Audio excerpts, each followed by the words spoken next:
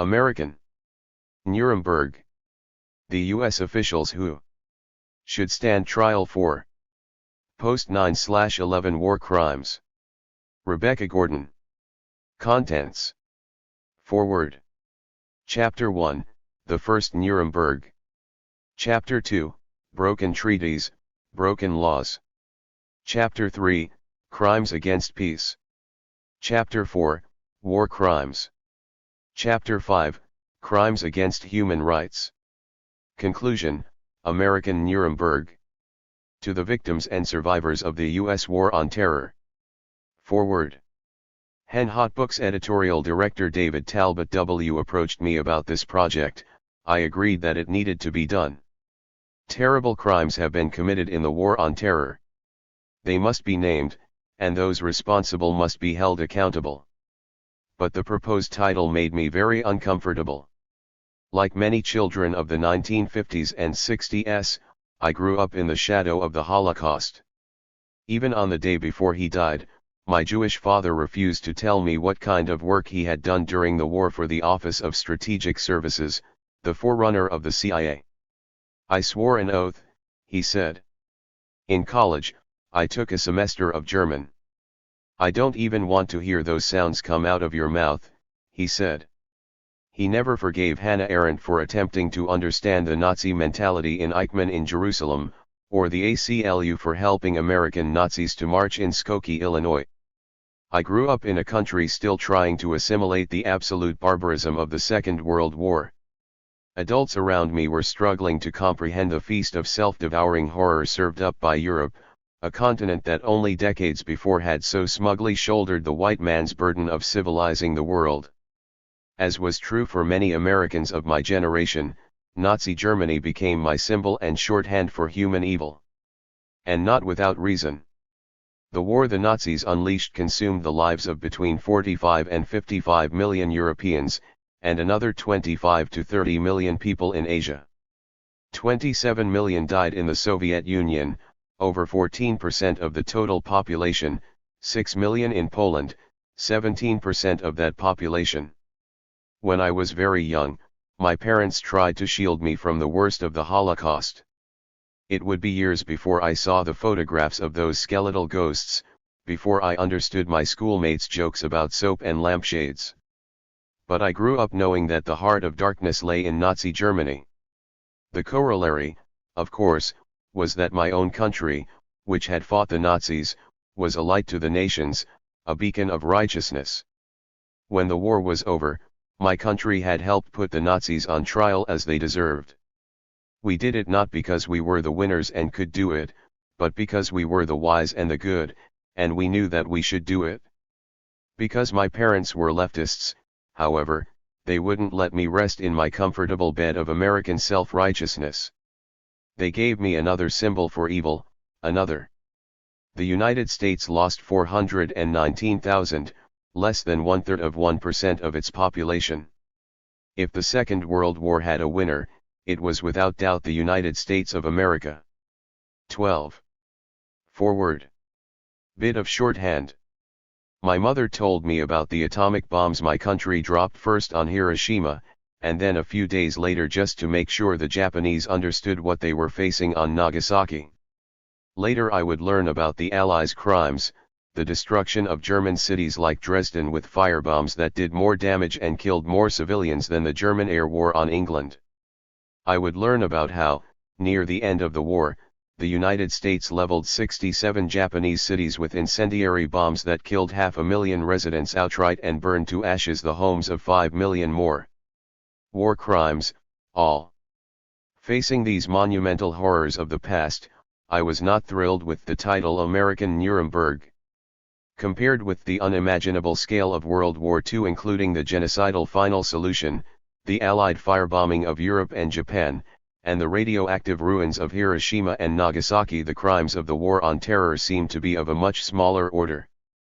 But I have come to appreciate the title of this book and the frame it has offered for this project. U.S. crimes in the War on Terror matter. They matter because hundreds of thousands have died, millions have been made homeless, an unknown number have been kidnapped, tortured, and disappeared, and because the nation responsible for all this is the most powerful the world has ever known. These crimes matter because impunity is a dangerous thing, both for the souls of the people of the still nominally democratic country, and for the rest of the world, which has to live with us. There were a few at Nuremberg, like the British journalist Peter Calvo-Corsi, who hoped and believed that once the Allies were done bringing the Nazi leaders to justice, they would turn to their own crimes. Not surprisingly, it never happened, and by now it is decades too late. But it is not too late to bring the criminals of the War on Terror to justice in an American Nuremberg. The modern concept of human rights is based on the fundamental principle that those responsible for violations must be held to account. Ben Emerson, UN Special Rapporteur on Counterterrorism and Human Rights. Well, when the president does it, that means it is not illegal. Richard Nixon, in 1977 interview with David Frost. September 11, 2001, began an ominous new chapter in this country's history. Horrified Americans turned our eyes from the images on TV screens and toward our government. We were looking for reassurance, for bold actions to assuage our newfound fears. And the government responded. First, President George W. Bush told us to go shopping. All over the country businesses began displaying posters bearing an image of the stars and stripes that had sprouted handles. The American flag had become a shopping bag, accompanied by a patriotic new slogan, America, open for business. In a moment of high national unity, we watched a New York City firefighter ring the bell to reopen the stock exchange on Wall Street. Then the serious response began as the president proclaimed a war on terror and unleashed the full might of U.S. military and security forces. Bush announced the establishment of a new, cabinet-level Department of Homeland Security and, within a couple of months, Congress passed the USA Patriot Act, granting the federal government unprecedented secret surveillance and subpoena powers. Soon, ordinary Americans became accustomed to the rituals of the new security regime every time we went to the airport or stood in line for a ball game. In San Francisco, where I live, residents and tourists watched as National Guard troops began patrolling the Golden Gate Bridge, distinctly visible in their camouflage troop carriers. Visitors to corporate towers and federal buildings across the country were not surprised to see armed guards staring menacingly at them, and moviegoers across the country were warned over public address systems to report any suspicious activity. Uniformed soldiers carrying automatic weapons became a common sight at airports. My partner and I suddenly found ourselves on an FBI no-fly list, most likely because we were among the founders of Wartime/Tiempo de Guerras, a free, nationally distributed, bilingual tabloid opposing this new, all-encompassing war, and we all got used to seeing the color-coded warnings of the official danger gauge known as the terrorist threat level. We also began to get used to the idea that keeping us safe would require, as Vice President Dick Cheney put it, working the dark side. There were no real objections when Cofer Black, director of the CIA's Counterterrorism Center, told Congress, after September 11, the gloves come off. Did we even blink when, on November 5, 2001, Newsweek's liberal pundit Jonathan Alter wrote that it was time to think about torture? There were a few cautionary remarks from people who cared about civil liberties. But eventually, most of us settled back into a new and extraordinary normal. Meanwhile, behind the scenes, the war on terror was just getting started. By September 12, Vice President Cheney was already working on efforts to pin the 9/11 attacks on Saddam Hussein. By January 2002, the prison camp at Guantanamo Bay was established. By late 2002, those who wanted to could read stories of CIA kidnapping and torture in the pages of the Washington Post or the New York Times. Soon after came the revelations of abuses at Abu Ghraib, Bagram Air Force Base, and dozens of CIA dark sites around the world. Then we heard about the ghost prisoners who died in U.S. custody, about waterboarding, rectal rehydration, and mock executions. We heard about the people, including U.S. citizens, assassinated on foreign soil by rockets fired from drone aircraft controlled by young American pilots sitting half a world away in the Nevada desert. To this day, the people of the United States have never had a full accounting of all that has been done in our name as part of an apparently endless war on terror. After years of struggle, we finally have the heavily redacted 500-page executive summary of the Senate Intelligence Committee's 6,000-page report on the torture allowed by the CIA. But it contains only a partial accounting of the actions of a single U.S. agency. Among the many security branches involved in the war on terror, nor has there been any real public reckoning for those officials, including men at the highest levels of the government who are responsible for all these deeply troubling actions undertaken by Washington since 9/11. This impunity all but guarantees that the next time our country is seized by a spasm of fear, we can expect more crimes committed in the name of national, and our own, security. Indeed, as I finished writing this book, Paris was struck by a night of terror which left at least 130 people dead and which, all too predictably, triggered a wave of overheated political rhetoric and calls for even more extreme security measures. In the United States, half of all state governors leapt to declare that their states would not accept any of the modest number of Syrian refugees scheduled for entry to the U.S. refugees who were made homeless by a civil war that our own government helped to start. Meanwhile, the two leading candidates for the 2016 Republican presidential nomination competed to see who could be the mostly vehemently intolerant and authoritarian, with Donald Trump flatly declaring that the U.S. should shut its doors to all Syrian refugees, even women and infants, and calling for the creation of a registry for all Muslims in America.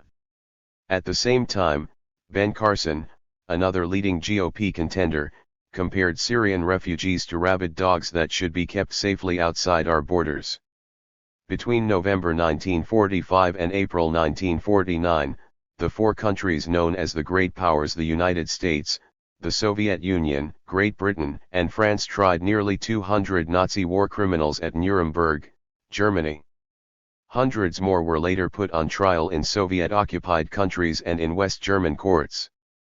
But the tribunal that fixed itself most deeply in the public imagination was the first, nearly year-long Nuremberg trial from November 20, 1945 to October 1, 1946, during which 22 major Nazi officials stood accused of responsibility for the Nazi war machine's aggression against other countries and the Third Reich's eliminationist policies directed against the Jewish people and other targeted populations.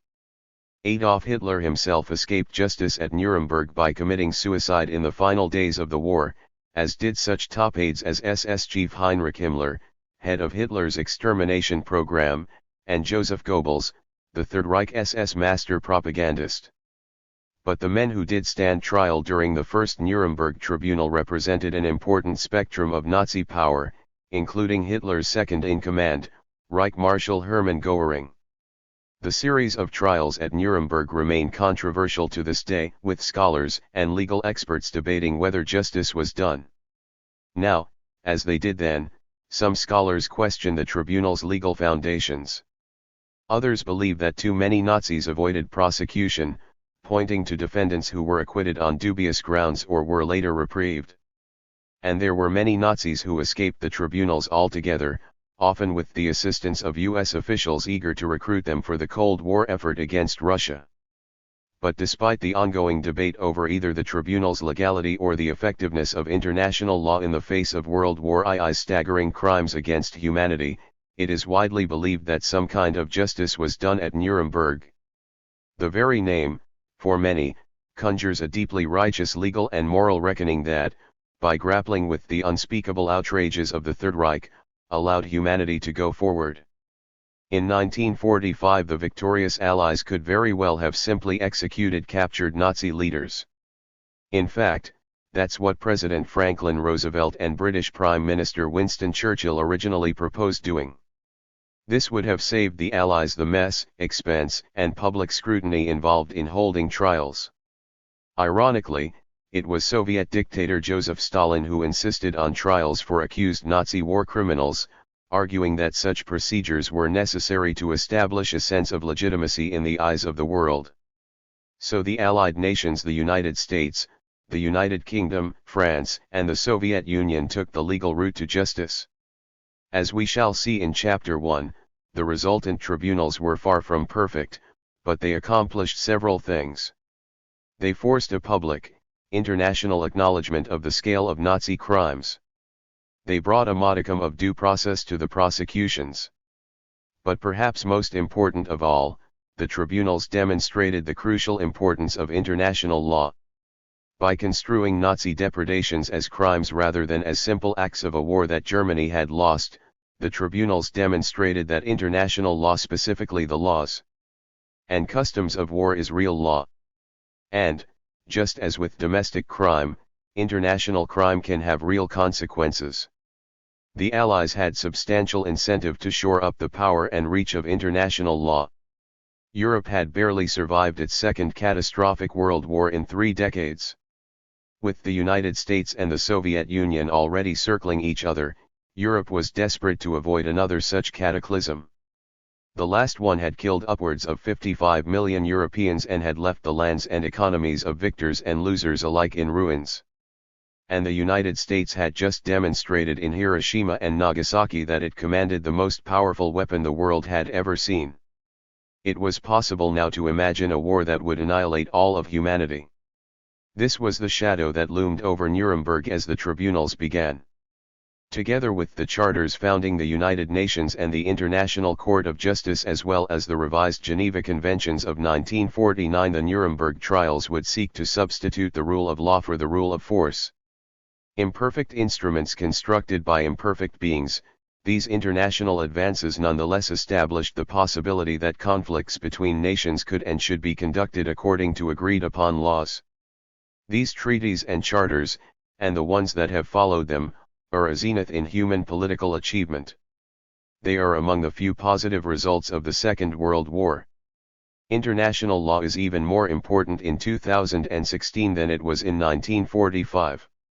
There are now 9 nuclear-armed states. Any one of them could start a species-ending war. In the meantime, conventional wars and intranational armed conflicts continue to ravage the planet. Combined with long-term climate change and growing resource shortages, they have produced a human migration crisis in the Mediterranean.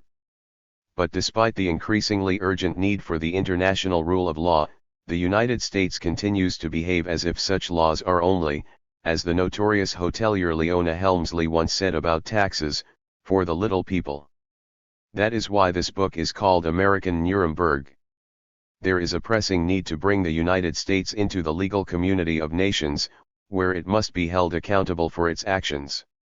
Let us be clear, the scale of U.S. crimes in the War on Terror comes nowhere near the genocidal war-making of the Nazis. But ever since World War II, the American empire has put its heavy boots on every continent. Even in imperial decline after disastrous wars in Vietnam, Afghanistan, and Iraq, and facing long-term challenges from China and Russia, it remains the world's preeminent military and economic power. If the most powerful country in the world, a country that still, decades after the end of the Soviet Union, calls itself the leader of the free world, can violate international laws of war and human rights with complete impunity, then why should any other nation be constrained? For the sake of the victims of the War on Terror, for the sake of our national soul, but even more for the future of humanity, we need a full accounting and real accountability for American war criminals. We need an American Nuremberg. Organizing the prosecution. The organizers of the original Nuremberg Tribunal faced a serious conceptual problem when deciding whom to charge and how. Had they sought to prosecute each significant Nazi official and military officer for every individual breach of international and domestic law, the tribunal might well have lasted late into the 20th century. The Allies had to find a way to categorize the most heinous of the crimes, the deportations and exterminations of entire populations, the murders of hundreds of thousands of enslaved laborers worked to death in German factories, and the deaths of millions of combatants and civilians in an unprovoked war of aggression.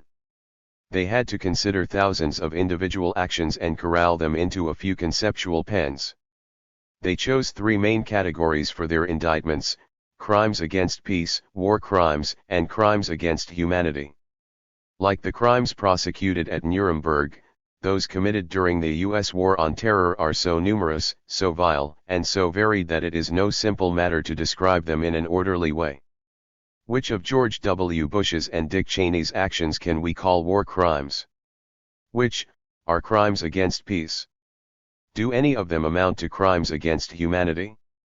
How do we define the crimes of psychologists Bruce Jessen and James Mitchell, the highly paid consultants who helped design the CIA's torture program? What crimes, if any, were committed by Justice Department attorneys J. Bybee and John Yoo, authors of the infamous torture memos? What about Secretary of Defense Donald Rumsfeld, with his airy dismissal of the violent anarchy that his invasion of Iraq unleashed on the people of that country? In hopes of bringing some kind of order to this ethical and legal snarl, I've chosen to organize U.S. crimes in the War on Terror into three main categories: crimes against peace, war crimes, and human rights crimes. Using the term war crimes in the context of the War on Terror is somewhat problematic. The suggestion that U.S. officials might be guilty of war crimes implies that the War on Terror is a real war.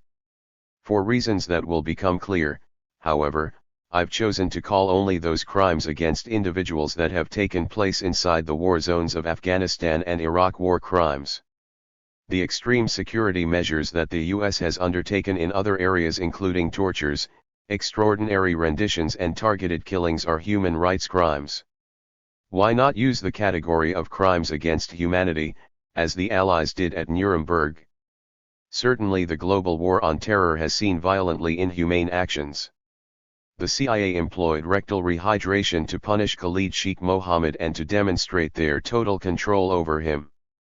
The Defense Department sent Mohammed Ould Slahi blindfolded out on a boat on Guantanamo Bay to have his clothes stuffed full of ice cubes and to be beaten for hours.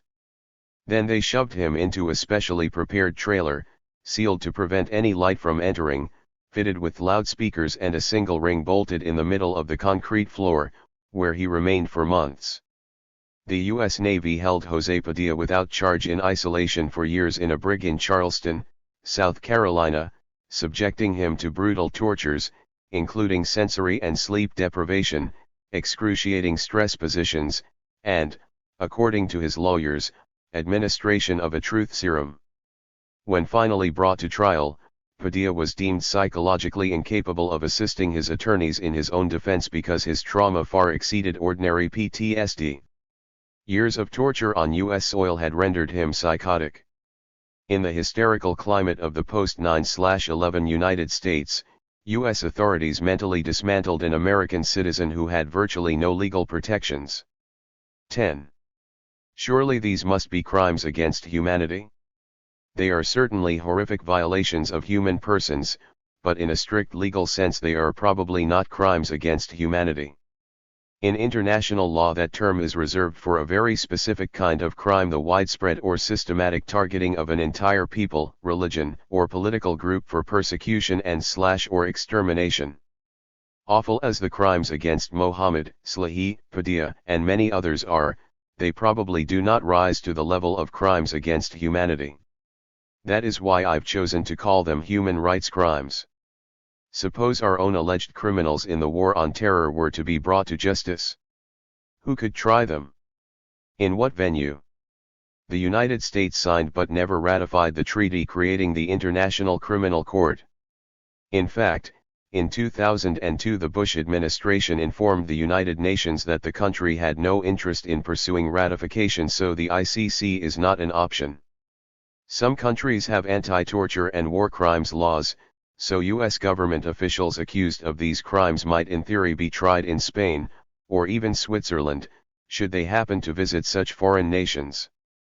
But even if one or two accused were to be unexpectedly hauled before a judge on foreign soil, such trials would still fall short of holding accountable all of those who in Latin America are called the intellectual authors of such crimes. That leaves the problem in our hands, the hands of the people of the world and especially the people of this country. It is up to us to bring our criminals to some sort of justice, even if it is unofficial. This book is a modest step in that direction. The first chapter describes the original Nuremberg Tribunal, and the second lays the legal groundwork for an American Nuremberg. Chapters 3, 4, and 5 each treat one of the three broad kinds of criminal behavior crimes.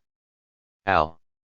Against peace, war crimes, and human rights crimes, and name those individuals who I believe should face justice. In the conclusion, I briefly propose a model for an American Nuremberg Tribunal. Failing that grand reckoning, there are a few intermediate steps the United States might take in order to, as a friend and expert in international human rights law suggested to me, demonstrate that the United States has begun a process of political maturation. It would certainly be a good thing if this country could stop behaving like an angry 2-year-old child, stomping around the world waving drone missiles and smashing things with our outsized feet. In the book's conclusion, I will present 5 concrete steps the United States ought to take immediately. Recognizing that each of these requires a political will that is not present in today's political climate, I conclude with another suggested action: the convening of an unofficial, but highly legitimate public tribunal. As I write these words, many white people in my country are in the midst of awakening to a reality that communities of color have long known in their bones. Police forces in the United States can capture, detain without charge, torture, and kill people of color with almost complete impunity. I cannot help but see the parallels between coercive policing at home and the coercion of detention, torture, and illegal killing in the world at large. In both cases, the victims are often poor and almost always people of color. In both cases, the fact that the perpetrators receive no public censure and suffer no personal consequences makes these practices normal and normative. It takes a major change in social thinking to recognize them for what they really are, officially sanctioned criminal acts. But people can make that effort. The activists of Black Lives Matter have finally pushed the old news of institutionalized police violence onto front pages. Years of legal scholarship by groundbreaking intellectuals like Michelle Alexander and grassroots organizing work may yet remove the scourge of mass incarceration and police terror borne by the poor and minorities in this country. In the same way, Americans can also make the effort to shift our perspective and recognize the crimes of our national officials in the war on terror. The world is waiting for us. Hashtag. Chapter 1. The First Nuremberg. We must not forget that the record on which we judge the defendants today is the record on which we will be judged tomorrow. Robert H. Jackson, Associate Justice of the U.S. Supreme Court and Chief Prosecutor for the United States at Nuremberg. His first Nuremberg trial occupied 11 months between 1945 and 1946. Confronting the evidence of barbarism on a scale unknown in human history, World War II's victors sought a way to bring accountability to perpetrators and justice to victims. The question they faced was how this could be done so that the world would understand their actions as a genuine attempt at justice rather than a masquerade of vengeance. They sought to demonstrate that their justice had a basis in international law, and in the process they consolidated and advanced the very idea of 15. International law, a concept that seemed all the more necessary to human life in a post-war world of atomic weapons and a Soviet conflict. 70 years on, the international community for the most part recognizes the Nuremberg Tribunal as a legitimate forum in which justice, however imperfectly, was done. The 22 defendants in the dock for the opening round of Nuremberg trials included former high government officials, military officers, and propagandists in the Nazi regime, as well as the banker who masterminded the rise of Hitler's war machine. The process drew on some of the best legal minds in the 4 Allied nations conducting the tribunal. Its foundations and procedures, enshrined in historic formal agreements, set the precedent for all subsequent international attempts to bring war criminals to justice. Today's International Tribunal for Yugoslavia and the International Tribunal for Rwanda, for example, are both modeled on Nuremberg.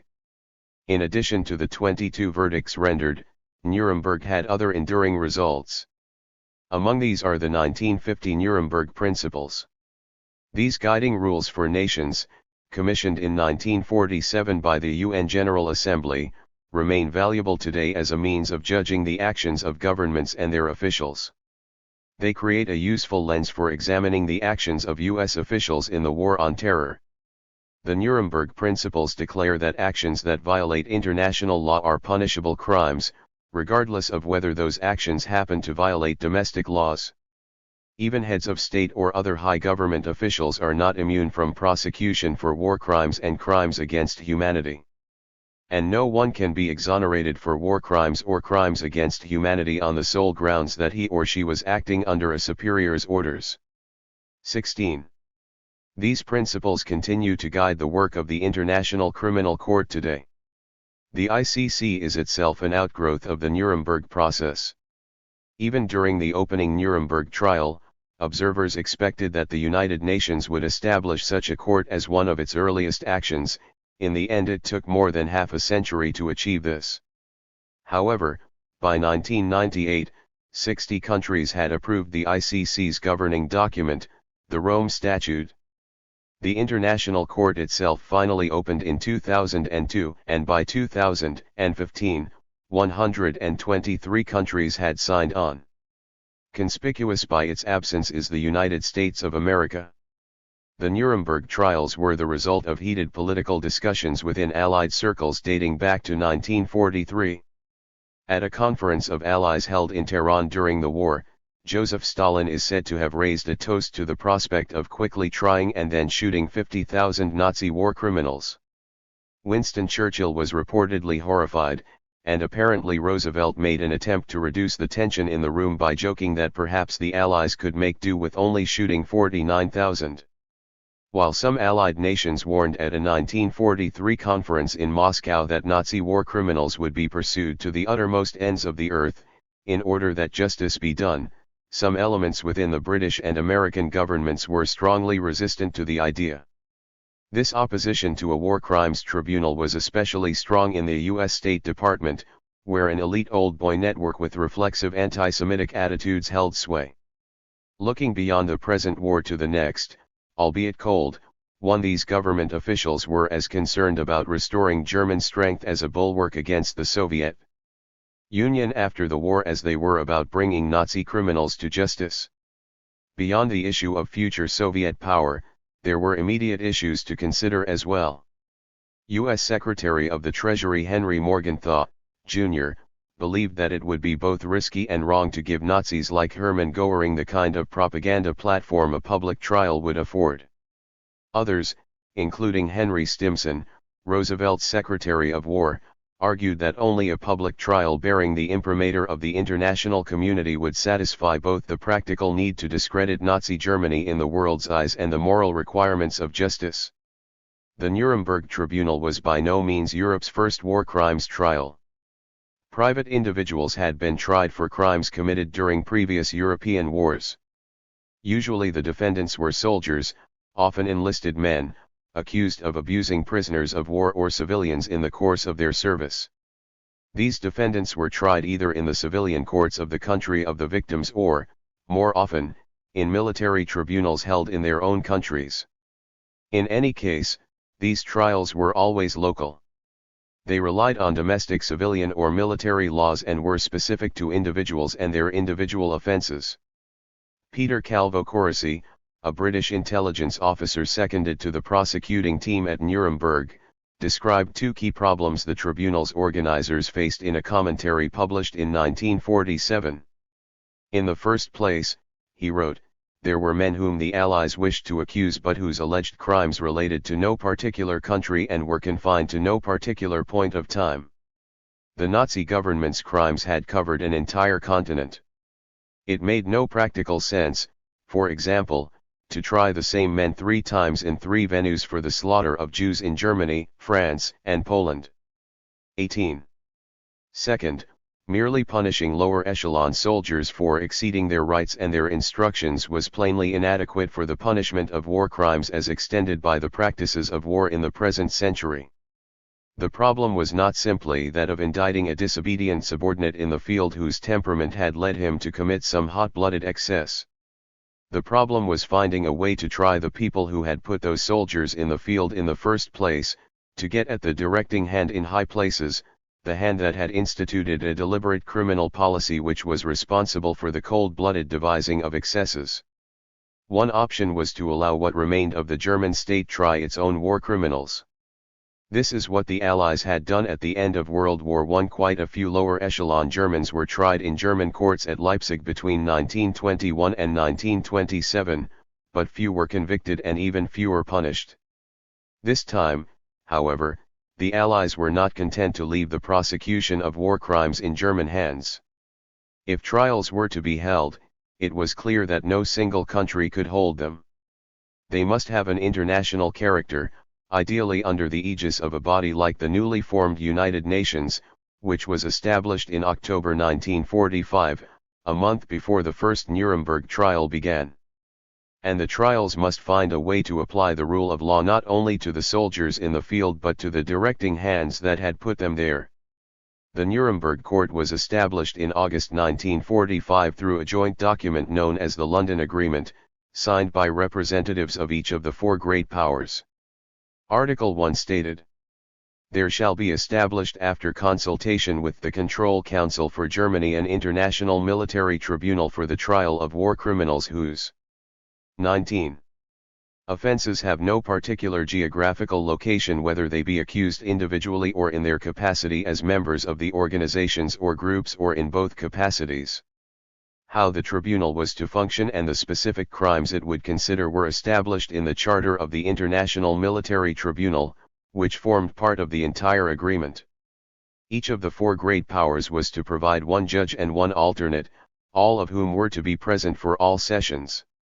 Each country also supplied a chief prosecutor, all four of whom were to work together to organize their case. The prosecutors were also to draft procedures for the trial, which they then submitted to the full tribunal for approval. The accused were to be defended by attorneys of their own choosing. Jurisdiction and specific crimes. Article 6 of the Charter defined the Nuremberg Tribunal's purpose and jurisdiction. The tribunal existed to facilitate the trial and punishment of the major war criminals of the European Axis countries. Its powers were those of trying and punishing persons who, acting in the interests of the European Axis countries, whether as individuals or as members of organizations, committed any of three broad types of crime. Crimes against peace, namely, planning, preparation, initiation or waging of a war of aggression, or a war in violation of international treaties, agreements, or assurances, or participation in a 20. Common plan or conspiracy for the accomplishment of any of the foregoing. War crimes, namely, violations of the laws or customs of war. Such violations shall include, but not be limited to, murder, ill-treatment or deportation to slave labor or for any other purpose of civilian population of or in occupied territory, murder or ill-treatment of prisoners of war or persons on the seas, killing of hostages, plunder of public or private property, wanton destruction of cities, towns, or villages, or devastation not justified by military necessity. Crimes against humanity, namely, murder, extermination, enslavement, deportation, and other inhumane acts committed against any civilian population, before or during the war, or persecutions on political, racial, or religious grounds in execution of or in connection with any crime within the jurisdiction of the tribunal, whether or not in violation of the domestic law of the country where perpetrated. The first and last of these three categories of crime were innovations in international law. During the four-party negotiations that established the Nuremberg Tribunal and its rules, the United States also insisted on including the crime of waging a war of aggression a crime against peace and on placing it at the head of the list. Associate Supreme Court Justice Robert H. Jackson, who served as chief negotiator for the United States and later as its chief prosecutor at Nuremberg, argued that by starting an unprovoked war, Germany had violated international laws and treaties, specifically the 1928 Kellogg-Briand Pact. The U.S. position, also ZL. Supported by Roosevelt's Secretary of War Henry Stimson, was that all the rest of Germany's war crimes sprang from this first crime against peace. The Kellogg-Briand Pact, made in the years between the two world wars, was an international agreement to renounce war as a means of settling conflicts between nations. Individuals who violate this pact by launching an aggressive war commit no less criminal act than do individuals who violate the Hague and Geneva Conventions by murdering prisoners of war, said Stimson. They simply do it on a greater and more destructive scale. The French and Russians were less supportive of the crimes against peace charge. They, and later critics, argued that it was unjust to try the Nazis ex post facto for a crime that appeared on no nation's law books at the start of the war.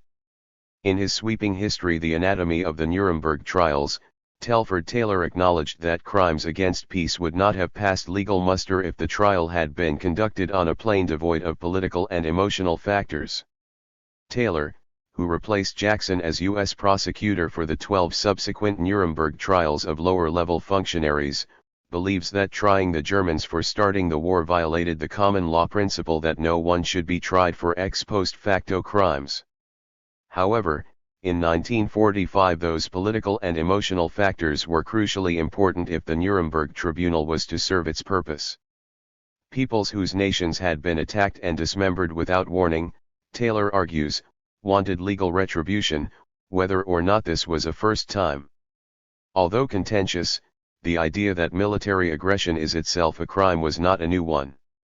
In fact, the founder of international law, the 17th-century legal scholar Hugo Grotius, 22, recognized aggression in his work on the laws of war, De jure belli ac paces. But no nation and no person had ever been tried for such a crime before. The Nazis' attempt to exterminate entire peoples, or entire political and social groupings, also presented difficulties. What Hitler's regime had done was qualitatively different from the mere sum of millions of individual murders. These victims of the Third Reich were systematically collected and killed because of who they were. How to conceptualize this kind of crime, one that had never before been prosecuted?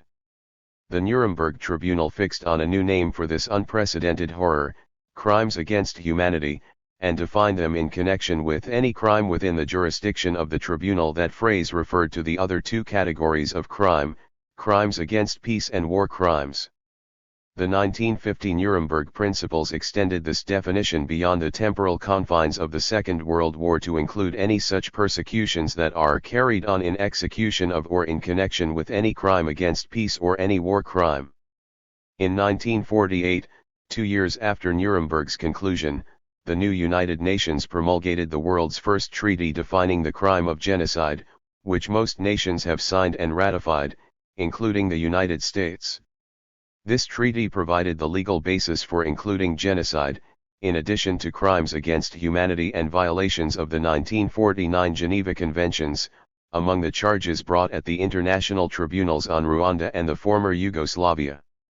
The Yugoslavia Tribunal also addressed violations of the laws and customs of war, that vast body of common law and experience describing how war ought and ought not to be carried out.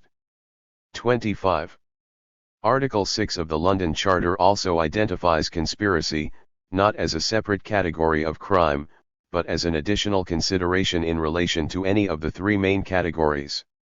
Conspiracy was included in order to establish the principle that not only the soldiers and other functionaries with bloody hands would be punished, but also those high officials who gave the orders, however clean their hands might appear. Leaders, organizers, instigators, and accomplices, Article 6 concluded, participating in the formulation or execution of a common plan or conspiracy to commit any of the foregoing crimes are responsible for all acts performed by any persons in execution of such plan. The potential charge of conspiracy also raised concerns about its legitimacy among Nuremberg prosecutors. While there was ample precedent for prosecuting criminal conspiracies such as racketeering in the United States, there was little in England and still less in continental Europe. Conspiracy is a problematic charge, both because it is difficult to prove and because it can be misused to create guilt by mere association with the wrong people or the wrong organization. On the other hand, the Nuremberg Tribunal's framers needed some means of indicting not only those who ran the Nazi death camps, but also those who had put the whole machinery of murder in motion. Critiques of Nuremberg. Over the years, Nuremberg has encountered its critics, whose critiques have mainly followed three lines of argument: that the trial represented victor's justice, that some defendants were tried for offenses that were not legally crimes at the time they were committed, and that the Allies themselves had committed war crimes. 24. And so had no right to try others for the same offenses. The tu quoque argument. Was Nuremberg victor's justice?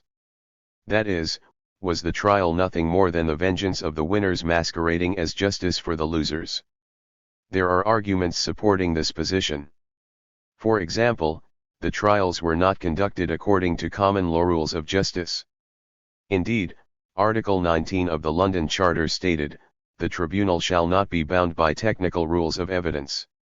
It shall adopt and apply to the greatest possible extent expeditious and non-technical procedure, and shall admit any evidence which it deems to be of probative value." In addition, defendants were often presented on the witness stand with documents that neither they nor their defense attorneys had seen before. This practice is contrary at least to U.S. rules of discovery in criminal law, although the presiding justices at Nuremberg seemed to believe that surprising a defendant with documentation of his actions was a legitimate court tactic. The Nuremberg trials were the imperfect product of imperfect human beings, working from two very different conceptions of justice: English common law for the United States and the United Kingdom, and the Napoleonic Code for France and Russia. Nonetheless, there is significant evidence that they were to a large extent fair and legitimate trials. Not least is the fact that of the 22 men tried, 5. During the first round, 3 Hans Fritzsche, Franz von Papen, and Hjalmar Schacht were acquitted. Furthermore, as Calvo Corsi argued in 1947, the great powers could have taken as a given that war crimes had been committed, and then moved quickly to judge the accused. Instead, the Nuremberg prosecutors took the time and trouble to document the Nazi crimes in detail, a model that those hoping to prosecute contemporary U.S. war criminals would do well to follow. What about the charge that the Nuremberg defendants were tried according to ex post facto laws? Was military aggression actually a crime at the time the Nazis launched their war?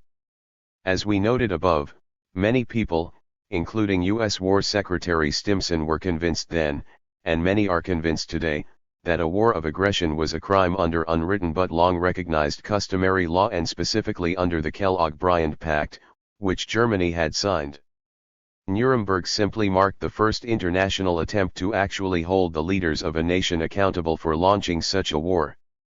Finally, did the Allies have the right to try German leaders when they themselves could also have been indicted for war crimes?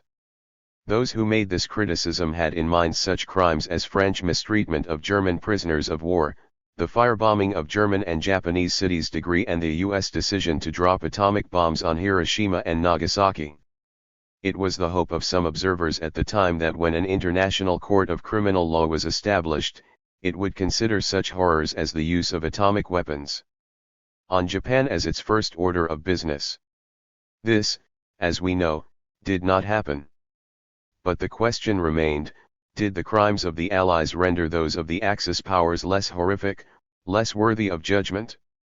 I believe that the crimes of the Nazi regime were so vast, so heinous, and so unprecedented that they demanded an unprecedented international response. Only an international judicial reckoning could re-establish the place of justice in the affairs of humanity. This does not obviate the fact that certain actions by the US and its allies, including the firebombing of civilian populations and the atomic bombing of Hiroshima and Nagasaki, also cried out to be fully examined in an international court. A similar question might be asked today. Do Al-Qaeda's crimes on September 11 exonerate those responsible for the disappearance and torture of thousands in the War on Terror, or indeed for the deaths of hundreds of thousands in the US war on Iraq?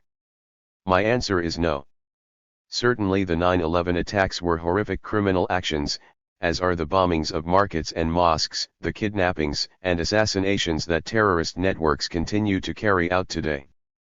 But these crimes in no way justify the extraordinary and disproportionate storm of war, incarceration, and torture that the United States has unleashed against populations in the Middle East, Northern Africa, and Asia. Nor did these 9/11 assaults demand the broadly repressive measures that the U.S. government took against its own people. Some final comments. To read the record of the Nuremberg Tribunal is to come face to face with human suffering and human criminality on a scale beyond imagining, the hundreds of thousands of 2. Disabled people murdered in the service of ethnic cleansing, in its original sense the cleansing of the Aryan people of any stain of mental or physical disability, the million or more on all sides who died when enemy bombs incinerated their cities, the tens of millions gassed, shot, starved, and worked to death by the Nazi state, the equal numbers who died on battlefields or from war wounds. All told, somewhere between 65 and 80 million people are thought to have died in World War II. The dead stare out at us across the decades, and we wonder what kind of justice they received at Nuremberg. Human beings can comprehend the suffering of others much better in the particular than in the aggregate. The recitation of the vast numbers of dead, wounded, and disappeared simply leaves one stunned. We can, then, read about the fate of a man named Dilaver, a taxi driver from a small town in southern Afghanistan. A local militia leader sold Dilaver to the U.S. military in hopes of currying favor with the occupying forces. U.S. soldiers chained him by his wrists to the ceiling of his cell for days and beat his legs so badly that when the guards tried to make him kneel, they would no longer bend. He died alone, chained in a standing position. A coroner who examined the autopsy report described the condition of his legs as pulpified. We can read about Dilaver and experience whatever reaction of horror or repugnance his story might prompt in us. But how can we understand a million Dilavers? 80 million? What the United States has done in the course of the War on Terror does not approach the statistical horrors of World War II. But that doesn't make the suffering any less for those whose family members have been blown up in a drone strike, or who have been renditioned to a black site, or been subjected to enhanced interrogation, or have been forced by chaos and war to leave their homes forever. People do not suffer in the aggregate, they suffer as individuals. And when they suffer as the result of crimes committed by high officials of any nation, they deserve to have the truth told and the guilty held accountable. They deserve justice. Chapter 2. Broken Treaties. Broken Laws. I wished they had killed me, Khan told his lawyers. He said that he experienced excruciating pain when hung naked from poles and that guards repeatedly held his head under ice water. Reuters, June 2, 2015.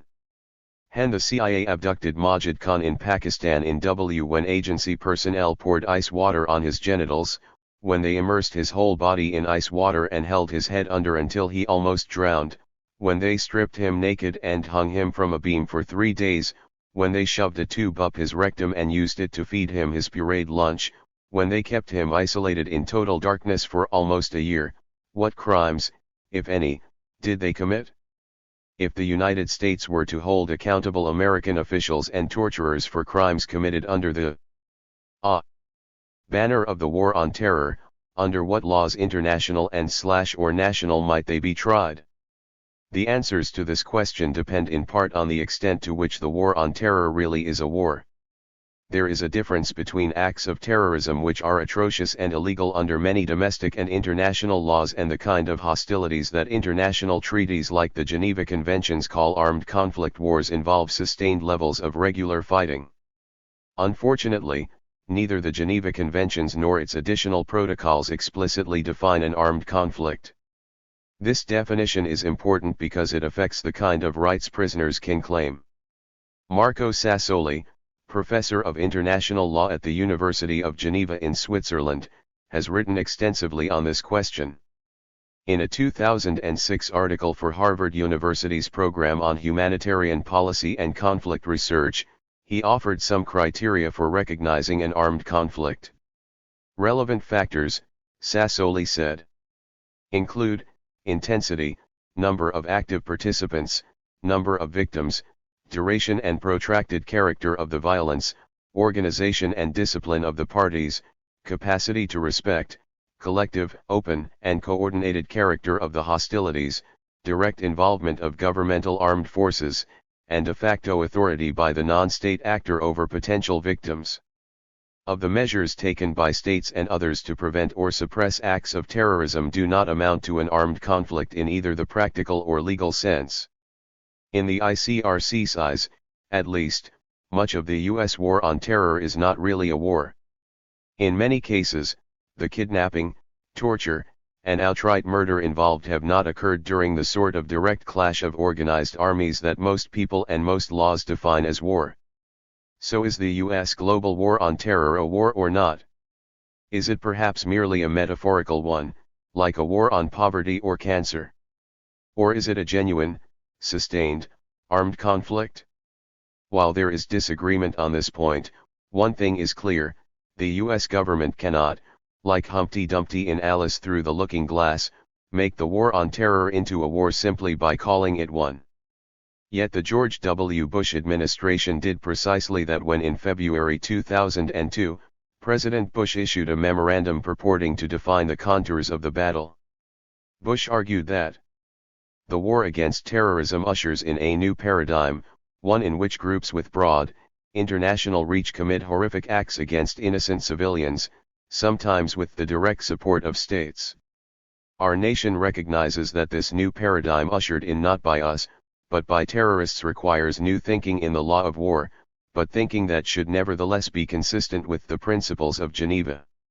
In other words, in order to avoid having to treat detainees as required by the Geneva Conventions, Bush declared that his war against terrorism represented a new paradigm, one not covered under Geneva.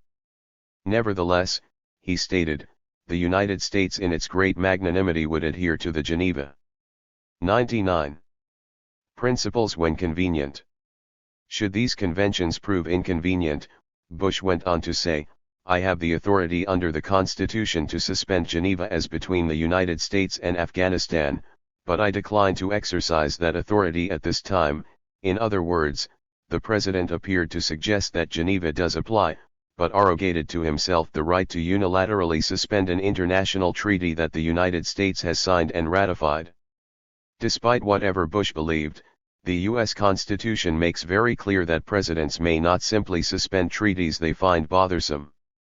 As Article 6 clearly states, this Constitution, and the laws of the United States which shall be made in pursuance thereof, and all treaties made, or which shall be made, under the authority of the United States, shall be the supreme law of the land. As late as July 2007, Bush still maintained his ambivalent relationship with the Geneva Conventions, arguing that the war on terror was indeed a war, but that Geneva didn't apply to U.S. detainees imprisoned in that war. In Executive Order 13440, he stated, the United States is engaged in an armed conflict with Al-Qaeda, the Taliban, and associated forces, meaning that because the conflict with Al-Qaeda was indeed a war, the Geneva Conventions did apply. This was not problematic for the administration, however, because Bush then reiterated his decree from 2002 that neither members of the Taliban, Al-Qaeda, nor anyone else detained in the course of this war qualified as a legitimate combatant under Geneva, and that therefore their rights were more limited than those of prisoners of war. Was the president right? We'll look at this question more fully in a moment.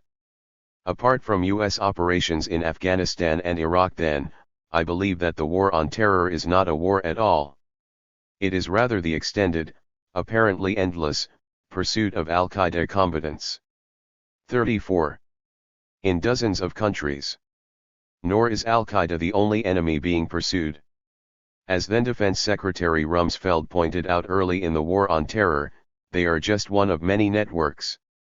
George W. Bush opined that the war would not end until every terrorist group of global reach has been found, stopped, and defeated. The Bush administration envisioned a war that would last for decades, if not forever. The emergence of the Islamic State in the broken countries of Iraq and Syria has only added new fuel to this endless war. At the start of President Obama's first term, his staff quietly replaced the expression war on terror with the less evocative term overseas contingency operations. As recently as 2013, Obama told an audience at the National Defense University, "This war, like all wars, must end. That's what history advises. That's what our democracy demands." In the same speech he indicated that he intended to ask Congress to repeal the 2001 authorization for the use of military force, or AUME, which provided a legal basis for the U.S. invasion of Afghanistan. All that changed, however, with the rise of the Islamic State. Far from looking for a repeal of the original AUME, by the end of 2014 Secretary of State John Kerry was asking the Senate Foreign Relations Committee for a new authorization with the following. 1. The ability to use force against IS and associated forces. 2. No geographic limitations. 3. The option to deploy ground combat troops if necessary, and 4. An initial 3-year authorization, with the option to extend. To date, Congress has declined either to rescind the original AUMF or to pass a new one along the lines requested by 3D. Kerry. Despite Obama's declaration that he does not support the idea of endless war, his sprawling military and security operations have dragged on throughout his presidency. In October 2015, he announced yet another extension of the war in Afghanistan, vowing to keep U.S. troops in that war zone through 2016, in response to a resurgence of Taliban assaults.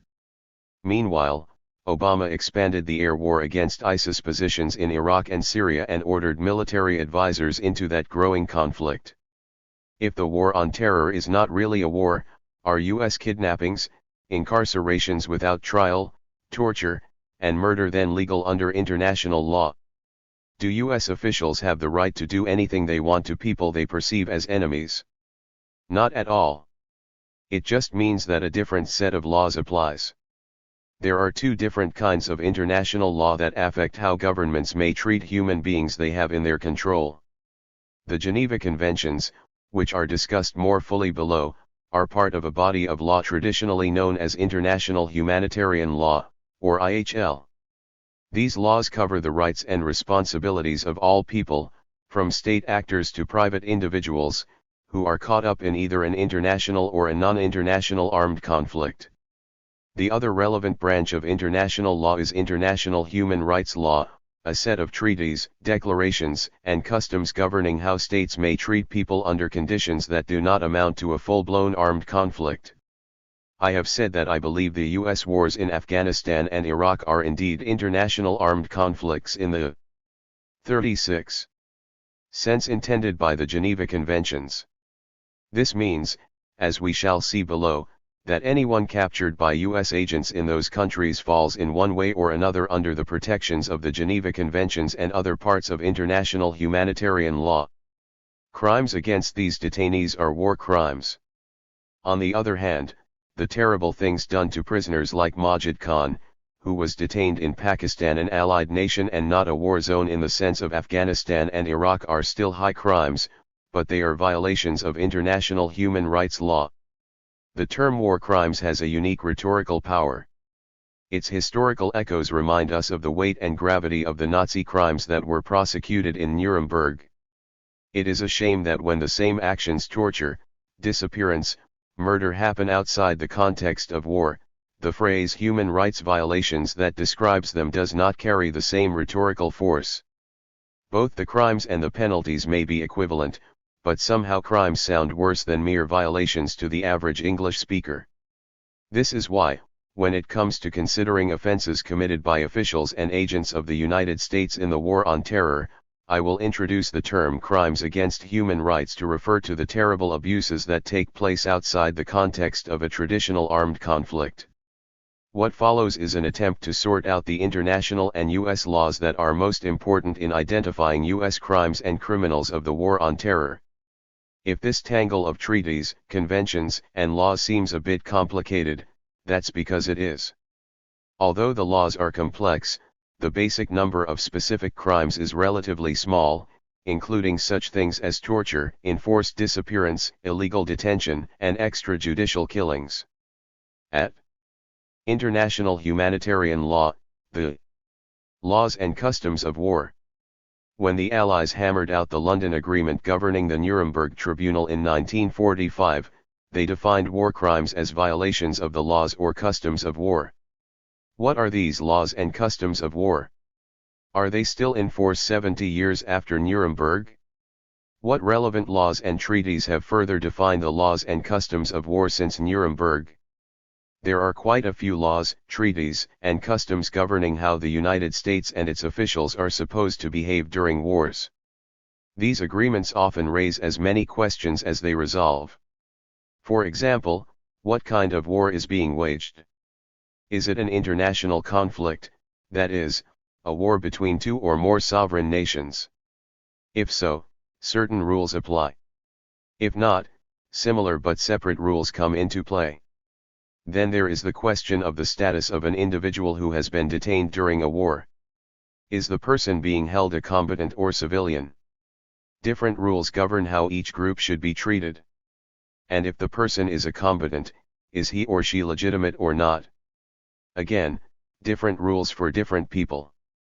What are the legal effects of the declarations and/or reservations that a country lists when ratifying a treaty? In the United States, does a ratified treaty have the force of federal law? If so, how can officials who violate treaties be held accountable in U.S. courts? Consider, for example, the fact that U.S. federal law only defines torture as a federal crime when it is committed outside the United States. How can people who have ordered or committed torture in territory under U.S. jurisdiction, as at Guantanamo, be tried for this crime? 38. The idea that properly conducted wars have rules is not a new one.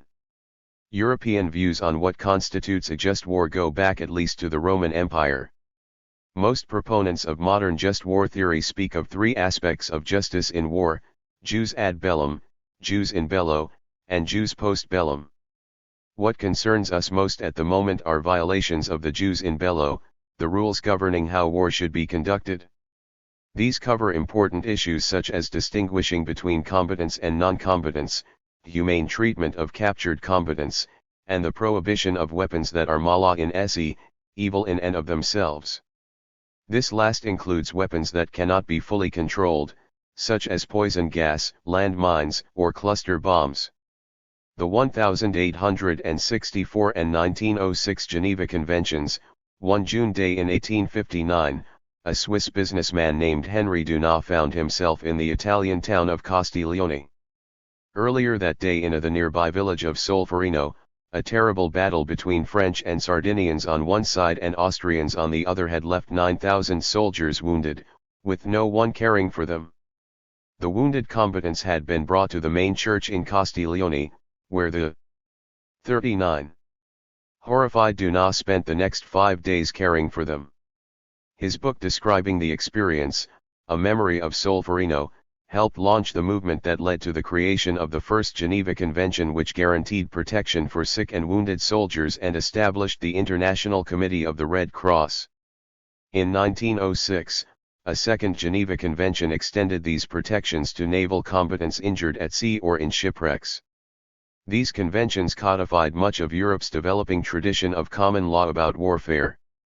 The 1907 Hague Convention respecting the laws and customs of war on land extended this work, for the first time establishing rules for the treatment of prisoners. They must be humanely treated. All their personal belongings, except arms, horses, and military papers, remain their property. The 1949 Geneva Conventions, the first two Geneva Conventions and the Hague Convention in turn formed the basis for the most widely invoked treaty on the conduct of war in today's world, the 1949 Geneva Conventions. Taken together, the four conventions and a fifth section, called Common Article 3, make up a single treaty governing how the signatory nations will conduct themselves during wars. The four main conventions refer to international wars, which are wars between two or more sovereign nations. Convention 1 protects sick or wounded soldiers in land wars from summary execution and torture, and guarantees a right to medical attention. Convention 2 extends the same protections to combatants who are either at sea or shipwrecked. Convention 3 defines prisoners of war and establishes a wide variety of rights for them. Among these are the rights to recreation, to have access to a camp commissary, and to be paid a fair wage for work, rights that George W. Bush's 40. Attorney General Alberto Gonzales famously declared had been rendered quaint in the new situation created by the War on Terror. Convention 4 grants the same protections to civilians that apply to wounded soldiers in Convention 1. Finally, the brief but comprehensive Common Article 3 extends some of the protections in the four conventions to everyone involved in the case of armed conflict not of an international character, in other words, in cases of civil or other armed conflict internal to a state. Specifically, it prohibits violence to life and person, in particular murder of all kinds, mutilation, cruel treatment, and torture, and outrages upon personal dignity, in particular humiliating and degrading treatment. Common Article may third be relevant here because some theaters of the War on Terror, to the extent that it is a war at all, are not of an international character, in the sense that they do not represent conflicts between nations. Some of the enemies defined by the United States are not nations at all, but transnational groups like Al-Qaeda. More important, Common Article 3 matters because, since passage of the 1996 Military Commissions Act, U.S. law has required that detainees in the War on Terror be accorded the same protections they would receive under Common Article 3 even though the Bush administration continued to maintain they were not entitled to them. Including the United States, 196 nations have signed and ratified the Geneva Conventions. But the United States has refused to sign two additional Geneva Protocols that were proposed in 1977 and ratified by 174 nations. Protocol I extends the definition of international armed conflict to include armed conflicts in which peoples are fighting against colonial domination and alien occupation and against racist regimes. Protocol 2 clarifies and extends legal protections for civilian medical workers in armed conflicts. The role of the ICRC. The Geneva Conventions established an official role for the ICRC and its sister organizations, the Red Crescent, the Red Star, and the Sun Societies. Under the Third Geneva Convention, these organizations have the right to unrestricted access to prisoners of war in order to register and keep track of them, to verify their humane treatment, and to assist them in communications with friends and family. The ICRC may request access to detainees who are held in the situation covered by Common Article 3 non-international armed conflicts, but states are not required to grant it. Prisoners of war. Under Geneva 3, prisoners of war in an international conflict have specific and extensive rights. Should the people the U.S. has detained in its war on terror be classified as prisoners of war under Geneva 3? It depends. To qualify as a prisoner of war, a detainee must fulfill certain requirements. Article 4 of Geneva 3 defines prisoners of war as people who have fallen into the power of the enemy and are also combatants, such as 1. Members of the armed forces of a party to the conflict as well as members of militias or volunteer corps forming part of such armed forces. Or 2. Members of other militias and members of other volunteer corps, including those of organized resistance movements, belonging to a party to the conflict and operating in or outside their own territory, even if 42. This territory is occupied, provided that such militias or volunteer corps, including such organized resistance movements, fulfill the following conditions: a. That of being commanded by a person responsible for his subordinates, b. That of having a fixed distinctive sign recognizable at a distance, _c. That of carrying arms openly, d. That of conducting their operations in accordance with the laws and customs of war. Various non-combatants, including civilians like journalists and medical staff, who are traveling with an army or militia are also covered. In February 2002, President Bush issued a memorandum declaring that none of the people detained by the United States in Afghanistan, neither Taliban nor Al-Qaeda, counted as prisoners of war. He argued that the Taliban did not wear uniforms or some other fixed sign that made them recognizable. Therefore, they did not qualify as combatants under Geneva 3. However, as Kenneth Roth, head of Human Rights Watch, pointed out in the New York Times, the Taliban were in fact the government of Afghanistan when the United States invaded, and therefore their fighters were members of that country's armed forces. In other words, the members of the Taliban captured in Afghanistan are entitled to all the protections under Geneva III.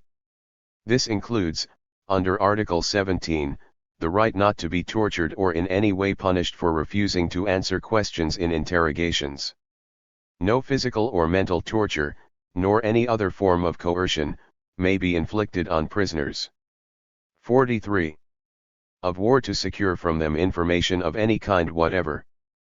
Prisoners of war who refuse to answer may not be threatened, insulted, or exposed to unpleasant or disadvantageous treatment of any kind. That seems pretty clear.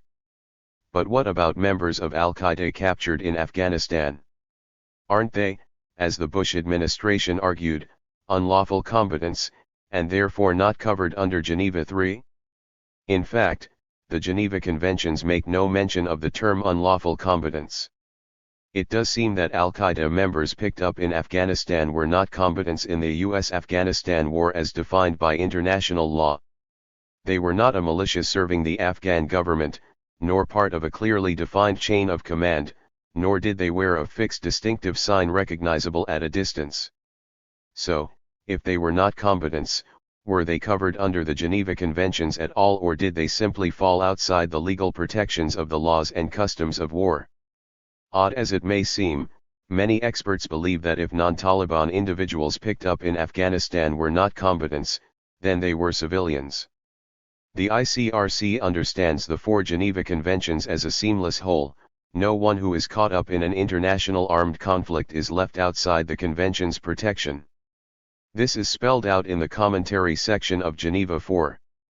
Every person in enemy hands must have some status under international law. He is either a prisoner of war and, as such, covered by the Third Convention, a. 44. Civilian covered by the Fourth Convention, or again, a member of the medical personnel of the armed forces who is covered by the First Convention.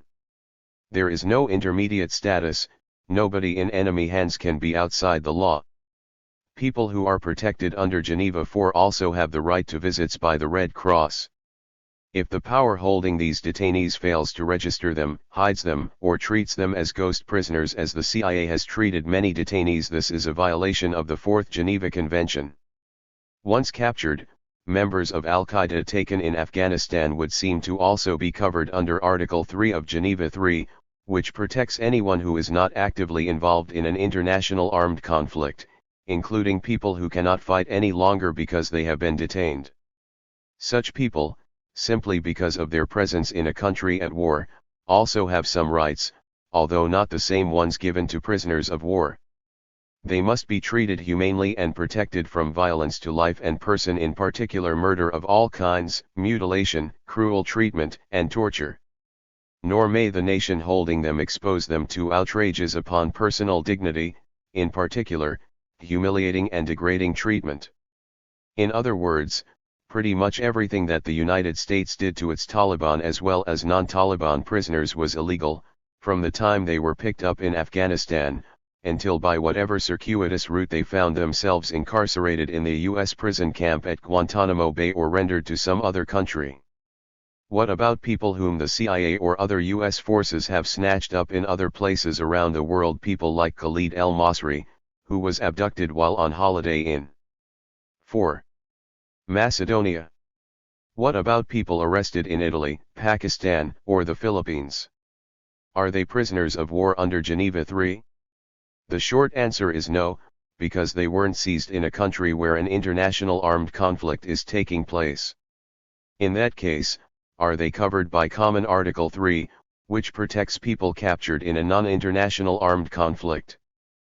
Probably not, because, apart from the military conflicts in Afghanistan and Iraq, the war on terror isn't really a war at all in the legal sense. There is another entire body of law, however, that covers these atrocities, which we'll examine after we see what U.S. domestic laws of war exist. U.S. laws of war. The moment the United States ratified the Geneva Accords, they became, like any ratified treaty, the supreme law of the land under Article 6 of the U.S. Constitution. There are also some purely domestic laws governing U.S. conduct in war. The ones that are relevant here are relatively recent. Let's take a look at them. The 1996 War Crimes Act, also identified as U.S. Code 2441, the War Crimes Act establishes penalties for members of the U.S. Armed Forces and any U.S. national who commits a war crime. In particular, any grave breach of the 1949 Geneva Conventions, including Common Article 3, constitutes a war crime. More explicitly, the War Crimes Act criminalizes torture, cruel or inhuman treatment, performing biological experiments, murder, mutilation, or maiming, intentionally causing serious bodily harm, rape, and sexual assault or abuse. Each of these offenses is further described with reference to other parts of the U.S. Legal Code, including 2340, which defines the crime of torture, and which we'll be examining more carefully later on. The Detainee Treatment Act, Congress passed this piece of U.S. law in 2006, as an amendment to that year's Defense Appropriations Act. It requires that all detainees in U.S. custody be treated according to the rules in the U.S. Army Field Manual on Intelligence Interrogation. At the time, the Field Manual prohibited most of the torture that the CIA and other intelligence agencies had used on detainees. However, a classified section, Appendix M, still permitted solitary confinement for up to 30 days, sleep deprivation, and up to 12 hours of sensory deprivation. In the newest version, called the U.S. Army Field Manual on Human Intelligence Collector Operations, Appendix M has been declassified. The UN Committee Against Torture flagged this appendix among many other concerns in its 2014 report on U.S. compliance with the Convention Against Torture and Other Cruel, Inhuman, or Degrading Treatment or Punishment. The Detainee Treatment Act also contained a provision designed to protect from prosecution any agent of the U.S. government who did anything to a detainee as long as the person did not know that the practices were unlawful and a person of ordinary sense and understanding would not a. know the practices were unlawful. How were torturers and their superiors supposed to know whether what they were doing was unlawful? The law provides an answer. Good faith reliance on advice of counsel should be an important factor, among others, to consider in assessing whether a person of ordinary sense and understanding would have known the practices to be unlawful. In other words, the Detainee Treatment Act attempted to shield torturers from prosecution, so long as they had followed the advice of government lawyers like John U. and J. Bybee.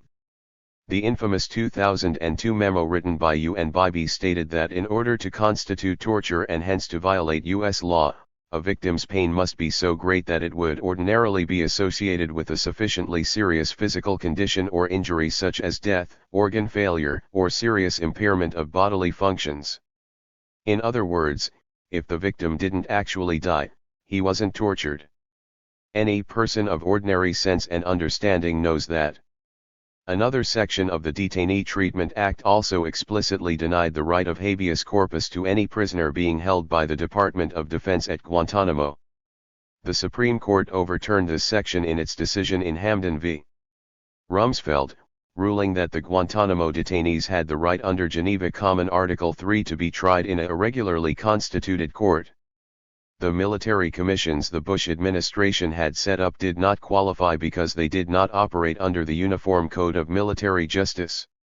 However, Justice Stephen Breyer pointed out that although these commissions were illegal, nothing prevents 48. The President from returning to Congress to seek the authority he believes necessary to create tribunals that would satisfy the requirements of Common Article 3, which is exactly what the Bush administration did. The result was the Military Commissions Act of 2006, which established commissions to try those being detained at Guantanamo. Once again, the administration sought to deny the right of habeas corpus to detainees, on the ground that they had now established a regularly constituted court, and once again, the Supreme Court disagreed. In its 2008 Boumediene v. Bush ruling, the court concluded that Lokdar Boumediene, a citizen of Bosnia and Herzegovina, did in fact have the right to challenge his detention under habeas corpus. In short, then, U.S. and international humanitarian laws define the rights and protections that people should have when they are caught up, voluntarily or otherwise, in a war. And even though the U.S. government, particularly the Bush administration, has repeatedly tried to reinterpret these international and domestic laws to suit its own purposes. Courts have resisted this effort. What about people detained in a conflict that is not a traditional war? Are there legal remedies for those who are tortured, disappeared, or killed in conflicts that don't qualify as wars? Yes, there are. Such people fall under the protection of domestic U.S. criminal laws as well as international human rights law. International human rights law. The United States has signed a number of international treaties that make up the body of IHRL, including the 1976 International Covenant on Civil and Political Rights. 49. And the 1984 Convention Against Torture and Other Cruel, Inhuman, or Degrading Treatment or Punishment. Both of these will be discussed below. There are also several treaties, promulgated either by the United Nations or the Organization of American States, that many human rights experts wish the United States had signed, but which it has not. These include the Inter-American Convention to Prevent and Punish Torture, the American Convention on Human Rights, and the United Nations International Convention for the Protection of All Persons from Enforced Disappearance. Perhaps the most important IHRL treaty the United States has failed to ratify is the one establishing the International Criminal Court, a court of last resort for trying cases of war crimes and crimes against humanity. Under President Bill Clinton in 2000, the United States signed the Rome Statute, which established the court. But in 2002, President Bush notified the United Nations that the United States was rescinding its signature and had no intention to ratify the accord. That same year Congress passed the American Service Members Protection Act, which explicitly outlaws U.S. cooperation with the ICC. The Obama administration's attitude toward the ICC has been more conciliatory, but no actual movement towards ratification has taken place. 1976 International Covenant on Civil and Political Rights. The United States did ratify the ICPIR in 1992, after a delay of almost 2 decades. This covenant contains some important measures that, like any other ratified treaty, should be considered part of U.S. federal law. These include Article 7, which states, "No one shall be subjected to torture or to cruel, inhuman, or degrading treatment or punishment." 50. The ICPIR does not explicitly prohibit enforced disappearance. It does, however, hold that no one shall be subjected to arbitrary arrest or detention. Furthermore, everyone shall have the right to recognition everywhere as a person before the law. This is a right that cannot be enforced when someone is being held incommunicado, without access to friends, family, legal counsel, or international aid groups like the Red Cross.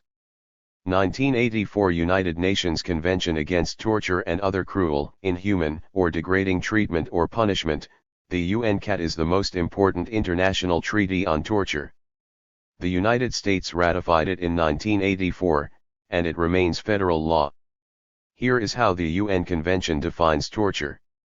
It is any act by which severe pain or suffering, whether physical or mental, is intentionally inflicted on a person for such purposes as obtaining from him or a third person information or a confession, punishing him for an act he or a third person has committed or is suspected of having committed, or intimidating or coercing him or a third person, or for any reason based on discrimination of any kind, when such pain or suffering is inflicted by or at the instigation of or with the consent or acquiescence of a public official or other person acting in an official capacity. Not only does the CAT prohibit torture by any person acting in an official capacity, it outlaws another practice that has been common in the U.S. war on terror, extraordinary rendition. In other words, no signatory to the convention may do what the United States did to many unfortunate people who were swept up in its international dragnet after September 11. 51. Among these was Binyam Mohammed, who was detained in Pakistan, tortured there, and then sent at U.S. request to Morocco. There, at least once a month for 18 months, Moroccan guards sliced his penis open with a scalpel, making 20 to 30 cuts over the course of a couple of hours. What happened to Mohammed is against the law under the CAT. Article 3 states explicitly that no state party shall expel, return, or extradite a person to another state where there are substantial grounds for believing that he would be in danger of being subjected to torture. Is the United States still involved in extraordinary renditions? We don't know for sure.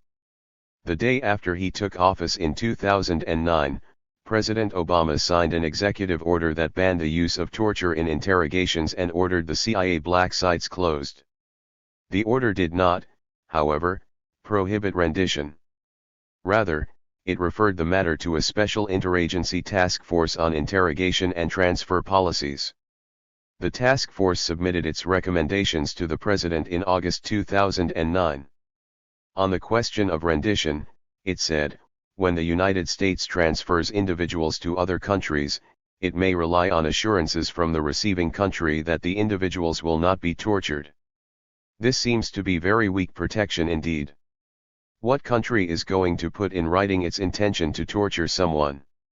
The framers of the UN Convention Against Torture knew that governments that resort to torture look for justifications for their practices. That is why Article 2 stated so clearly that no exceptional circumstances whatsoever, whether a state of war or a threat of war, internal political instability or any other public emergency, may be invoked as a justification of torture. During the 2008 presidential campaign, Obama was critical of the worst excesses of the Bush administration's war on terror, but after his election, he made it clear that prosecutions of Bush officials were off the table. In January 2009, Obama announced that he was not going to authorize a serious inquiry into the crimes of the past, famously stating, "We need to look forward as opposed to looking backwards." Years later in 2014, Obama admitted that we tortured some folks. He was speaking days before the release of the 500-page executive summary of the investigation conducted by the Senate Select Committee on Intelligence into the CIA torture program. We tortured some folks. It was a strangely mild way to describe the rampant human rights abuses and war crimes committed during the war on terror. Obama tried further to take the sting out of the Senate committee's imminent torture report by advising those who read it not to feel too sanctimonious in retrospect about the tough job those folks had, adding, "A lot of those folks were working hard under enormous pressure and are real patriots." The widespread public fear in America following the 9/11 attacks, Obama seemed to say, justified the government's brutal response. The public officials who instigated and acquiesced to torture had a good reason: they were scared. "TT is important, when we look back," said the president, "to recall how afraid people were after the Twin Towers fell, and 53. The Pentagon had been hit, and the plane in Pennsylvania had fallen and people did not know whether more attacks were imminent." The president was, of course, simply wrong. Torturers are not immune from legal judgment because their jobs are tough, nor does public fear grant a government the authority to violate international human rights laws. The Convention Against Torture requires the United States to establish criminal penalties for torture and to bring prosecutions against all those responsible. The failure to do so is itself a violation of international human rights law. U.S. human rights law. The United States has a fairly large body of human rights law, beginning with the first 10 amendments to the Constitution, known as the Bill of Rights. It is the Bill of Rights that encodes, among other rights, Americans' freedom of the press and of religion, our right to trial by jury and exemption from self-incrimination, our protections against cruel and unusual punishment, and our right to assemble peaceably to demand redress of our grievances from the government. When the Senate finally ratified the UN Convention Against Torture, it added to the body of law protecting individuals from the abuses of authorities. But U.S. Code 2340, the implementing legislation for the Convention Against Torture passed in 1994, defined torture a bit more narrowly than the CAT did. Code 2340 prohibits the brutal practice but only when it takes place outside territory controlled by the United States. Successive administrations have argued that there is no need to create a separate federal crime for torture inside the United States because both federal and state laws already prohibit assault, battery, murder, kidnapping, and so forth. 54. Only one person has ever been convicted of a crime under 2340. He is Charles MacArthur Emanuel, otherwise known as Chucky Taylor or Roy Belfast, Jr., a son of Charles Taylor, the former Liberian dictator.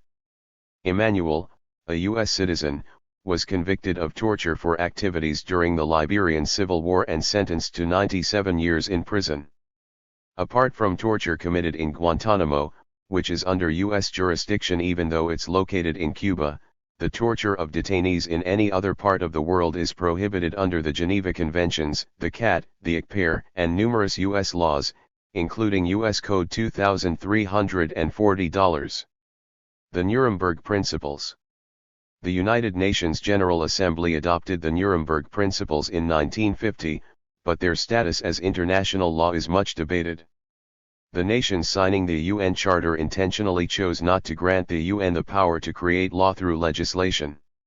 To this day, the two extant forms of international law remain the unwritten laws and customs of nations and the written treaties and conventions subscribed to by individual countries. Where do the Nuremberg Principles fit? Certainly the International Law Commission, which produced the principles at the request of the General Assembly, intended them to form part of the corpus of international law. In fact, the principles have guided war crimes prosecutions in Yugoslavia and Rwanda. It is fair to say that they articulate concepts that have become deeply incorporated in the laws and customs of war. At least one of the innovative concepts incorporated in the Nuremberg Principles has special relevance for the consideration of war crimes during the War on Terror. The principles specifically prohibited the waging of a war of 3D. Aggression. Does the Bush administration's invasion of Iraq in 2003 constitute a war of aggression, and therefore amount to a war crime under the Nuremberg Principles? My short answer is yes, and we'll take a closer look at this question in Chapter 3. 56. Chapter 3. Crimes against Peace. Then another horse came out, a fiery red one. Its rider was given power to take peace from the earth and to make people kill each other. To him was given a large sword. NG Revelation 6:4, the Holy Bible. To initiate a war of aggression is not only an international crime, it is the supreme international crime, differing only from other war crimes in that it contains within itself the accumulated evil of the whole. Judgment of the International Military Tribunal at Nuremberg. I told a friend that one of the crimes I'd be considering in American Nuremberg is waging an aggressive war. She was startled. But isn't 61. Every war an aggressive war? She asked. That's like saying waging war is illegal in itself. In a way, my friend was right. In most cases, starting a war is illegal under the laws and customs of war, especially because starting a war usually involves one country's invasion of another's territory. The Americans fought to establish the primacy of crimes against peace in the planning stages for Nuremberg. The other Nazi crimes, they argued, sprang from the original crime of planning and then in 1939 launching an unprovoked war. No war, no war crimes. Is there a similar original crime from which the crimes of the U.S. War on Terror spring? I believe there is. It is the planning and execution of the unprovoked war that the United States launched against Iraq in 2003. Within a few hours of the Al-Qaeda attacks on September 11, Defense Secretary Donald Rumsfeld and his deputy Paul Wolfowitz were already arguing that this was the justification the Bush administration had been waiting for to attack Iraq. Dealing with Iraq would show a major commitment to anti-terrorism, Rumsfeld insisted, as George W. Bush later recalled in his memoir. Of course, as the world later learned, there was no evidence that Saddam Hussein's regime was behind the terror attacks on New York and Washington, and there never would be such evidence. As we shall see, however, the planning for dealing with Iraq had been underway for years. Even during the run-up to the Iraq War, the Bush administration committed human rights crimes as it tried to build a case for war, authorizing the torture of people to produce evidence that Saddam was behind 9/11. In 2002, the CIA shipped a Libyan named Ibn al-Sheikh al-Libi, who probably had been an Al-Qaeda trainer, to Egypt. There he was waterboarded until he agreed to the proposition that, as President Bush put it in an October 2002 speech to the nation, Iraq has 62 trained Al-Qaeda in bomb-making and poisons and deadly gases. In the same speech, Bush even explained where this information had come from, saying, "Evidence from intelligence sources, secret communications, and statements by people now in custody reveal that Saddam Hussein aids and protects terrorists, including members of Al-Qaeda." Then Secretary of State Colin Powell repeated this claim in his now infamous speech to the UN Security Council justifying U.S. military action against Iraq. Al-Libi later recanted, saying his statement implicating Iraq had been forced out of him under torture, but by then the war was well underway. The CIA was not the only agency that tortured people to develop intelligence on a hoped-for Iraq Al-Qaeda connection. This also seems to have been the main reason that the Defense Department first introduced torture at Guantanamo. In 2008, the Senate Armed Services Committee held hearings on the military's treatment of the people it had detained in the War on Terror, producing a report entitled Inquiry into the Treatment of Detainees in U.S. Custody. The Senate committee wanted to understand how the rules for interrogations at Guantanamo had been established. By that time, it was well known that Donald Rumsfeld had approved a memo prepared by his chief counsel, William Jim Haynes, outlining permitted interrogation techniques. These techniques included several that amount to torture, threatening detainees or their families with injury or death, isolation, exposure to cold weather or water, use of painful stress positions, sensory deprivation, enforced nudity, and exploitation of phobias, among others. The Senate Armed Services Committee investigation helped explain why, starting in November 2002, there was increasing pressure from Rumsfeld's office on down the ranks. 63. For more extreme methods of interrogation. In 2006, the Army Inspector General interviewed a Major Paul Burney, who had been stationed at Guantanamo at the time. Large part of the time we were focused on trying to establish a link between Al-Qaeda and Iraq, he told the IG, and we were not being successful in establishing a link between Al-Qaeda and Iraq. The more frustrated people got in not being able to establish that link, there was more and more pressure to resort to measures that might produce more immediate results. David Becker, chief of Guantanamo's interrogation control element, testified that he too came under substantial pressure, including from the Office of Deputy Defense Secretary Wolfowitz, to use more aggressive tactics. Wolfowitz, as we shall see, was a key player in rushing the United States to war with Iraq. Of all the crimes connected to the endless war on terror, starting this genuine war with Iraq might well have been the worst. There is a reason why crimes against peace are considered crimes. 2,000 years ago, the writers of the biblical book of Revelation seated war on one of the four horses that signal the world's end.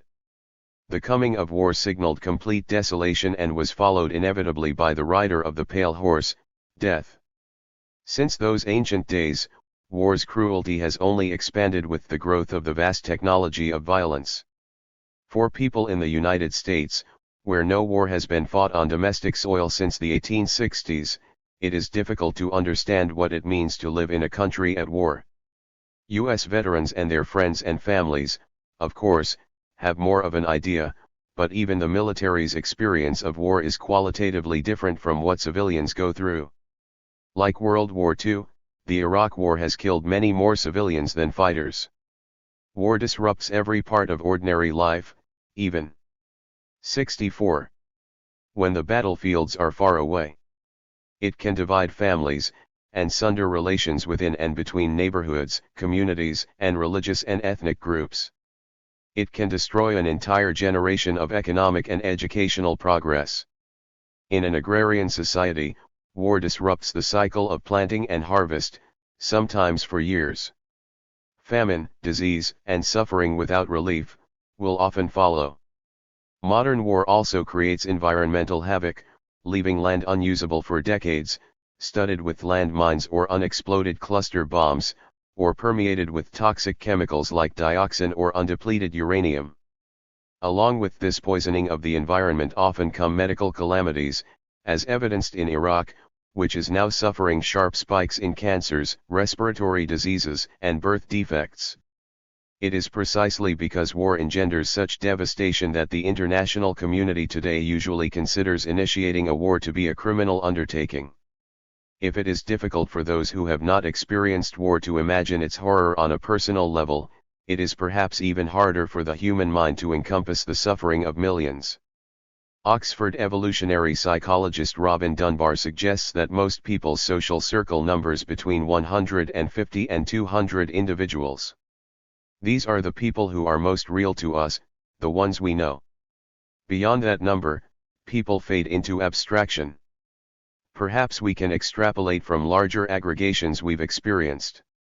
I know what 70,000 people feels like, because I sat with that many once in a Soweto stadium, celebrating South African Youth Day and listening to Nelson Mandela speak and Miriam Makeba sing. The crowd was so big, my feet left the ground as I was swept into the arena. Can I now imagine adding 13 more stadiums with the same size crowd to that collection of humanity?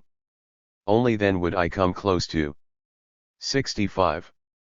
Imagining the immensity of 1 million persons, each with a story, a life. What about the war in Afghanistan? I have chosen not to include the initiation of the U.S. war against Afghanistan among U.S. crimes against peace for two reasons.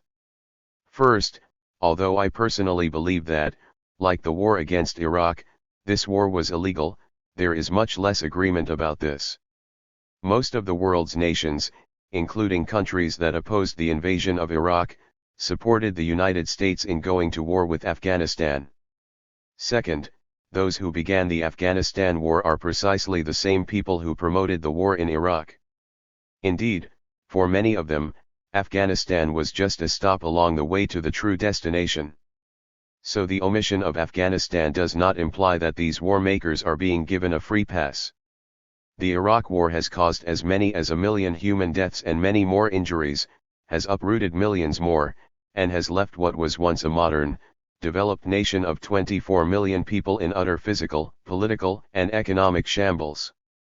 The invasion, accompanied by ruthless aerial attacks in Baghdad and followed by years of abusive, poorly planned, and understaffed occupation, unleashed an earthquake of destabilization that continues to shake the region today. In the years following the invasion, over 1 million refugees fled to neighboring countries like Syria and Jordan. The latter's population already included millions of 66 Palestinian refugees. As many as 2.5 million Iraqis became internally displaced. And the damage continues to this day. Far from solving the problem of terrorism with shock and awe, the Iraq War has plowed the field for a new crop of terrorist associations, now coalescing under the banner of the so-called Islamic State. Instead of bringing stability to Iraq and the larger region, the war brought to a boil long-simmering class, ethnic and sectarian hostilities in Iraqi society and has rendered ordinary life almost impossible for more than a decade. The attacks of 9/11 and the declaration of a global war on terror provided a pretext for this war, but it had been planned long before. In public, the war's proponents, including officials like George W. Bush, Dick Cheney, Donald Rumsfeld, and Condoleezza Rice, argued that bringing freedom to Iraq would ultimately bring greater stability to the whole region. A month before the invasion, in February 2003, Bush explained this strategy to an audience at the conservative American Enterprise Institute. Getting rid of Saddam Hussein would not only protect Americans from a direct and growing threat, it would stabilize the entire Middle East. Acting against the danger will also contribute greatly to the long-term safety and stability of our world. The current Iraqi regime has shown the power of tyranny to spread discord and violence in the Middle East. A liberated Iraq can show the power of freedom to transform that vital region, by bringing hope and progress into the lives of millions. America's interests in security, and America's belief in liberty, both lead in the same direction, to a free and peaceful Iraq. 67. In fact, despite whatever Bush himself may have believed, the U.S. war on Iraq was never intended to stabilize the Middle East. The real goal of those who planned and carried out the war was precisely the opposite: to shake up the existing power dynamics in the region and produce a new alignment, one that would benefit the economic and strategic interests of the United States and Israel. Nevertheless, waging war for either purpose, for Bush's preemptive self-defense or to advance U.S. interests by changing power relations in the Middle East, is legally inexcusable. It is a crime against peace. The international rule of law was not uppermost in their minds, however, when in 1996, Cheney's fellow warhawks Richard Perle and Douglas Feith participated in a study group that advocated just this realignment strategy. The study group's brief paper, written for the newly elected Israeli Prime Minister Benjamin Netanyahu, was called "A Clean Break, a New Strategy for Securing the Realm." The report urged the leaders of Israel's right-wing Likud party to make a clean break with the nation's previous geopolitical strategy, to abandon Israel's peace negotiations with the Palestinians like those that led to the Oslo Accords, and instead to use military means to actively restructure the Middle East. The authors argued that Israel can shape its strategic environment, in cooperation with Turkey and Jordan, by weakening, containing, and even rolling back Syria. Such a campaign would begin by removing Saddam Hussein from power in Iraq, an important Israeli strategic objective in its own right. As a means of foiling Syria's regional ambitions, the ultimate goal would be a realignment of power in the Middle East, with Syria destabilized, a Hashemite king ruling Iraq, and a new regional alliance among Turkey, Jordan, and Israel. 68. Today, Syria has certainly been rolled back in a civil war that has claimed hundreds of thousands of lives. In July 2015, the UN High Commissioner for Refugees announced that the war had displaced over half of Syria's pre-war population of 22 million. A third of those 12 million souls, a staggering 4 million people, are now refugees outside Syria, with many desperately seeking asylum in Europe and the US. The tragic images of children and entire families washing up dead on the shores of European countries are, in effect, just one more aspect of the humanitarian disaster caused by the Bush administration's invasion of Iraq. The US invasion did not cause the Syrian civil war, but it unleashed the shockwaves, as Perle and his co-authors predicted and hoped, that made it possible, as well as creating the conditions for the rise of extremist forces like the Islamic State. At the time, Netanyahu rejected the Clean Break paper, perhaps because one of its key suggestions was that Israel should also make a clean break from its dependence on U.S. aid. But Richard Perle was undeterred. January 1998 found him at the head of a group of neoconservatives, many of them former advisors to Ronald Reagan, who had gathered under the name Project for a New American Century. PNAC wrote to President Bill Clinton, encouraging him to direct a full complement of diplomatic, political, and military efforts in order to remove Saddam Hussein from power. Nor did the PNAC letter signers much care whether such an action would be legal under international law, although they thought it might be. "We believe the U.S. has the authority under existing UN resolutions to take the necessary steps, including military steps, to protect our vital interests in the Gulf," they argued. But whether or not the world agreed, they continued, American policy cannot continue to be crippled by a misguided insistence on unanimity in the UN security. 69. Council. In other words, while the United States should be free to use its veto power to block the wishes of other Security Council members, it should not allow itself to be crippled by adherence to the UN Charter, whose Article 51 only permits unilateral war-making without the prior approval of the Security Council for purposes of immediate individual or collective self-defense if an armed attack occurs against a member of the United Nations. The list of those who signed the PNAC letter reads like a who's who of the neoconservative elite who helped pave the intellectual path to the Iraq nightmare: Elliot Abrams, Richard L. Armitage, William J. Bennett, Jeffrey Bergner, John Bolton, Paula Dobriansky, Francis Fukuyama, Robert Kagan, Zalmay Khalilzad, William Crystal, Richard Perle, Peter W. Rodman, Donald Rumsfeld, William Schneider, Jr., Van Weber, Paul Wolfowitz, R. James Woolsey, and Robert B. Zoellick. Many of these people found work in the new administration of George W. Bush. For instance, Elliott Abrams became a special assistant to President Bush as well as a senior official at the National Security Council. Richard Armitage served on candidate Bush's Foreign Policy Advisors Group, led by Condoleezza Rice. After Bush became president, Armitage was made a State Department Undersecretary, serving until 2005, when he was succeeded by another PNAC letter signer, Robert Zoellick.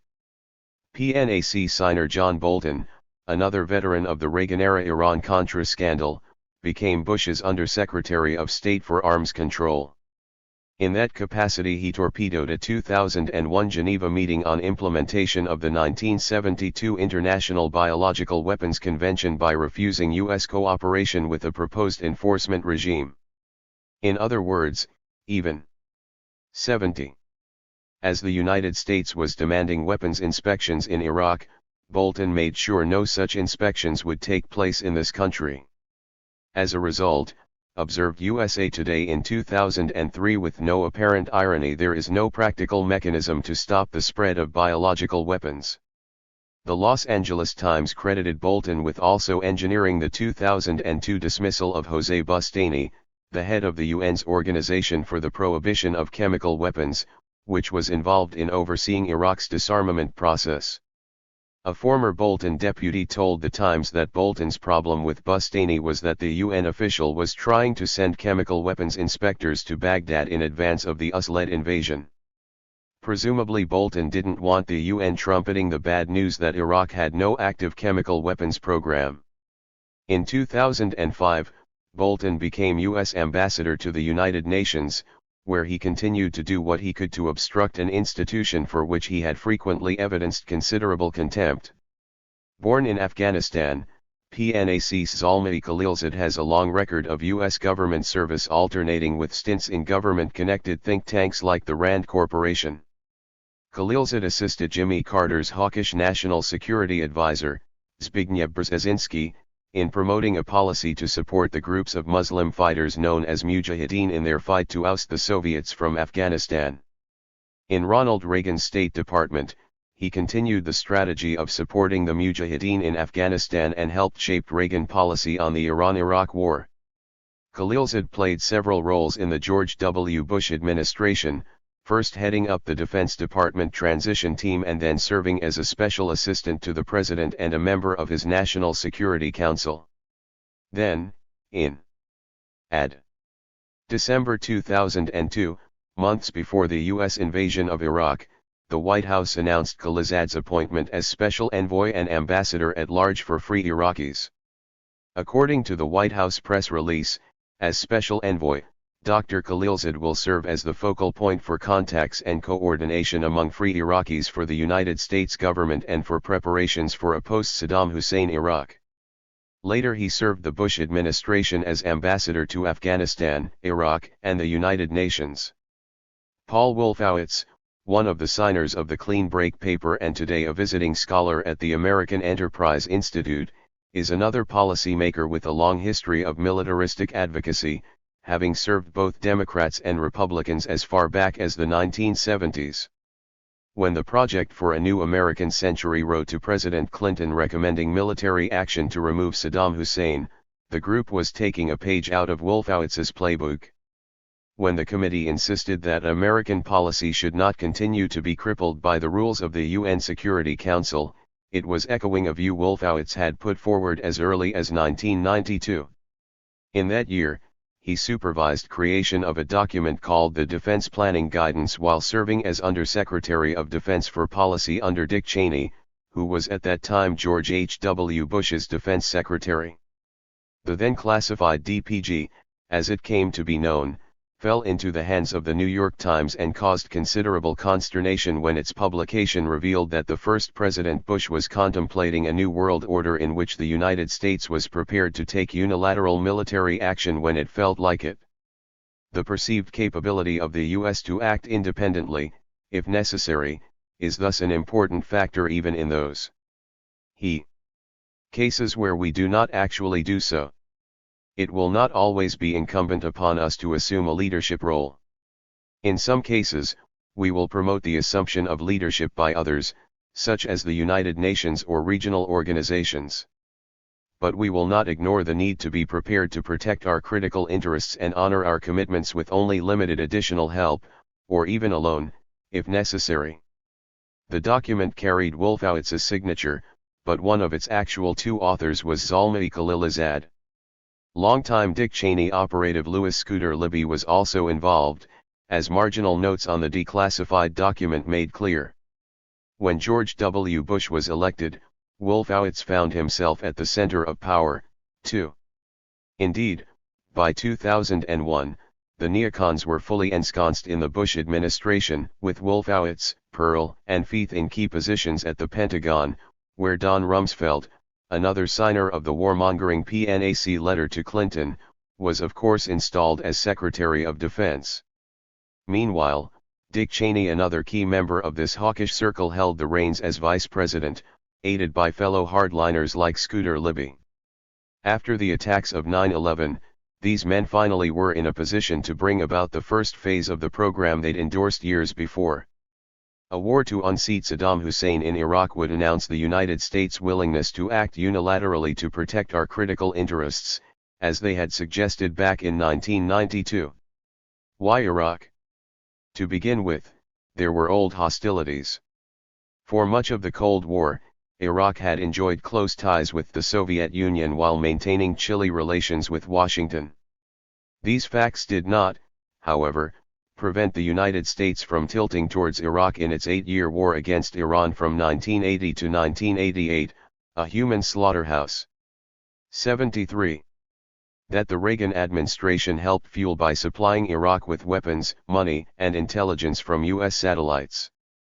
The Reagan-Bush administration threw its support behind Saddam during this bloody regional conflict as a bulwark against revolutionary Iran, which had overthrown the US-backed Shah Mohammad Reza Pahlavi and seized the U.S. Embassy in Tehran in 1979. When Saddam used mustard and nerve gas against Iranian soldiers and civilians, and later against his own people in the Kurdish region, the Reagan-Bush government simply looked the other way. From the war against Iran until the Iraqi invasion of Kuwait in 1990, Baghdad was a U.S. ally, prized for providing a counterweight against revolutionary Iran and for the Saddam regime's secular, development-minded stance, not to mention its wealth of oil reserves. All that changed with the first Gulf War in 1991. U.S. forces, supported financially and logistically by Saudi Arabia, drove Iraq out of Kuwait, but left Saddam Hussein's battered regime in place. By all objective accounts, Saddam's rule was a vicious one, marked by violent repression, widespread torture, and the political and economic domination of a majority Shia country by the Sunni Muslim minority. It did not, however, present a direct and growing threat to the safety of the American people. By the time the United States invaded in 2003, Iraq's economy had been all but shattered by years of war and international economic sanctions. Its stockpiles of chemical and biological weapons had been largely destroyed, and the country's remaining arsenal was old and decaying and under continual UN observation. In early March 2003, Chief UN Weapons Inspector Hans Blix told the Security Council that Iraq had shown active and even proactive cooperation with the weapons. 74. Inspection regime, although outstanding issues remained. Blix added that while Iraqi cooperation had not been immediate or complete, as required in UN Security Council Resolution 1441, neither was it entirely dilatory. In fact, according to the UN News Center, on March 7, 2003, Blix told the Security Council that it would take not years, but months to resolve the key remaining disarmament tasks, promising to deliver such a plan to the Council before the end of this month. 12 days later, the United States attacked. Among all the explanations given for the Iraq War, we cannot ignore simple greed as a motive for this rash and ultimately catastrophic decision.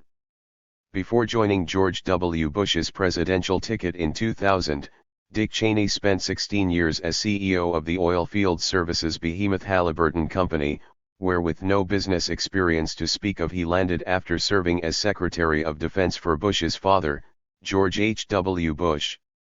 In the first weeks of his vice presidency, Cheney convened the National Energy Policy Development Group, whose charge was to develop a national energy policy for the United States. Its deliberations, attended primarily by top executives of major oil companies, were held in complete secret. Documents shaken free by a Freedom of Information Act suit filed by Judicial Watch and the Sierra Club showed that as early as March 2001, months before the 9/11 attacks, the Energy Task Force members were already planning to profit from Iraqi oil fields. Nor did Cheney forget his friends at Halliburton. The energy giant's spin-off, KBR, received a better than 1,000 to 1 return on the $34 million severance package it handed Cheney, when KBR was awarded $39.5 billion in U.S. government contracts in Iraq, making them the top defense contractor of that disastrous war. Those elusive weapons of mass destruction.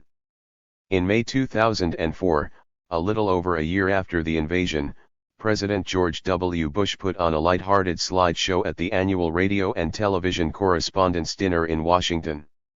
In one of the images, he was seen searching for something under the furniture in the Oval Office. "Those weapons of mass destruction have got to be here somewhere," he joked. "Nope, no weapons over there," he chuckled as he clicked on another slide. "Maybe under here." As it happened, Saddam Hussein's weapons of mass destruction program was just as likely to be found in the White House as in Iraq. Most of Saddam's stockpiles of chemical and biological weapons had been destroyed under UN supervision after the Gulf War.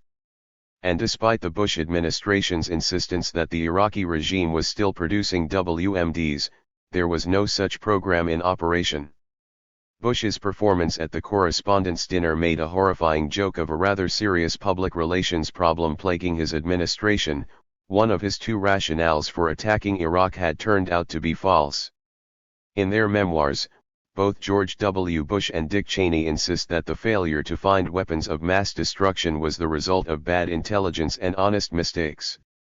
Both were happy to blame the CIA for providing erroneous information, quoting then-Director George Tenet's guarantee that tying Saddam to such weapons was a slam dunk. In fact, the CIA came under strong pressure from Bush and Cheney to provide the damning intelligence about Saddam that the administration eagerly sought during the run-up to the war. 76.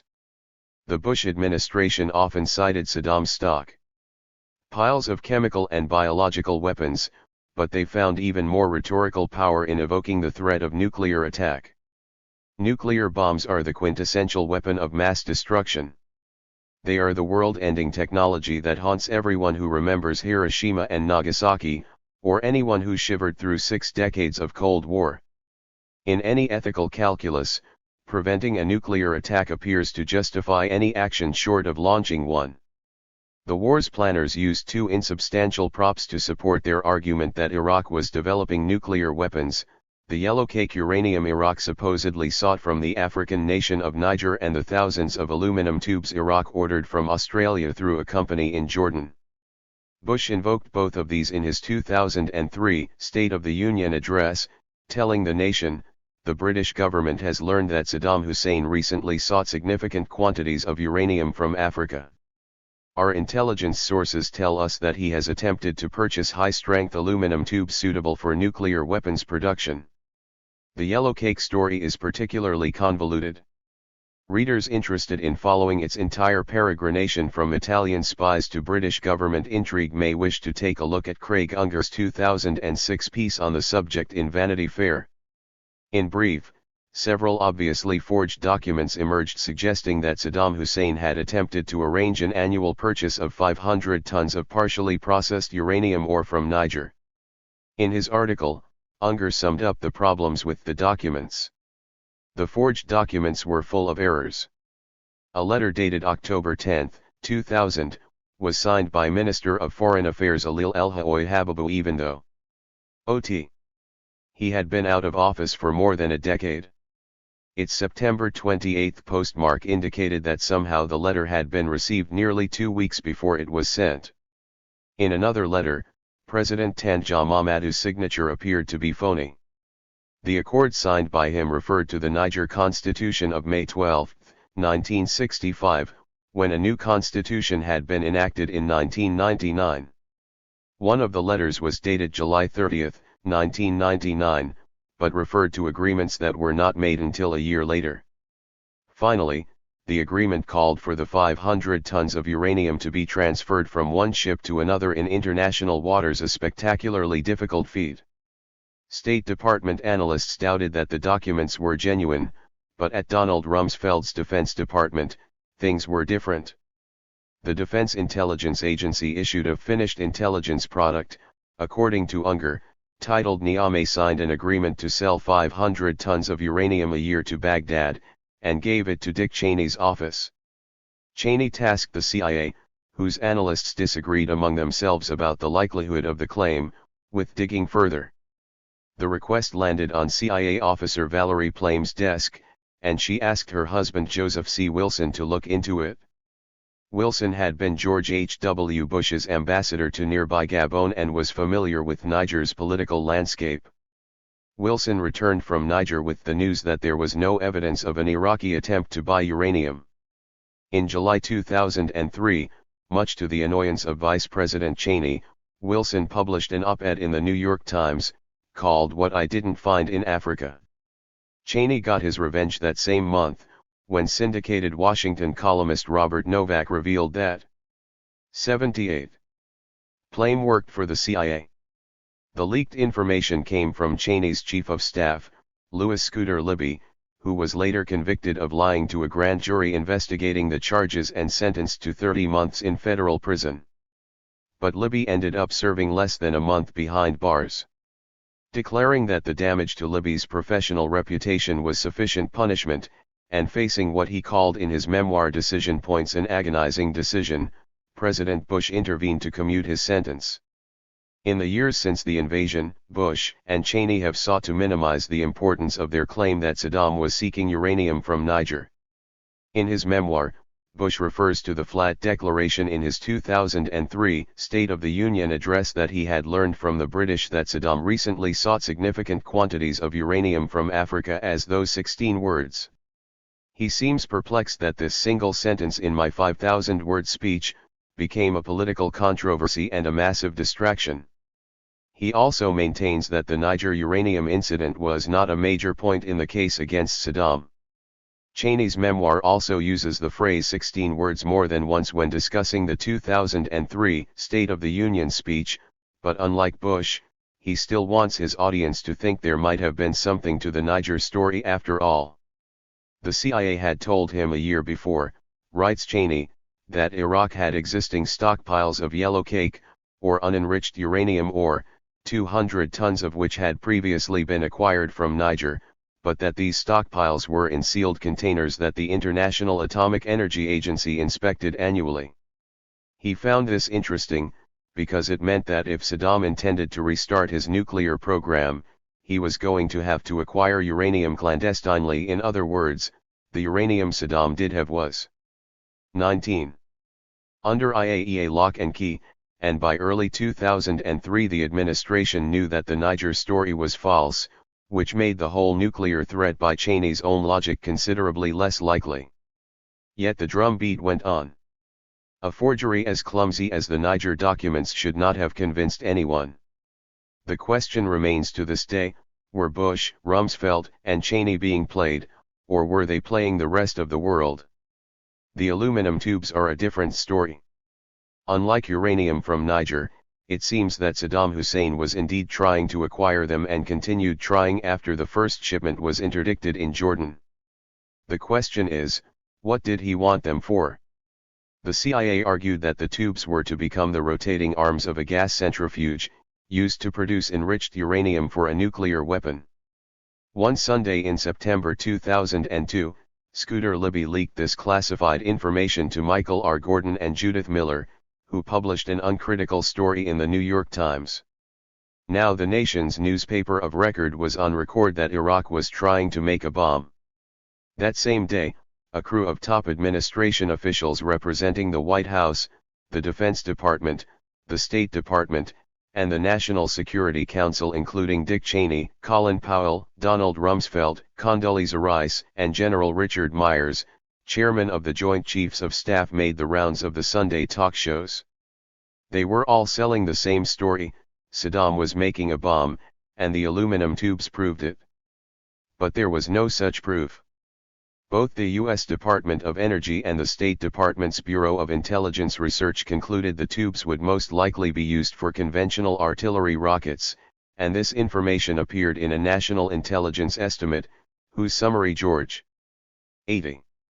W. Bush saw in October 2002. The CIA disagreed with this analysis, but DOE and the Bureau of Intelligence Research turned out to be right.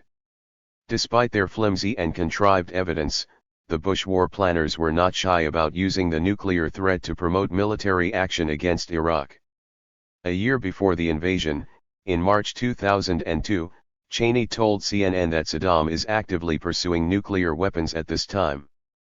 In a televised address in October of that same year, President Bush first used the metaphor that would come to represent the whole ball of confabulation rolled out to justify the Iraq War.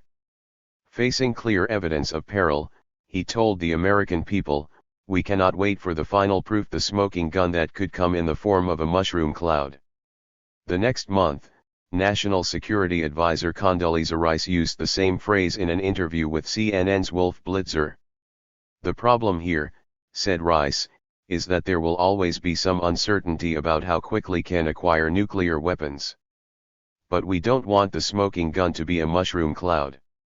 In February 2003, Secretary of State Colin Powell made the U.S. case for war in a speech to the UN Security Council, a speech now famous primarily for the amount of false information it contained. After discussing evidence that Iraq held stockpiles of chemical and biological weapons, Powell once again reminded the world, Saddam Hussein is determined to get his hands on a nuclear bomb, and pointed to the aluminum tubes as evidence. Finally, on March 16, 2003, 4 days before the invasion, Cheney appeared on NBC's Meet the Press and told the hosts that Saddam has been absolutely devoted to trying to acquire nuclear weapons. And we believe he has, in fact, reconstituted nuclear weapons. 81. 2 months later, when none of these reconstituted weapons had turned up, Defense Secretary Rumsfeld told a Senate subcommittee on appropriations point blank, "I don't believe anyone that I know in the administration ever said that Iraq had nuclear weapons. How many have died in the Iraq War?" When asked about casualties of American bombing in Afghanistan, General Tommy Franks, head of the U.S. Central Command, famously told reporters, "You know, we don't do body counts. Nor does the U.S. government provide body counts for the Iraq War. Fortunately, other people do." Estimates of deaths in the Iraq War are not hard to come by. Evaluating them is a bit trickier. For one thing, different studies have measured different kinds of deaths. Some have counted only violent deaths. Others have focused on the entire number of excess deaths, that is, the number of deaths exceeding those predicted by pre-war death rates.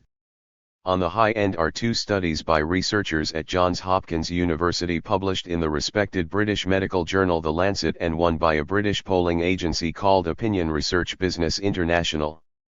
The first Lancet study, published in 2004, estimated roughly 98,000 excess deaths as a result of the invasion, not including deaths in the embattled city of Fallujah. The report 82 estimated an additional 200,000 deaths in the area of Fallujah alone.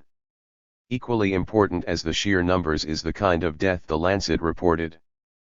Prior to the invasion, the leading causes of death in Iraq were heart attacks and strokes.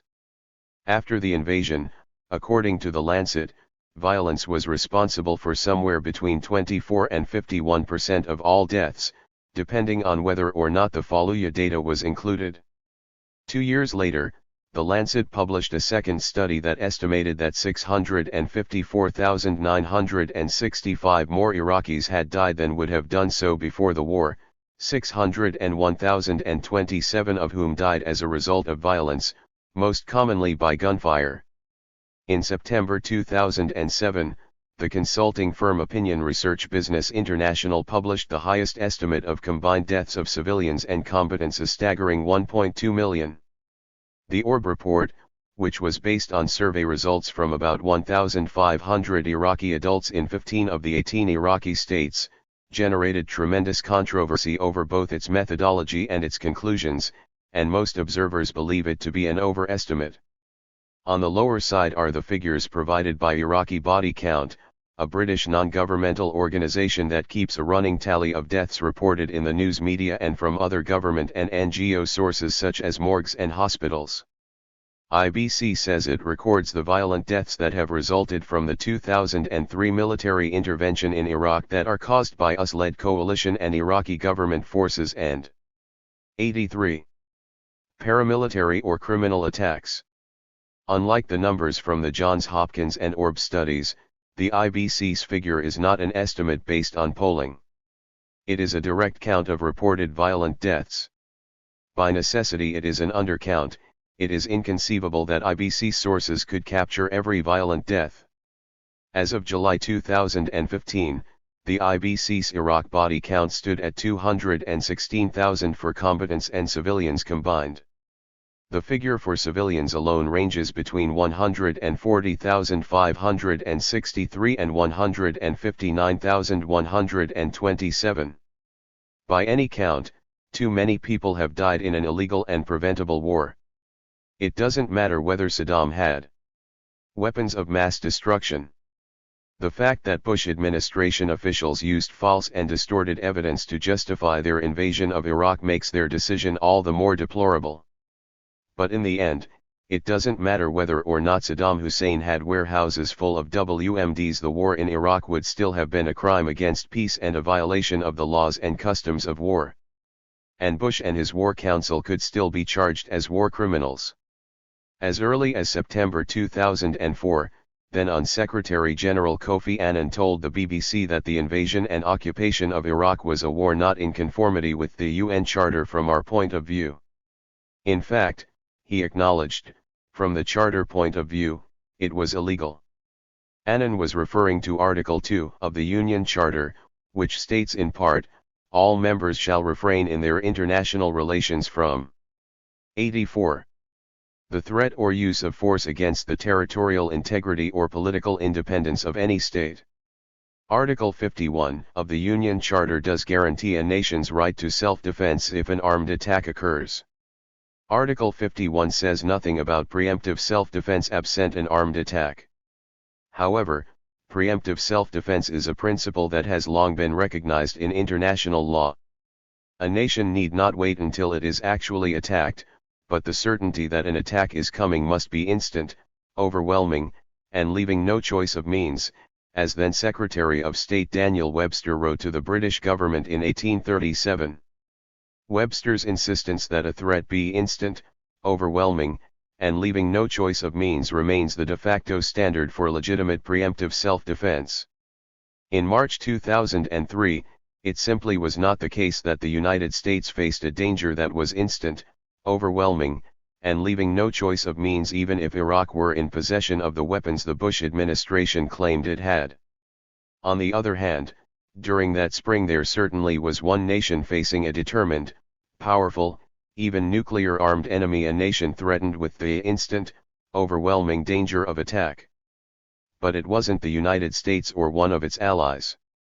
It was Iraq. Given that the United States made no secret of its intentions or its military preparations, would Iraq have been justified in attacking the United States? The view that preemptive self-defense is only legitimate in extremis is at odds with the September 2002 Bush administration document titled The National Security Strategy of the 85 United States, which is often described as the best official formulation of the so-called Bush Doctrine. Arguing that the security environment confronting the United States today is radically different from what we have faced before, the document outlined a new strategy in which the government's first duty is, as always, to protect the American people and American interests. Therefore, the United States has long maintained the option of preemptive actions to counter a sufficient threat to our national security. The greater the threat, the greater is the risk of inaction and the more compelling the case for taking anticipatory action to defend ourselves, even if uncertainty remains as to the time and place of the enemy's attack. To forestall or prevent such hostile acts by our adversaries, the United States will, if necessary, act preemptively. In his memoir, Decision Points, Bush describes the elaboration of his doctrine this way. After September 11, I developed a strategy to protect the country that came to be known as the Bush Doctrine. First, make no distinction between the terrorists and the nations that harbor them and hold both to account. Second, take the fight to the enemy overseas before they can attack us again here at home. Third, confront threats before they fully materialize. And fourth, advance liberty and hope as an alternative to the enemy's ideology of repression and fear. The doctrine that there is no distinction between terrorists and the country where they are located underlay the 86. Argument for the war against Afghanistan, and the administration intended to apply the same doctrine to its attack on Iraq. That is why they were quite willing to use torture to extract statements from detainees proving that Saddam Hussein had conspired with al-Qaeda. In fact, Bush officials were prepared to deploy a number of arguments for the war. The problem they had, as Paul Wolfowitz later told Vanity Fair, was deciding which argument would be most effective. The truth is, he said, that for reasons that have a lot to do with the US government bureaucracy, we settled on the one issue that everyone could agree on, which was weapons of mass destruction as the core reason. This is a rather startling statement, which Wolfowitz attempted to clarify, explaining that there have always been three fundamental concerns. One is weapons of mass destruction, the second is support for terrorism, the third is the criminal treatment of the Iraqi people. The third issue, he said, was a reason to help the Iraqis but, not a reason to put American kids' lives at risk. That second issue about links to terrorism is the one about which there's the most disagreement within the bureaucracy, Wolfowitz continued. So that left the Bush administration with only the weapons of mass destruction as a pretext for war. So the Bush administration began telling the US public and the world that Saddam Hussein possessed weapons that could kill thousands, and that his government represented a direct and growing threat to the United States. Neither of these things was true. Iraq posed no direct and imminent threat to the United States. Therefore, the US invasion of Iraq was, as Kofi Annan stated, illegal. 87. But didn't the UN Security Council tacitly approve military action against Iraq when it passed Security Council Resolution 1441? This was last of several resolutions requiring Iraq to comply with weapons inspections by the United Nations Monitoring, Verification, and Inspection Commission and the International Atomic Energy Agency. Some proponents of the Iraq War have made that argument.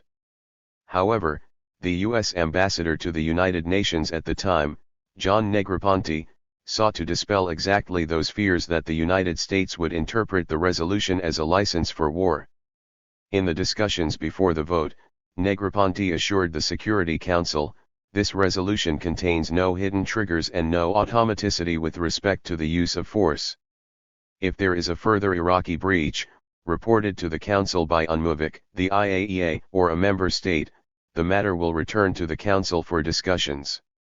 The British ambassador used almost identical words to reassure the Security Council that before attacking Iraq, the United States and Britain would seek the Security Council's blessing. That is not what happened, however.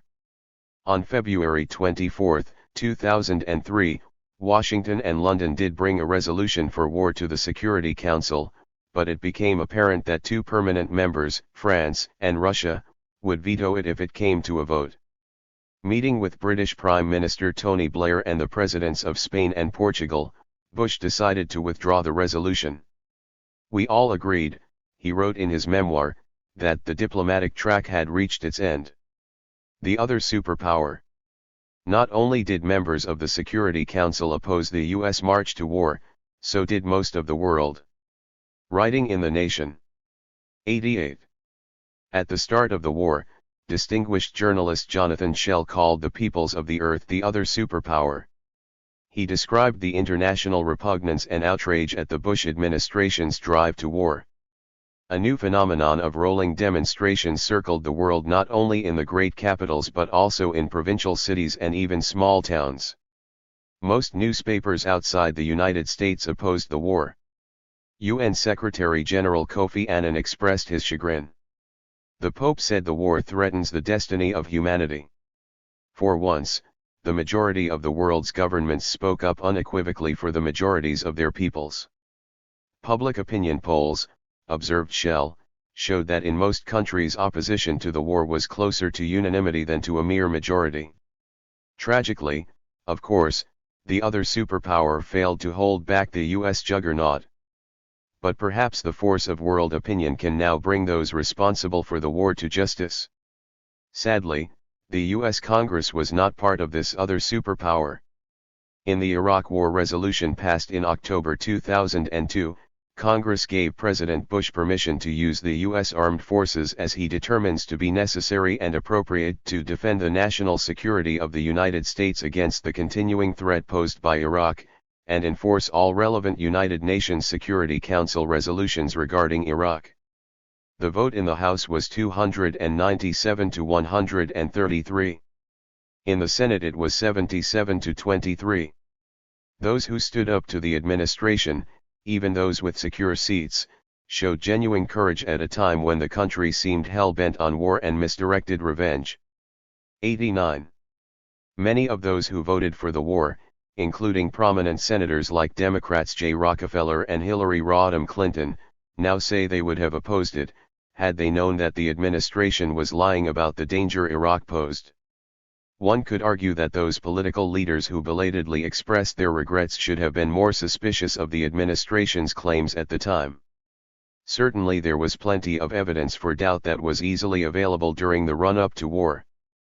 But in evaluating the criminality of the Bush administration warmakers, none of this matters.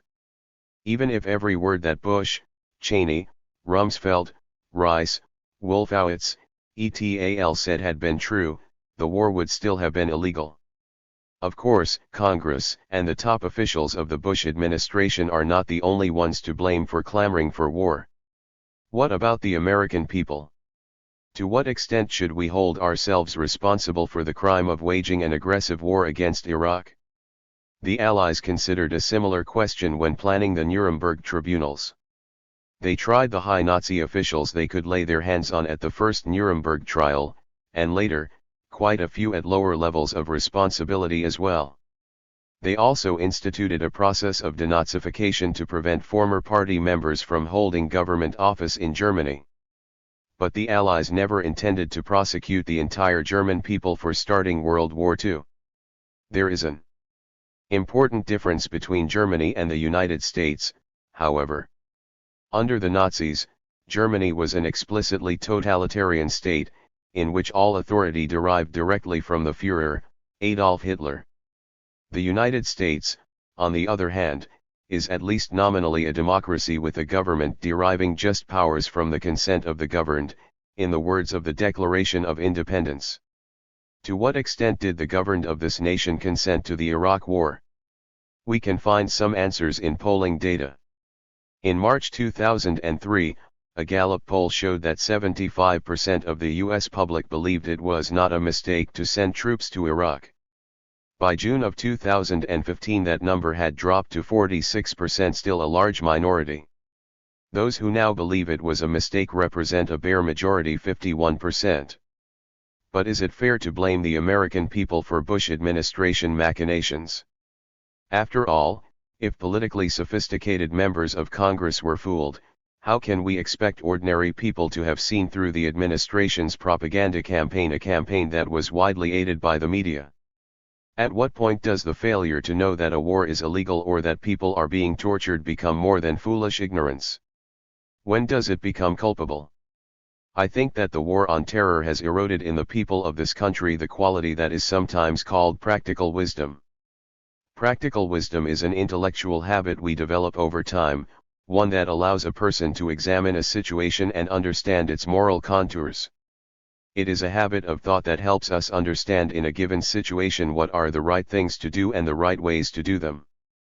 Practical wisdom requires another habit, courage, if we are to look 91 squarely at the world.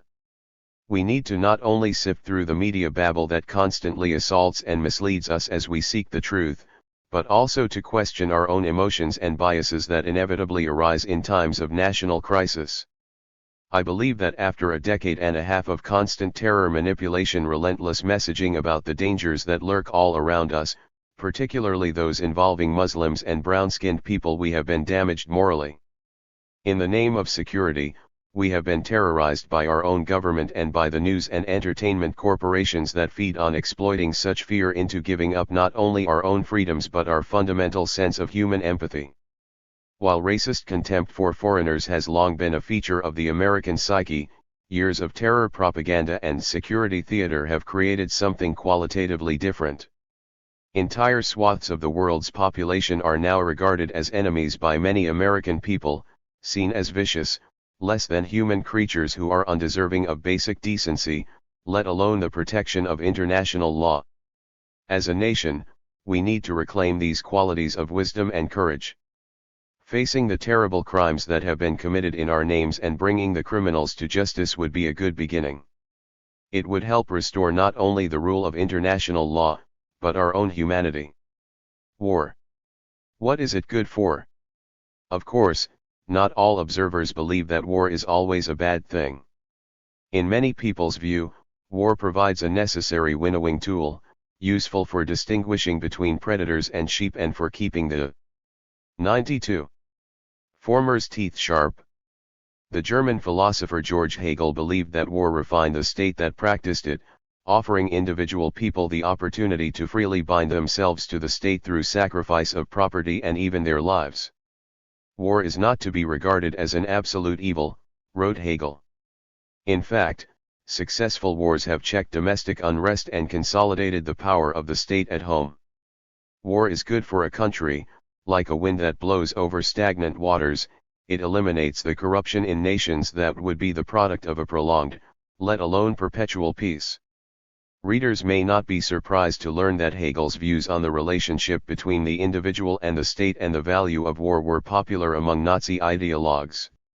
Lest Americans think we've outgrown this bit of Hegelian dialectic, remember that many pundits criticized the Bush administration not for making war against Iraq but for doing it in such a way that most people in this country had no sacrifices to make. The former war correspondent Chris Hedges has addressed the appeal of war as a refining fire for individual human lives. He recognized the profound, even addictive, emotional power of living with danger in the service of some transcendent cause. In war is a force that gives us meaning. Hedges describes how the adrenaline-fueled urgency of war gives us permission to forget the responsibilities of daily life in service of a greater duty. In war our lives, our sacrifices, all our actions take on a transcendent meaning. But Hedges warns that this feeling is seductively powerful, that its 93 ecstasies make us unfit us for ordinary life, for ordinary joys and sorrows. And in the end, don't we say we are fighting wars in order to restore the possibility of ordinary life? Like Hedges, in a small way I felt the seductive attraction of war.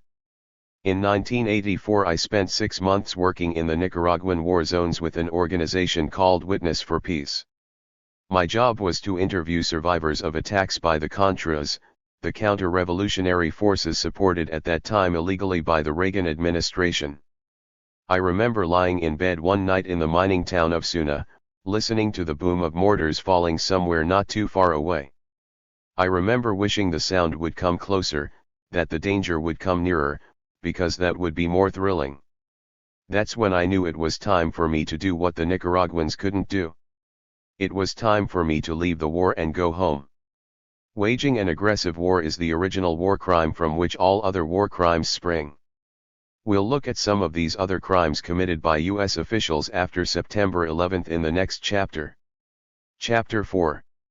War Crimes. After years of disclosures by government investigations, media accounts, and reports from human rights organizations, there is no longer any doubt as to whether the administration has committed war crimes. The only question that remains to be answered is whether those who ordered the use of torture will be held to account. Maj. General Anthony Taguba, June 2008. If you don't violate someone's human rights some of the time, you probably aren't doing your job. Anonymous U.S. official speaking to the Washington Post in Afghanistan, December 2002. AR crimes are violations of the laws and customs of war. They are also crimes of universal jurisdiction, which means that any nation has the 97 right, even the duty, to prosecute alleged war criminals, or to make them available for extradition so they can be prosecuted somewhere else. This universal jurisdiction over war crimes arises from a concept that international law calls jus cogens, or compelling law. The international community considers some actions taken during war rape, torture, exterminations, forced expulsions, extrajudicial killing, use of forbidden weapons to be so terrible that every country is compelled to prosecute them whenever they occur. The United States has certainly committed war crimes in the context of the War on Terror, but not every outrage of that war qualifies as a war crime. As I've argued, the Bush administration used the term war on terror to refer to many activities that fall outside the sort of widespread and sustained armed conflict that constitutes a true war. However, the United States has fought two genuine wars within the war on terror in Afghanistan and Iraq. In that context, officials at the highest levels of U.S. government as well as many in the next ranks, along with quite a few private contractors, have in fact committed war crimes. These include violations of the Geneva Conventions, of the U.S. War Crimes Act, and of domestic and international prohibitions on the use of chemical weapons. U.S. war crimes committed since 9/11 are numerous and varied. They include actions taken in two countries, conducted over more than a decade, and under the aegis of several different U.S. government authorities, including the Regular Armed Services, the Joint Special Operations Command, the Department of Defense, the CIA, the White House, and the National Security Council, among others. While most Americans are familiar with the CIA, and many have heard of the DIA, until recently JSOC's place in the 98th U.S. arsenal has remained relatively unknown. Each branch of the U.S. Armed Forces has its own divisions devoted to the missions that require special skills and employ unconventional warfare. Such missions are called special operations. In the Navy, SEALs are responsible for special ops. The Marines have the Marine Raiders. Army Special Forces soldiers are known as Green Berets. The Air Force uses the straightforward title U.S. Air Force Special Forces. Historically, these special forces have reported to USOCOM, the U.S. Special Operations Command. But within USOCOM, there is another agency, the Joint Special Operations Command, or JSOC, whose official mission is counterterrorism and whose activities are highly classified. Even the rest of USOCOM doesn't know exactly what this shadowy unit does. As Jeremy Scahill has written in Dirty Wars, the world is a battlefield. When a president of the United States wants to conduct an operation in total secrecy, away from the prying eyes of Congress, the best bet not the CIA, but rather JSOC. Many of the crimes described in this chapter involve torture and other mistreatment of detainees. Some of the people the United States has imprisoned in the War on Terror were and, in the case of those who still haven't been released, continue to be prisoners of war under the Geneva Convention 3. These include any members of the Afghan armed forces under the Taliban government and any Iraqi soldiers serving under Saddam Hussein. Others, including detainees accused of being members of Al-Qaeda or other non-state entities, qualify for the lesser but still life-saving protections that Geneva Convention 4 provides for civilians who have been captured during a war. Prisoners who were captured outside Afghanistan but brought to US-run facilities in Afghanistan should also be protected under Geneva, because the United States was involved in a shooting war in that 99 country, and Afghanistan, like the United States, is a party to the Geneva Conventions. Finally, many of those detained in Afghanistan or Iraq were not involved in the conflict in any way but were simply sold to the United States for bounties or were victims of mistaken identity. They, too, deserve the protections of Geneva 4.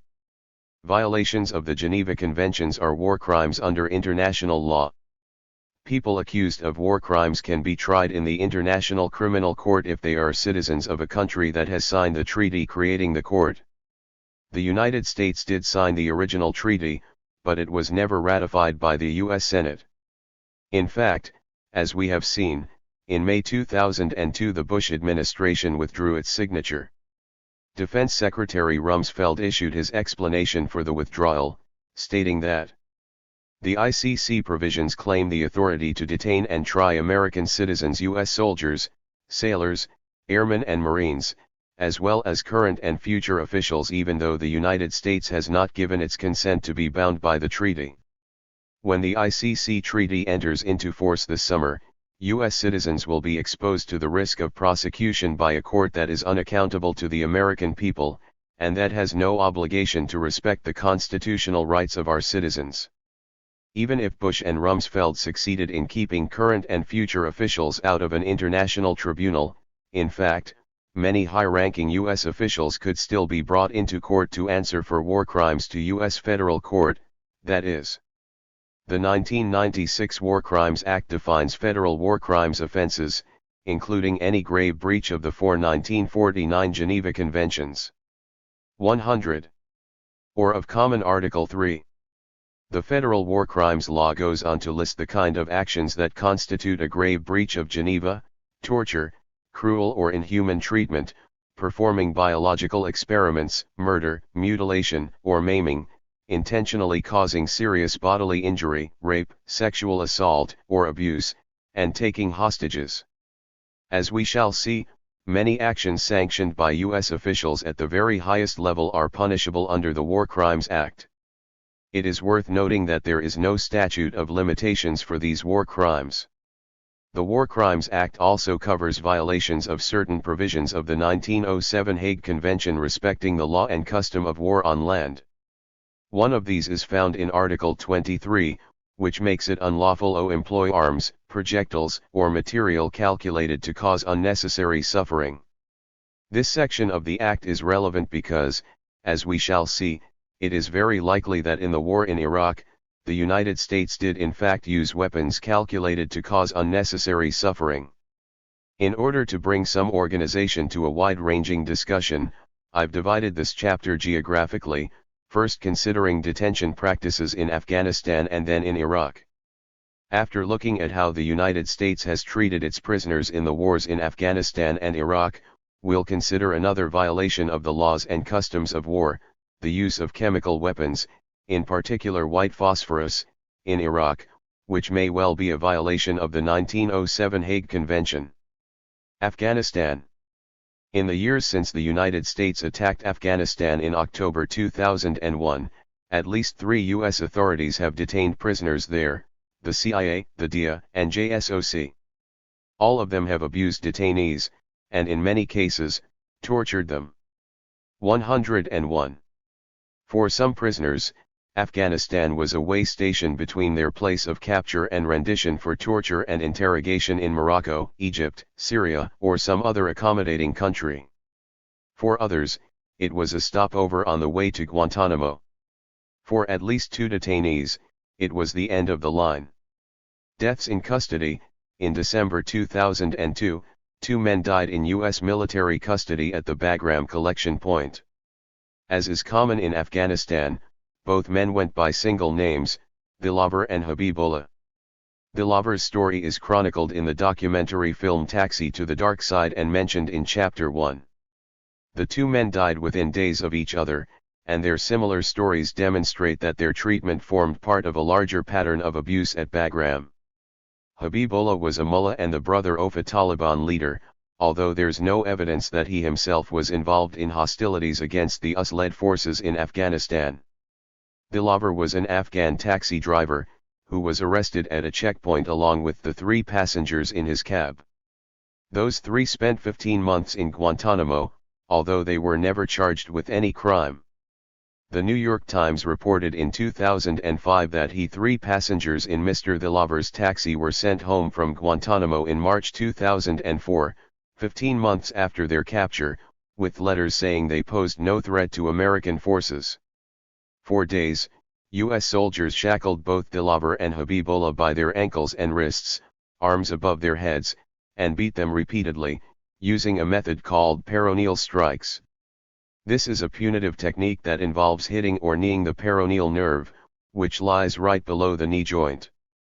Peroneal strikes cause unbearable nerve pain and, with repeated infliction, permanent nerve damage. 102. In the two men's case, permanent nerve damage wasn't an issue, because both died within a few days of their capture. Habibullah from a pulmonary embolism due to blunt force injury to the legs. In other words, he was beaten so hard that a clot formed inside a blood vessel in his leg, traveled to his lungs, and killed him. New York Times reporter Carlotta Gall broke the story of the two deaths in 2004. Gall wrote that the Army had charged James P. Boland, a reserve military police soldier from Cincinnati, with assault and recommended charges against 24 other low-level soldiers, many of whom were later acquitted or given light sentences. No one of higher rank was prosecuted. Those not charged include Army Captain Carolyn Wood, who was the head of interrogations at the Bagram collection point, and was later transferred to Abu Ghraib prison in Iraq. Neither Wood nor any of her superior officers suffered any repercussions for these homicides at Bagram. Dilaver and Habibullah were not the first prisoners in Afghanistan to die in U.S. hands. Drawing on work by British investigative journalist Andy Worthington, a Washington-based think tank called the Constitution Project related an especially harrowing story in its 2013 report on detainee treatment. At the start of the Afghanistan war, somewhere between 1,100 and 13,000 Taliban soldiers were seized, together with an unknown number of fleeing civilians, when they surrendered to Abdul Rashid Dostum, an Afghan militia leader allied with the U.S. For reasons that aren't entirely clear, Dostum sent 200 of these prisoners on a 300-mile journey from Urganek to Sheberghan in a shipping container. Survivors of the trip told Constitution Project interviewers that when the container doors were opened, the whole spectacle was illuminated by spotlights operated by U.S. Special Forces soldiers. Of the 200 men packed into the container, only 20 were still alive. The others had suffocated. This is a war crime. The role of U.S. Special Forces in this incident remains unclear according to the Constitution Project because the incident itself was never investigated. However, it's not unreasonable to think that Special Forces expected the delivery, since they were prepared with spotlights to receive the survivors. It is also unclear under whose command the Special Forces at Kandahar were operating. All Army Special Forces form part of the United States Special Operations Command, but only some are under the direct command of JSOC. If the Special Forces were working under JSOC, then their commander at the time bears responsibility. In 2001 this was Lieutenant General Dale L. Daly. His better-known successors, Gens. Stanley McChrystal and William McRaven, didn't take over until 2003 and 2008 respectively. In 2009, President Obama promised an investigation into the Kandahar deaths, but to date no results of any inquiry have been released. Detainee treatment in Afghanistan. At the beginning of the war, General Tommy Franks, then the commander of U.S. Central Command, ordered U.S. personnel in Afghanistan to observe the Geneva Conventions when handling prisoners. On January 19, 2002, according to the Constitution Project's report, Defense Secretary Donald Rumsfeld wrote to Franks, rescinding that order. About 2 weeks later, on February 7, 2002, President Bush issued his memorandum to the same effect, stating that for a variety of reasons, neither 104 Taliban nor Al-Qaeda captives were covered under any of the 4 Geneva Conventions, including Common Article 3.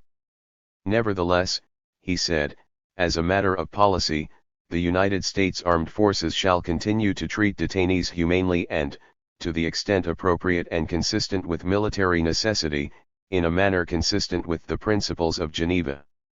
Bush based his February memorandum on another one from White House legal counsel Alberto Gonzales, dated January 25, 2002.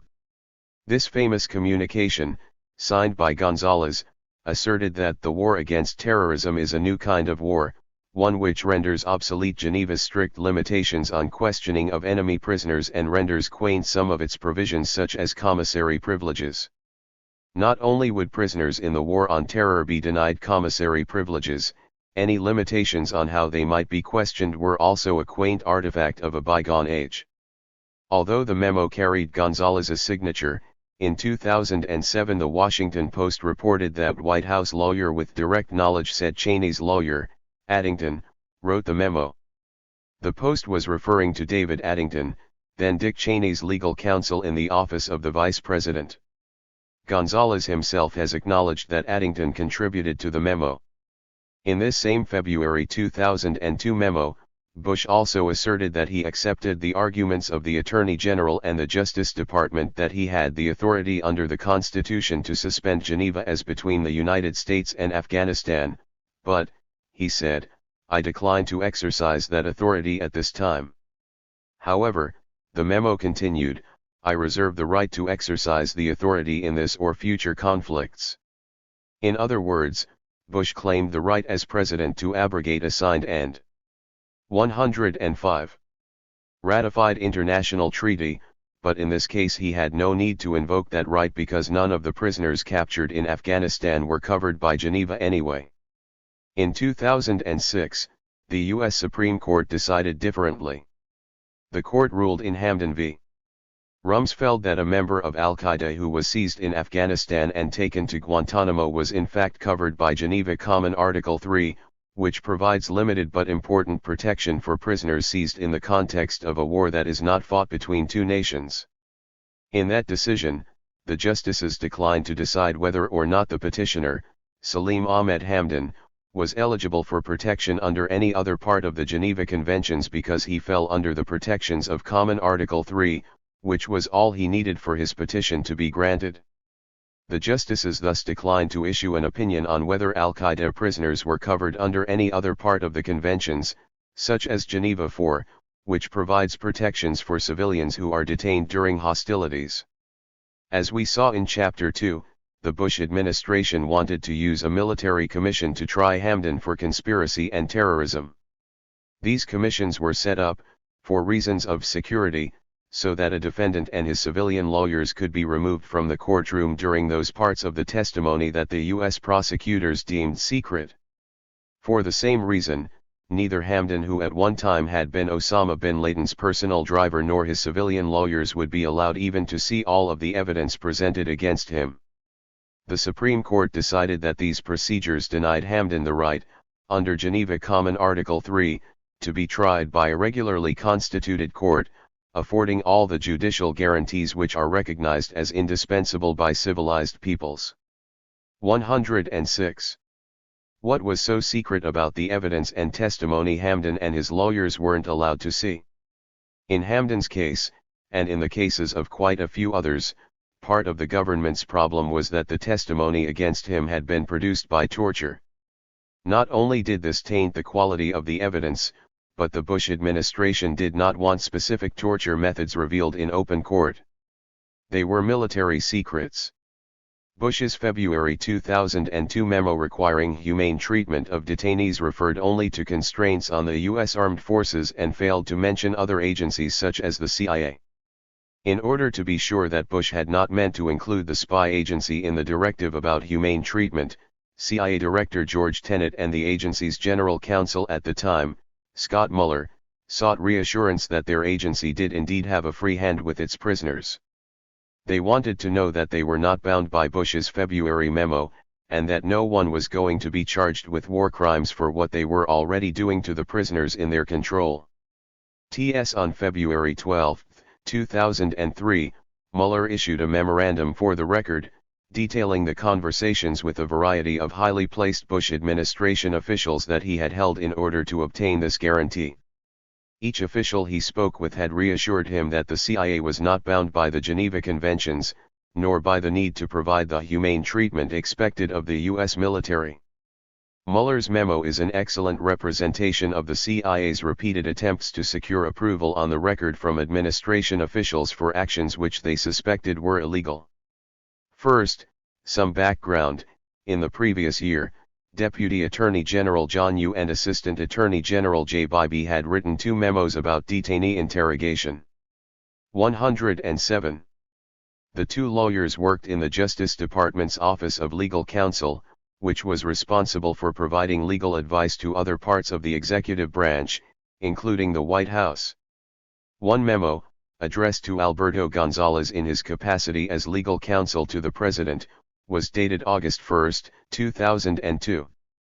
Its purpose was to interpret Section 2340 of the U.S. Criminal Code, the implementing legislation passed by Congress to put the UN Convention Against Torture into effect. Gonzales was having trouble interpreting the Act's definition of torture, an act committed by a person acting under the color of law specifically intended to inflict severe physical or mental pain or suffering. As we saw in Chapter 2, Bybee provided an answer. For an act to constitute torture as defined in Section 2340, he wrote, it must inflict pain that is difficult to endure. Physical pain amounting to torture must be equivalent in intensity to the pain accompanying serious physical injury, such as organ failure, impairment of bodily function, or even death on the same day. Bybee issued a second memo, approving specific methods including waterboarding to be used on a prisoner named Abu Zubaydah. Now 6 months later, in February 2003, the CIA's Mueller wanted to be sure that no one at the agency would be exposed to prosecution for war crimes as a result of the way they were treating prisoners. Members of the Bush administration had been making public statements to the effect that captured Taliban and al-Qaeda suspects were being treated humanely, but Mueller knew that, whether or not what the CIA was doing could be defined as torture according to the Justice Department guidelines, it certainly wasn't humane.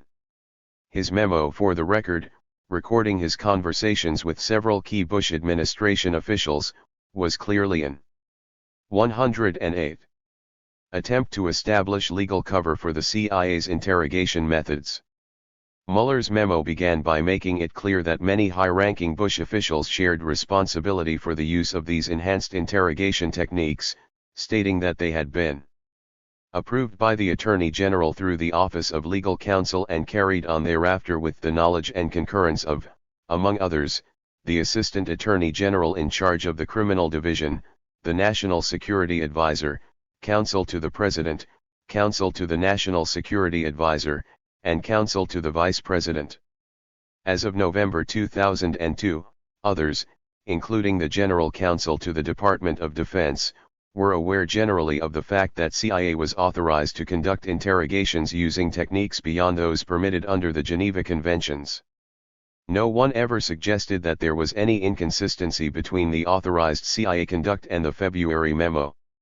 This was just the beginning of Mueller's quest to ensure that higher UPS would share any blame that came the CIA's way. Next, Mueller reported that he had discussed the matter with John Rizzo, who served as the CIA's acting general counsel until Mueller took over. Rizzo assured Mueller that CIA use of interrogation techniques was authorized by the President. In December 2002, Mueller's memo 109 continued. He had several conversations with John Yoo of the Justice Department's Office of Legal Counsel, who assured him that Bush's February 2002 memo did not apply to the CIA. In fact, Mueller wrote, "You stated that the language of the memorandum had been deliberately limited to be binding only on the armed forces, which did not include the CIA. You offered to send Mueller a written opinion to that effect." Mueller had received a draft, but the final opinion was not yet in his hands when he wrote his report. You further assured Mueller that not only did the CIA's methods not violate the U.S. law against torture, but they did not violate any other U.S. law. It's likely that you was thinking specifically of the 1996 War Crimes Act, although Mueller's memo didn't say so. In November 2002, Mueller's memo went on, the Department of Defense handed over a prisoner to the CIA for interrogation, and asked CIA Director Tenet to promise to return the prisoner when the agency was done with him. The DOD reminded Tenet of the President's memo requiring the armed forces to guarantee humane treatment of prisoners. But Mueller sought reassurance from Jim Haynes, the DOD's general legal counsel, that while the prisoner was in CIA hands, there was no requirement to treat him humanely.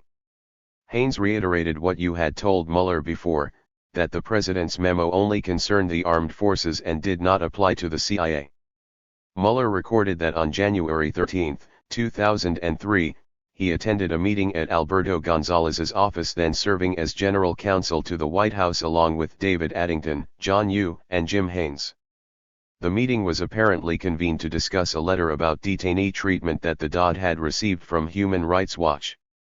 This time it was Addington and Haynes who 110 confirmed that only the armed forces were legally required to treat detainees humanely. 3 days later, Mueller attended a meeting with Condoleezza Rice, Donald Rumsfeld, Jim Haynes, Colin Powell, and Dick Cheney. Mueller pointed out to Rice that the CIA had been authorized to do things that were inconsistent with what at least some in the international community might expect in light of the administration's public statements about humane treatment of detainees. As Mueller's memo makes clear, the CIA had now received confirmation from the highest officials in the White House, the Vice President's office, the National Security Council, the State Department, and the Department of Defense that it could do whatever it wanted with the prisoners it was holding. Nevertheless, half a year later, the CIA was again thrown into a tizzy when President Bush declared in his speech honoring the UN International Day in support of victims of torture, "Torture anywhere is an affront to human dignity everywhere. The United States is committed to the worldwide elimination of torture, and we are leading this fight by example." The Washington Post story on the president's speech also carried a quote from Deputy White House Press Secretary Scott McClellan to the effect that all prisoners being held by the U.S. government were being treated humanely. John Rizzo, who was now the CIA's Deputy General Counsel, called John Bellinger, legal counsel at the National Security Council, to express his concern about what both the president and McClellan had said. George Tenet followed up Rizzo's call with a memo to Condoleezza Rice, requesting reaffirmation that the CIA's program still had administration approval because recent administration responses to inquiries and resulting media reporting about the administration's position have created the impression that these techniques are not used by U.S. personnel and are no longer approved as a policy matter. Rice held a meeting to discuss the matter in her office on July 29, 2003. Attendees included Mueller, Tenet, Gonzalez, Cheney, Ashcroft, Bellinger, and Patrick Philbin, acting Assistant Attorney General from the Office of Legal Counsel. At the meeting, Mueller passed out a set of briefing slides describing the CIA's interrogation program, to be sure that all present would understand what they were approving. Tenet once again expressed displeasure that the White House was telling the press that detainees were being treated humanely, and Bellinger undertook to ensure that the White House press office ceases to make statements on the subject other than that the U.S. is complying with its obligations under U.S. law. A detailed discussion of waterboarding followed. Tenet then stated that he needed to know that the CIA's interrogation program was not only legal, but that the CIA was executing administration policy. Cheney, Rice, and Gonzalez all assured him that this was the case. Whatever the CIA was doing, they told Tenet, it had the fully informed support of the White House, the Vice President's office, the Justice Department, and the National Security Council. Neither Colin Powell nor Donald Rumsfeld was invited to the July 29 meeting in Rice's office. Earlier that month, John Rizzo had sent an email to an unknown CIA recipient copyright ent in which, according to the Senate committee report, he wrote that it is clear to us from some of the run-up meetings we had with counsel that the is extremely concerned Powell would blow his stack if he were to be briefed on what's been going on. But leaving Powell and Rumsfeld out of the loop. 112. Made Rice nervous, so she arranged a formal briefing for them on CIA treatment of prisoners, which took place on September 16, 2003. Nor was this the end of the CIA's search for reassurance. 3 years later, John Rizzo, who by then was Senior Deputy General Legal Counsel for the CIA, asked Stephen Bradbury, Principal Deputy Attorney General, very similar questions about the use of enhanced interrogation techniques, including waterboarding. Bradbury gave Rizzo the answer he was hoping for, in a memo dated May 10, 2005. In sum, Bradbury wrote, none of these specific techniques, considered individually, would violate the prohibitions in sections 2340-2340A. It is clear from the written record that Vice President Dick Cheney and his office knew and fully approved what the CIA was doing to its prisoners. It is less clear how strongly these methods were endorsed by President Bush. The 2014 Senate Intelligence Committee report on torture stated that CIA records indicate that the first CIA briefing for the president on the CIA's enhanced interrogation techniques occurred on April 8, 2006, almost 5 years after John Rizzo received the first 2 UBIB memos at the CIA. The report added, CIA records state that when the president was briefed, he expressed discomfort with the image of a detainee, chained to the ceiling, clothed in a diaper, and forced to go to the bathroom on himself. Nevertheless, Bush did approve the methods when he learned about them and continued to approve them through the end of his presidency. In September 2006, in a televised address, Bush acknowledged the existence of secret CIA black sites, calling them a vital tool in the war on terror. Bush strongly defended the CIA, insisting that the agency treated detainees humanely and did not use torture. E13. Furthermore, he said, all terror suspects were afforded protection under the Geneva Conventions. Bush went on to say that the CIA interrogation program was now complete. But none of this was true. Almost 2 years after Bush received his CIA torture briefing, he vetoed the Intelligence Authorization Act for fiscal year 2008, which would have required the agency to limit itself to interrogation methods permitted in the U.S. Army Field Manual. He justified his veto by saying the bill would take away one of the most valuable tools in the war on terror, the CIA program to detain and question key terrorist leaders and operatives. Afghanistan nightmare. Kandahar. The results of the CIA free license to torture during the Bush presidency can be seen in the horrific accounts that have emerged from black sites and other detention centers around the globe, including in Afghanistan. Soon after the start of the war there, the prisoners began piling up. Many were taken to a U.S. airbase in Kandahar, often with untreated wounds. When a plane full of prisoners arrived, the human cargo would be tossed out and onto the ground. Andy Worthington described the routine in the Guantanamo Files. MPs with rubber gloves made them lie on their stomachs while they cut off their clothes. Convinced they were about to be raped, the men howled and wailed and struggled to turn over. In the next stage of the intake process, prisoners were marched through a tunnel to a holding area, where they received a quick intelligence screening and then were pinned to the ground by 2 MPs, for what they were told in Arabic was the ass inspection. A doctor would then conduct an anal probe. 114. Worthington's chapter on Kandahar is worth reading in its entirety to get a sense of the complete abandon that MPs, special forces, and CIA operatives exercised in their treatment of detainees. Prisoners were indeed raped, and made to watch others being raped. Wounds, including one in which a piece of shrapnel protruded from a man's leg, went untreated. Men like Juma al-Dosari were forced to walk barefoot across barbed wire on the way to interrogations and had their faces pushed into broken glass. 3 brothers were blinded this way, al-Dosari told Worthington. For the most part, the beatings and torture went on outside the interrogation room. Oddly, the interrogations themselves were usually conducted in accordance with the procedures outlined in the U.S. Military Field Manual, perhaps because the military interrogators had different instructions than the regular guards. There were many exceptions, however. Al-Dosari describes brutal interrogations, including one in which interrogators poured a boiling liquid on his head and put out cigarettes on his foot and wrist. On another occasion, interrogators forced petrol up al-Dosari's anus. Other prisoners describe similar treatment at Kandahar, along with what would become the familiar litany of sleep deprivation, stress positions, and lengthy exposure to extreme cold, often while soaking wet, in addition to the use of sexual humiliation, death threats, and electric shocks. For many of them, life actually improved once they were sent to Guantanamo. Turf wars. It is difficult to sort out precisely which U.S. authorities were responsible for these war crimes in the early days in Afghanistan. It seems that most of the abuse came at the hands of regular soldiers and MPs, but it is clear that U.S. Special Forces personnel ran some of the interrogations. The CIA and the FBI were also interrogating at Kandahar, which P.S. led to squabbles over ownership of the prisoners.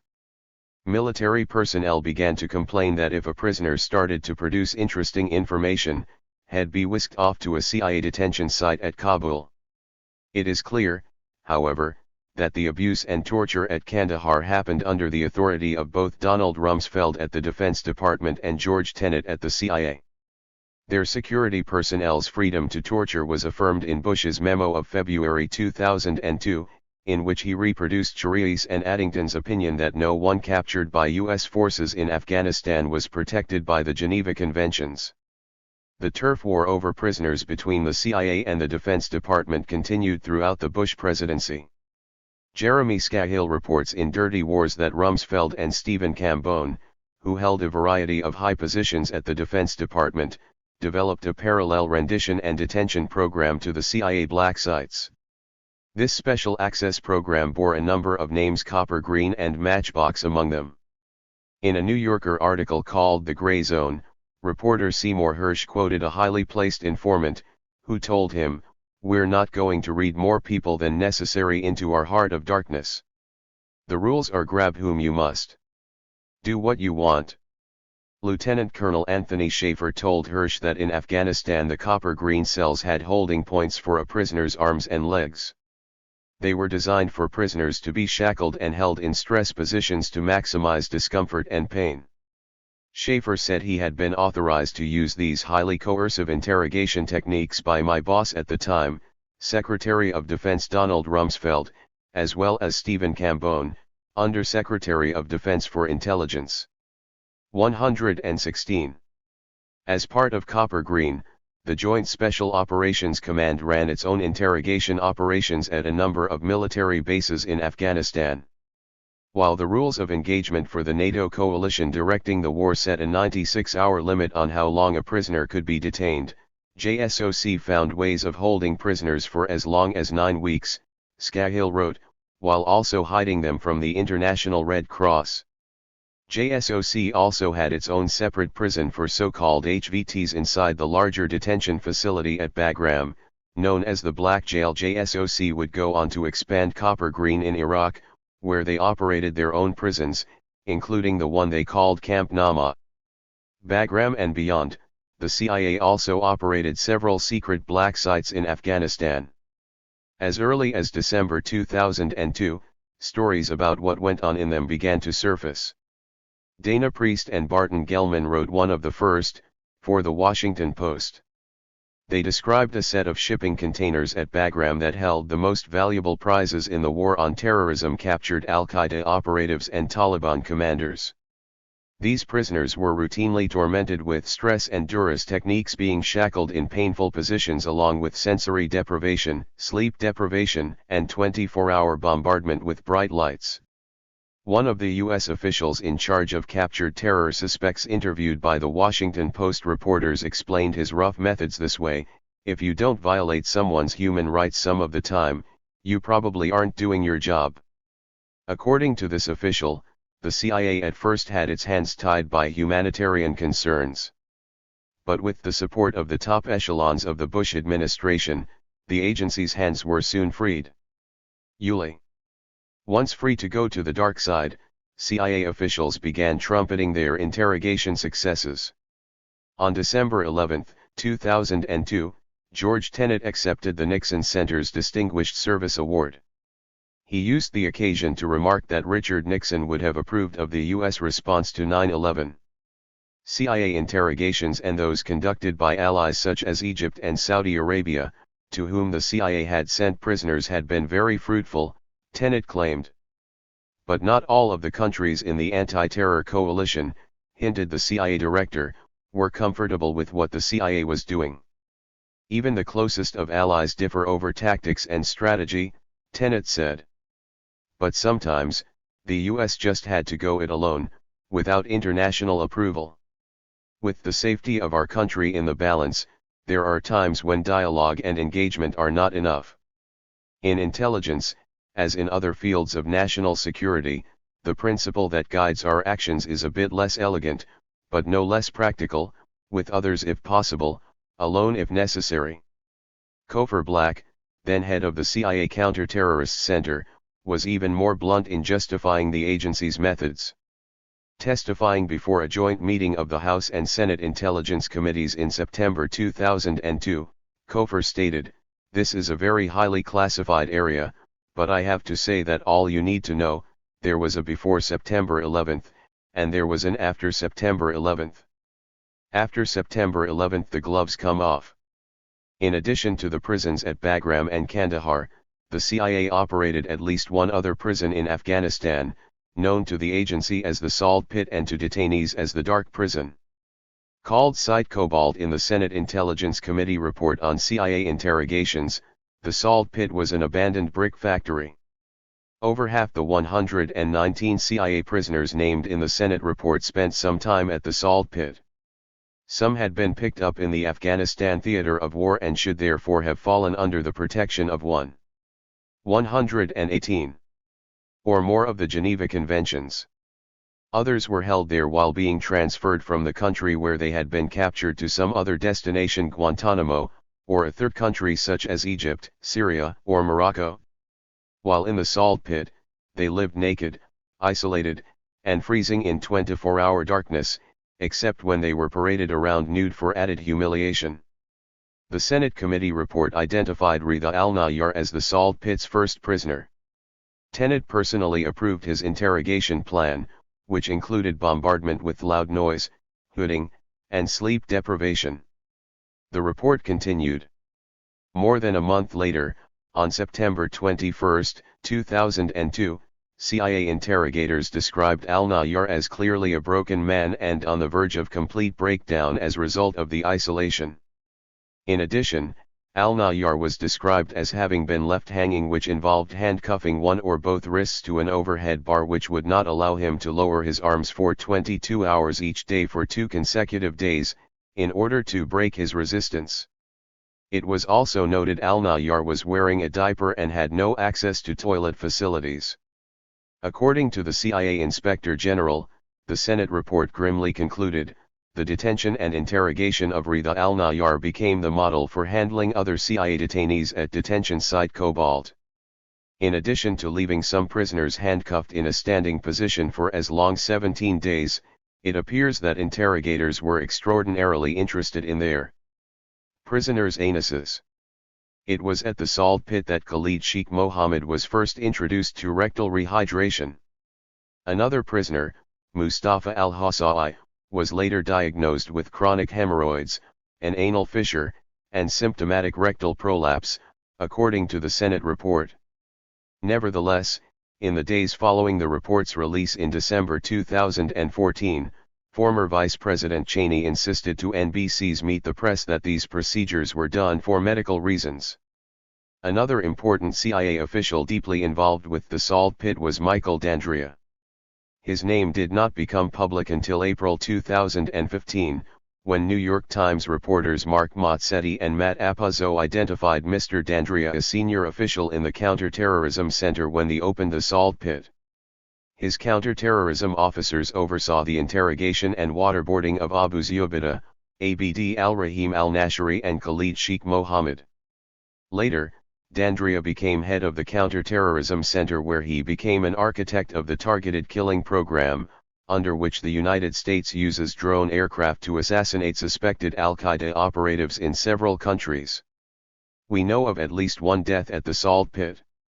In November 2002, Gul Rahman died there, after being subjected to 48 hours of sleep deprivation, auditory overload, total darkness, isolation, a cold shower, and rough treatment, according to the Senate Intelligence Committee report. Rahman was an Afghan citizen who was visiting an old friend, physician Garay Baher, when he was swept up in a raid on Baher's home in Islamabad, Pakistan. According to a 2010 story in the Huffington Post, Baher is the son-in-law of an Afghan warlord who was believed to be allied with al-Qaeda. According to the U.S. official familiar with the case who spoke to the Huffington Post reporters, Bahir was a leader. 120. Of Hezb-e Islami, an insurgent faction blamed for numerous bombings and violence in Afghanistan. Rahman himself is only referred to in both the Post story and the Senate committee report as a suspected militant. The torture psychologists, while interrogating Gul Rahman, the CIA called in Bruce Jessen, one of two psychologists who had been consulting with the agency on its handling of prisoners. Jessen and his partner James Mitchell had already directed and participated in the torture of another prisoner, Abu Zubaydah. At the salt pit, it was Jessen who planned the 48 hours of torment for Rahman, although he had left the facility by the time Rahman was found shackled to the wall, half naked and dead of exposure in his 36-degree cell.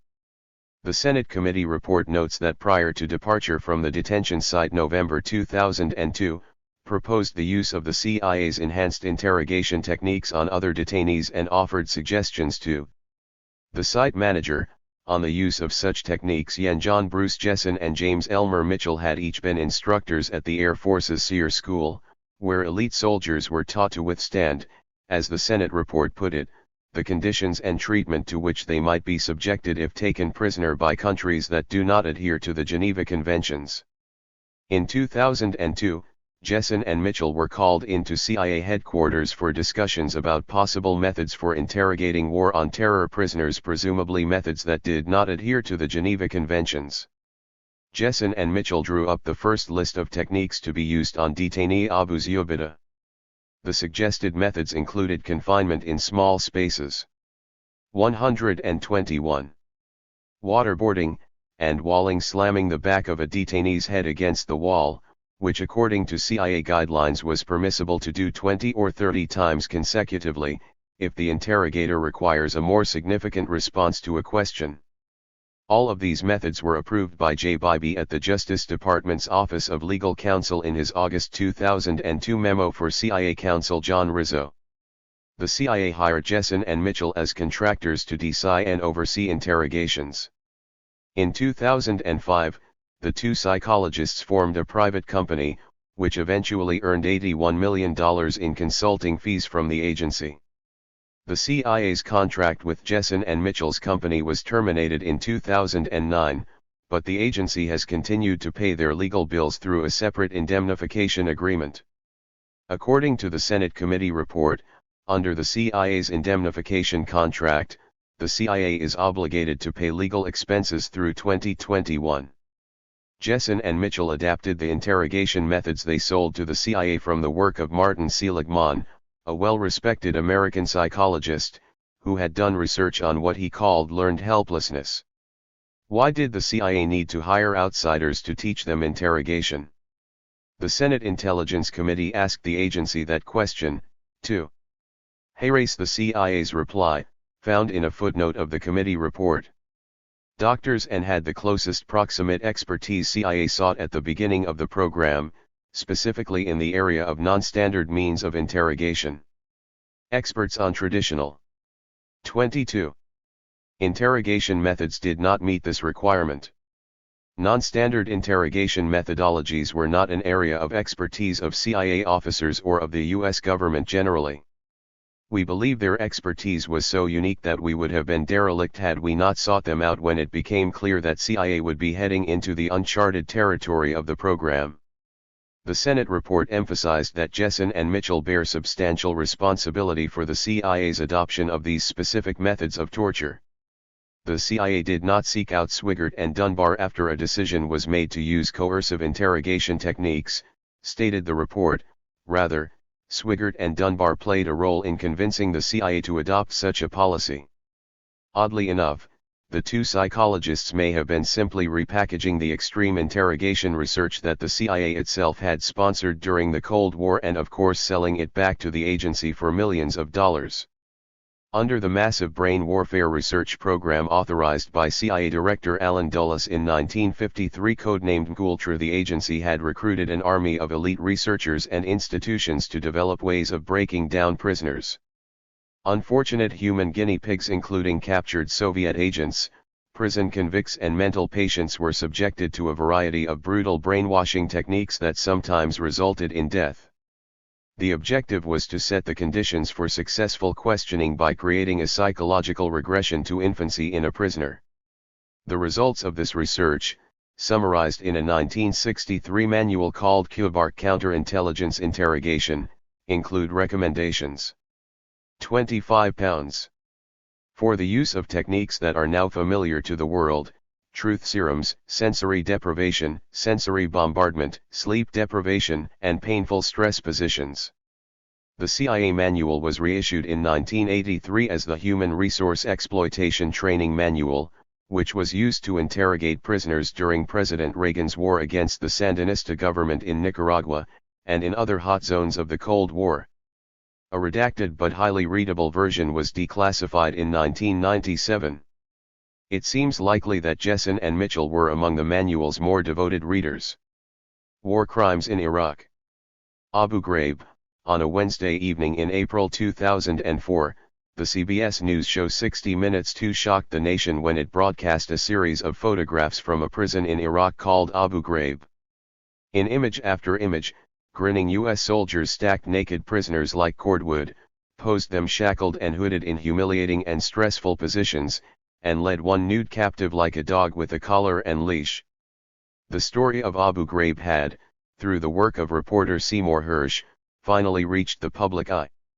Situated about 20 miles outside Baghdad, the prison at Abu Ghraib was well known to Iraqis. Under Saddam Hussein, it had held thousands of prisoners and had a fearsome reputation for torture. In 2003, the U.S. military needed a place to house detainees, and Abu Ghraib was ready-made for the purpose. Thousands of detainees, 124, were imprisoned there, many of them in tents on the grounds, where they were vulnerable to not infrequent mortar attacks. For those taken inside, however, things were worse, as the pictures demonstrated. Once the images of Abu Ghraib began their global journey, the U.S. government had a problem. Apart from occasional references to the need to work the dark side, the Bush administration had been telling the world that U.S. treatment of its prisoners was humane. That was not what the world saw in those photographs. It was time for damage control. The Joint Chiefs Chairman Richard B. Myers, Defense Secretary Donald Rumsfeld, and President Bush himself spoke to the press, in an attempt to reduce the sickening impact of the photos. Their unanimous message was that these terrible pictures represented the unfortunate aberrations of a few poorly trained reservists. There was sadism on the night shift at Abu Ghraib, sadism that was certainly not authorized, said James Schlesinger, the old Washington hand who chaired a 4-member panel Rumsfeld assigned to investigate. In the view of Rumsfeld's panel, the beatings, threatened electrocutions, rape, anal penetration with foreign objects, enforced standing, sleep deprivation, dog attacks, and other torture were the work of an isolated handful of depraved individuals. These low-ranking service members, with no outside instigation and for no particular reason, had invented a series of vicious and highly effective methods of torture and humiliation to use on the people in their care. The truth, of course, was very different. CNN reported in 2004 that Schlesinger had found no policy of abuse operating at Abu Ghraib. On the contrary, senior officials repeatedly said that in Iraq, Geneva I-253 regulations would apply. Senior officials may have said as much to Schlesinger and his fellow panelists, but as we have seen, there was in fact a policy of abuse that had already been put in place by the CIA for their work in Afghanistan. The Office of Legal Counsel had already issued its memos to the CIA defining torture as pain consistent with organ failure or even death, and approving a list of methods that would later come to be called enhanced interrogation techniques. It was not simply a case of grab-ass behavior getting out of control in the lower ranks, as one military police officer told the Washington Post. What happened at Abu Ghraib was the logical result of official policy developed at the highest level of the Bush administration. The CIA and military intelligence were in charge of the interrogations at Abu Ghraib. Members of the 800th Military Police Brigade, many of them reservists who worked as prison guards in civilian life, were responsible for guarding the Abu Ghraib detainees whom the CIA planned to interrogate. The MPs were told that their job was to set the conditions for interrogation by brutalizing their charges. If they did a good job, they were allowed to watch the OGA operatives and their private contractor assistants do the real dirty work. One reservist, Staff Sergeant Ivan Frederick II, was almost pathetically eager to please. An email home reads in part, "It is very interesting to watch them interrogate these people. They don't usually allow others to watch them interrogate, but since they like the way I run the prison, they make an exception." 126. We have had a very high rate with our style of getting them to break. They usually end up breaking within hours. Before the public revelations of torture at Abu Ghraib, the Pentagon had already deployed Major General Antonio Taguba to investigate. He wrote a searing report, which was leaked to the press, after which he was forced into early retirement for his trouble. The Taguba report spread the blame for the Abu Ghraib outrages widely. In addition to CIA and military intelligence interrogators, Taguba made it clear that private contractors were also guilty of torturing prisoners at Abu Ghraib. Taguba mentioned two in particular, both employees of the Virginia and London-based Kochi Corporation, working for the 205th Military Intelligence Brigade. Although he had access to many of the personnel at Abu Ghraib, Taguba faced one important constraint. Military protocol decreed that he was not permitted to investigate the complicity of anyone of his own rank or higher. So his report, devastating as it was, is silent on the role played by his superiors at the Pentagon, including General Jeffrey Miller and, of course, head of the Joint Chiefs, Richard B. Myers, or Rumsfeld himself.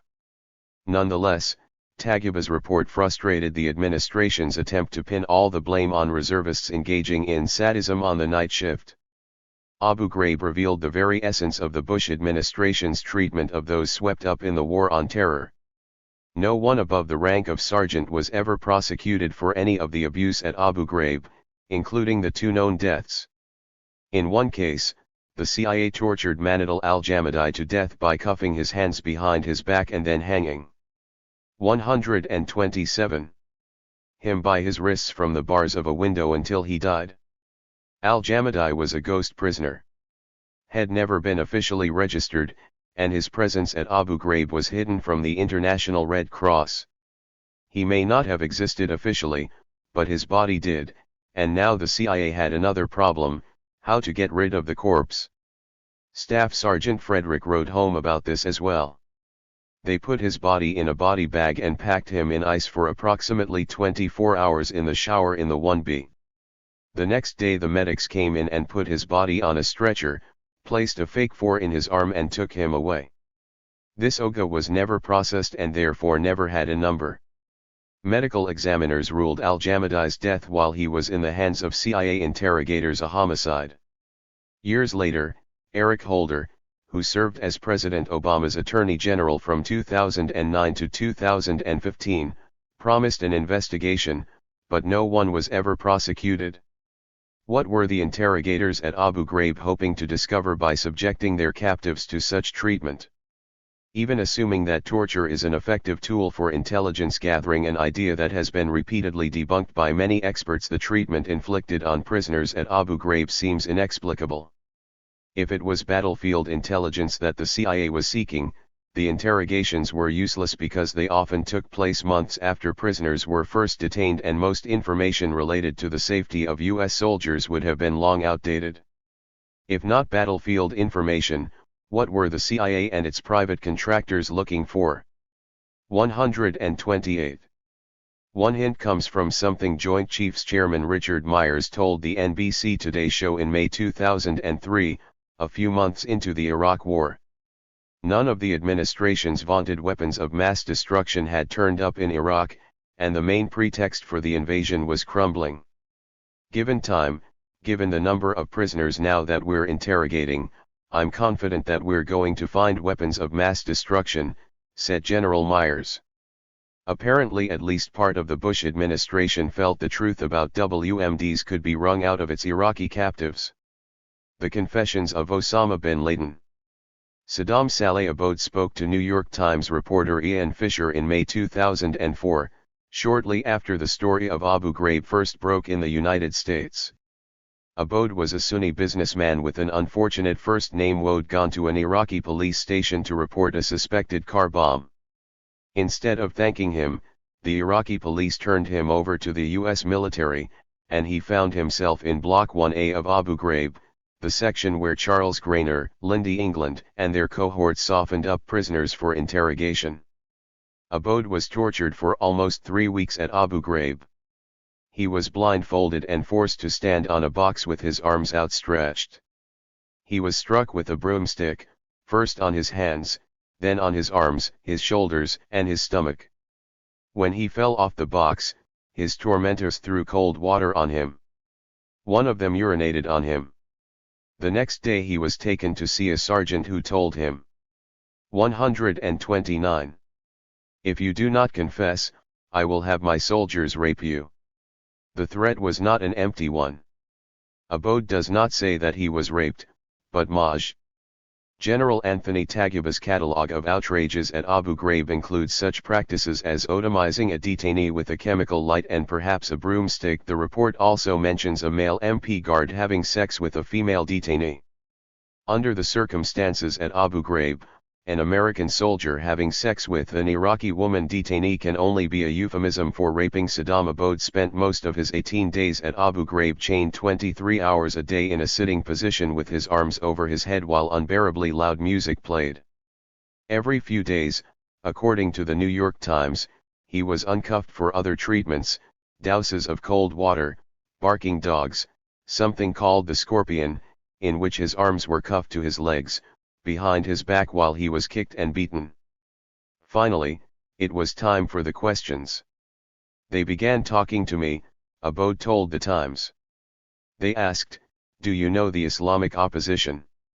I said, yes. They asked, do you know Zarqawi, referring to Abu Musab al-Zarqawi, a Jordanian militant with ties to Al-Qaeda. I told them, I am his driver, I swear to God. Having confessed to being the driver for a man the US considered an elite terrorist, Abode then made an even more startling admission. They asked, 130. Me about Osama bin Laden. I said, I am Osama bin Laden but I am disguised. Abode said he meant every word. I was only afraid that they would take me back to the torture room. I would prefer to be dead. But, of course, no prisoners could reveal the whereabouts of Saddam's secret nuclear, chemical, and biological weapons factories because they didn't exist. Who is responsible for what happened at Abu Ghraib? There is plenty of blame to go around, but much of it falls on the shoulders of Donald Rumsfeld, whose wishes were carried out by his deputy Stephen Cambone, and further down the chain of command, by Major General Jeffrey Miller. In November 2002, Miller was placed in charge of interrogations at Guantanamo. Under pressure from Rumsfeld to produce more useful intelligence, Miller sought approval to use more coercive methods on his prisoners. In December 2002, Jim Haynes, the Defense Department's general counsel, sent a memo to Rumsfeld recommending approval of a number of coercive techniques, including stress positions, isolation, sleep deprivation, and exploiting prisoners' personal phobias, such as fear of dogs. The memo indicates that both Douglas Feith and Richard Myers concurred. So did Rumsfeld, but he added a handwritten note suggesting that forcing a prisoner to stand for a few hours was not particularly stressful. I stand for 8 to 10 hours a day. Why is standing limited to 4 hours, he wrote. 131. In September 2003, Rumsfeld dispatched Maj. General Miller to Iraq, to oversee detentions there, especially Abu Ghraib. His mission? To Gitmoize the place. In April 2004, Miller formally took charge of all U.S. detentions and interrogations in Iraq. Miller quickly introduced the aggressive new procedures he brought from Guantanamo, including one he especially favored: the use of military dogs to frighten detainees. Apparently, the new procedures produced results that were more like what the Pentagon wanted, although the intelligence gathered this way often proved to be a mix of invention and desperate agreement to whatever interrogators suggested. Miller had indeed succeeded in Gitmoizing Iraq. In a July 28, 2005, story, The Washington Post reported on a little-noticed preliminary hearing for two Army dog handlers, who were facing court-martial for their use of dogs to torment prisoners at Abu Ghraib. Testimony at this hearing underlined Miller's role in bringing Guantanamo's methods to Iraq. Major David Dinana, identified by the Post as the top military police operations officer at Abu Ghraib in 2003, told the court, "We understood was sent over by the Secretary of Defense, to take their interrogation techniques they used at Guantanamo Bay and incorporate them into Iraq." The Post story continued. While methods employed at Abu Ghraib including hooding, nudity, and placing prisoners in stress positions have been characterized by senior defense officials as rogue, abusive horseplay on the night shift, some of them had been authorized for experienced interrogators at Guantanamo Bay. Dogs, seen menacing detainees at Abu Ghraib in grisly photographs, were also used in Cuba under Miller's command. 152. One of the dog handlers, SGT. Michael J. Smith, was convicted of various charges in 2006, including using dogs to terrify prisoners into urinating and defecating on themselves. Colonel Thomas M. Pappas, who had been in charge of military intelligence at Abu Ghraib during the period captured on the photographs, testified for the defense under a grant of immunity. He testified that he had learned about the effectiveness of military dogs from Miller and his entourage, when they first visited Iraq in 2003. Miller was called to testify. A hero at Abu Ghraib. If it hadn't been for a 24-year-old soldier named Joe Darby, we might never have heard of the tortures and abuses committed at Abu Ghraib. Darby was a member of a military police unit assigned to the prison. One day early in 2004, Army Specialist Charles Grainer handed him a couple of CDs full of photographs, thinking perhaps that Darby would enjoy them as much as he did. Grainer was one of the people in charge of the Army reservists responsible for softening up prisoners before they were handed over for interrogation to military intelligence and the other government agency. When Joe Darby saw the photographs, unlike Grainer, he was not amused. He was horrified. He recognized the revolting images as evidence of crimes and, after 3 weeks of interior debate, he decided to hand them to Special Agent Tyler Piran of the U.S. 133. Army Criminal Investigation Command, who was working at Abu Ghraib. From there, the photos made their way up the chain of command, and finally via a leak to reporter Seymour Hersh into U.S. living rooms on 60 Minutes too. Darby hoped to remain anonymous, but he soon gained international renown for what he had done. With exposure came threats to him and to his family. In the immediate aftermath of the disclosures, while still stationed at Abu Ghraib, he feared that he might be murdered in his sleep. Still, he doesn't consider what he did anything special. As he said when accepting the Kennedy Library's Profiles in Courage Award, TT just seemed like the right thing to do at the time. For the defense at the trials for both dog handlers, he refused, citing his Fifth Amendment right not to incriminate himself. Camp Nama, Abu Ghraib is infamous, but war crimes were also committed at JSOC's Camp Nama, located near the Baghdad airport. Nama was not its real name. Officially, it was the Battlefield Interrogation Facility. Nama stood for Nastiest Military Area, according to a 2006 Eric Schmidt story in the New York Times. Its motto, which could be seen on posters in the facility, was "No blood, no foul," an allusion to the belief that if you don't make them bleed, they can't prosecute you for it. Detainees at Camp Nama were considered not to be prisoners of war, and therefore outside the protection of the Geneva Conventions. They were permitted no visitors not family members, lawyers, or representatives of the International Red Cross. Me. Journalist Jeremy Scahill reported on the treatment of one Camp Nama prisoner, the son of a Saddam Hussein bodyguard. He said that he was made to strip, was punched repeatedly in the spine until he fainted, was doused with cold water and forced to stand in front of the air conditioner and kicked in the stomach until he vomited. This was a typical ordeal for those prisoners who fell into JSOC's hands. These unfortunate Iraqis were beaten, sodomized, exposed to relentless noise and light, drenched with cold water, and made to stand dripping for hours in front of air conditioners. Some died. Many had no information to offer because they didn't know anything their interrogators wanted to hear. In fact, a leaked Red Cross report from the period quotes U.S. military intelligence officers as saying that in their estimate between 70% and 90% of the persons deprived of their liberty in Iraq had been arrested by mistake. So secret was Camp Nama that when Maj. General Miller was on his Gitmoizing tour of Iraq, he needed special permission from the very top of the Pentagon to gain admittance. Who did know what went on in the detention centers run by JSOC in Iraq? First, there was General Stanley McChrystal, who commanded JSOC from September 2003 through 2008. He was a frequent visitor at Camp Nama and fully aware of all that went on there. According to a 2009 Esquire magazine interview with an interrogator who worked at Nama, McChrystal guaranteed that no one could interfere with the interrogation procedures at Nama. The colonel in charge of the prison told the interrogator that he had it directly from General McChrystal and the Pentagon that there's no way that the Red Cross could get in, they won't have access and they never will. This facility was completely closed off to anybody investigating, even Army investigators. 155. McChrystal's military duties during the Bush administration extended far beyond Camp Nama. Under his direction, JSOC became the force that Dick Cheney and Donald Rumsfeld used to run a full-bore covert operations network. There may have been another reason Cheney and Rumsfeld preferred to run their special ops out of the Pentagon, rather than through the CIA.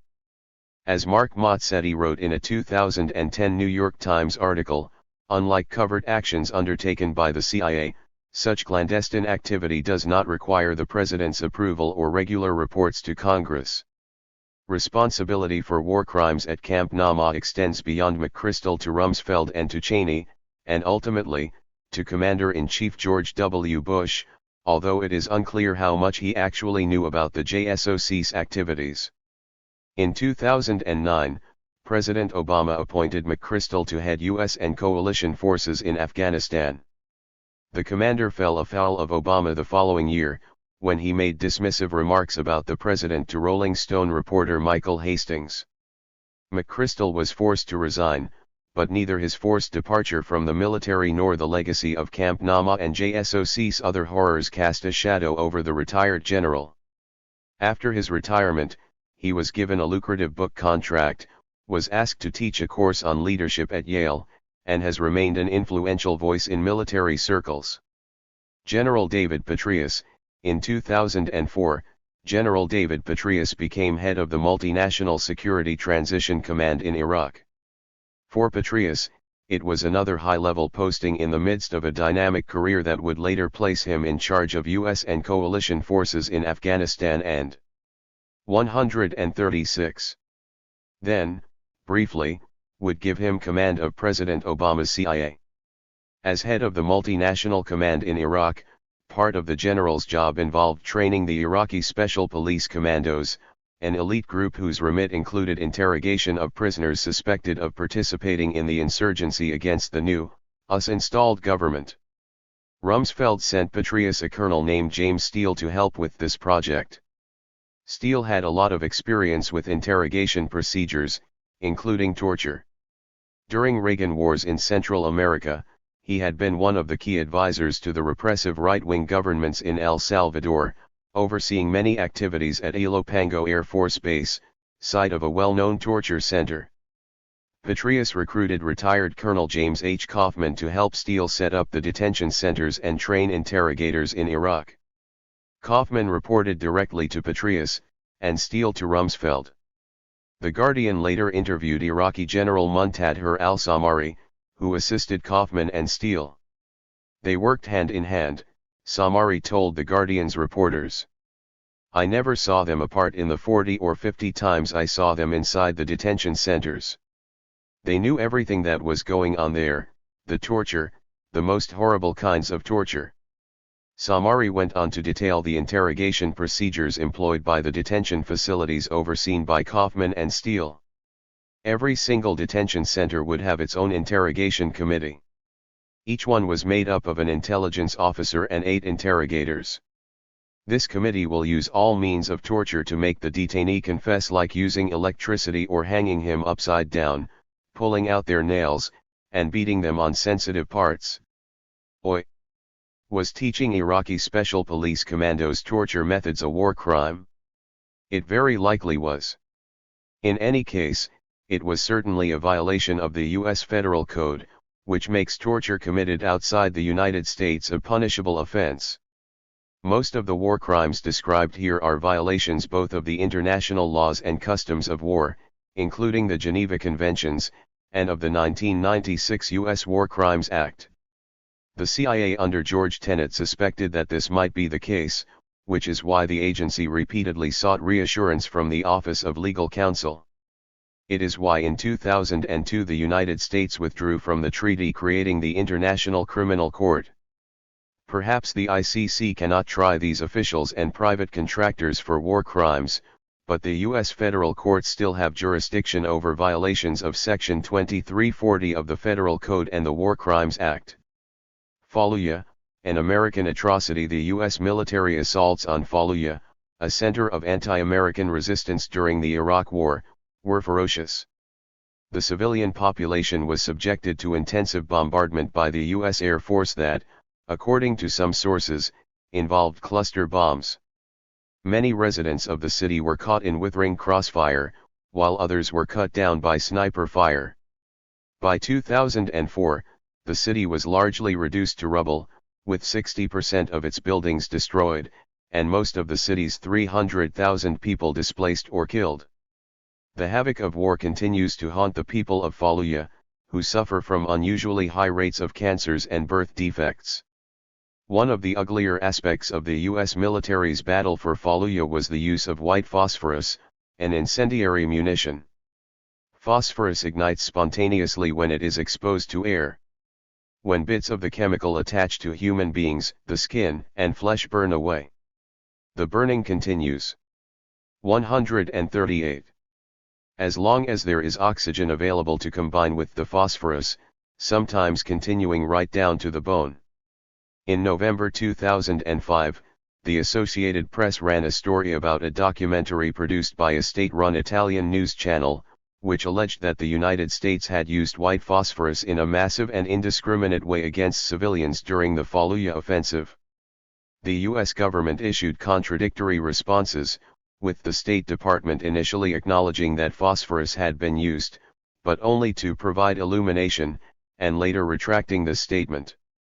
Meanwhile, a Pentagon spokesperson confirmed that white phosphorus had in fact been used as an incendiary weapon against enemy combatants but not against civilians. Whether civilians or enemy fighters are the targets, the use of white phosphorus is almost certainly a war crime as defined in the 1996 War Crimes Act. The federal law prohibits grave breaches of the 1907 Hague Convention, and this appears to be just such a breach. Article 23 of the Hague Charter makes it unlawful to employ arms, projectiles, or material calculated to cause unnecessary suffering. The use of incendiary weapons of any kind, including white phosphorus, is explicitly prohibited in Protocol 3 of the UN Convention on Certain Conventional Weapons. Unfortunately, the United States has not signed Protocol 3. It is perhaps particularly ironic that the United States should invade Iraq on the grounds that Saddam Hussein was producing and stockpiling chemical weapons, only to employ its own chemical weapons against Iraqis. In the next chapter, we will turn to another category of crimes, those committed outside the wars in Iraq and Afghanistan and which therefore may not directly contravene the laws and customs of war, but which violate equally important international agreements protecting human rights. Chapter 5. Crimes against human rights. We don't kick the shit out of them. We send them to other countries so they can kick the shit out of them. Anonymous U.S. official speaking to reporters in 2002. If you are going to murder someone, you need to have a very good reason to do it, and you need to have absolutely unequivocal evidence that this is necessary, and will materially advance our interests. And that just doesn't happen. Joshua Faust, former Yemen analyst for the Defense Intelligence Agency. His chapter describes actions in the war on terror, actions such as torture, enforced disappearance, and assassinations that would be war crimes if they were committed in the context of an actual war. When the United States mistreated any prisoner in either Iraq or Afghanistan. 143. Regardless of the person's combatant status, this mistreatment was a violation of the Geneva Conventions as well as the U.S. War Crimes Act, and for both these reasons was a war crime. However, such crimes fall into a different category when committed in a conflict that has no defined geographical boundaries or foreseeable endpoint, a war fought in fits and starts in many countries on several continents, a war carried on through covert operations and, to the extent possible, hidden from everyone except its targets. Such a war lacks the regular, sustained conflict between armies that characterizes war in the legal sense. Thus, the crimes committed in this never-ending war on terror, outside of the Afghanistan and Iraq theaters of combat, are not really war crimes. But they are still terrible crimes, even when they occur outside the confines of a traditional war.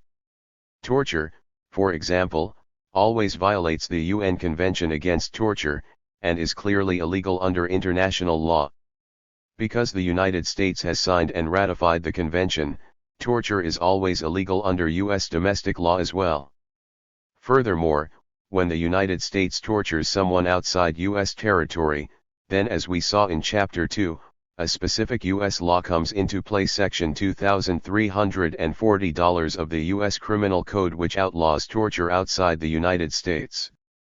When the CIA kidnapped Abd al-Rahim al-Nashri in Dubai, transported him to a dark site in Poland, strung him up by the wrists for 60 hours and put a pistol and an electric drill to his head, the agency broke quite a few human rights laws and treaties. However, while Nashri's kidnapping and torture are terrible crimes, it is not at all clear that absent an actual war they can be called war crimes. That is why I've chosen to collect crimes like this in a category called human rights crimes. 144. U.S. human rights crimes in the war on terror include such actions as kidnapping and enforced disappearance, torture, rendition, hostage-taking and detention without trial, human experimentation, and extrajudicial killing. All of these are illegal under one or more international human rights conventions, and many are illegal under U.S. laws, too. As is the case with the war crimes described in the previous chapter, U.S. officials at the highest levels are responsible for these human rights crimes.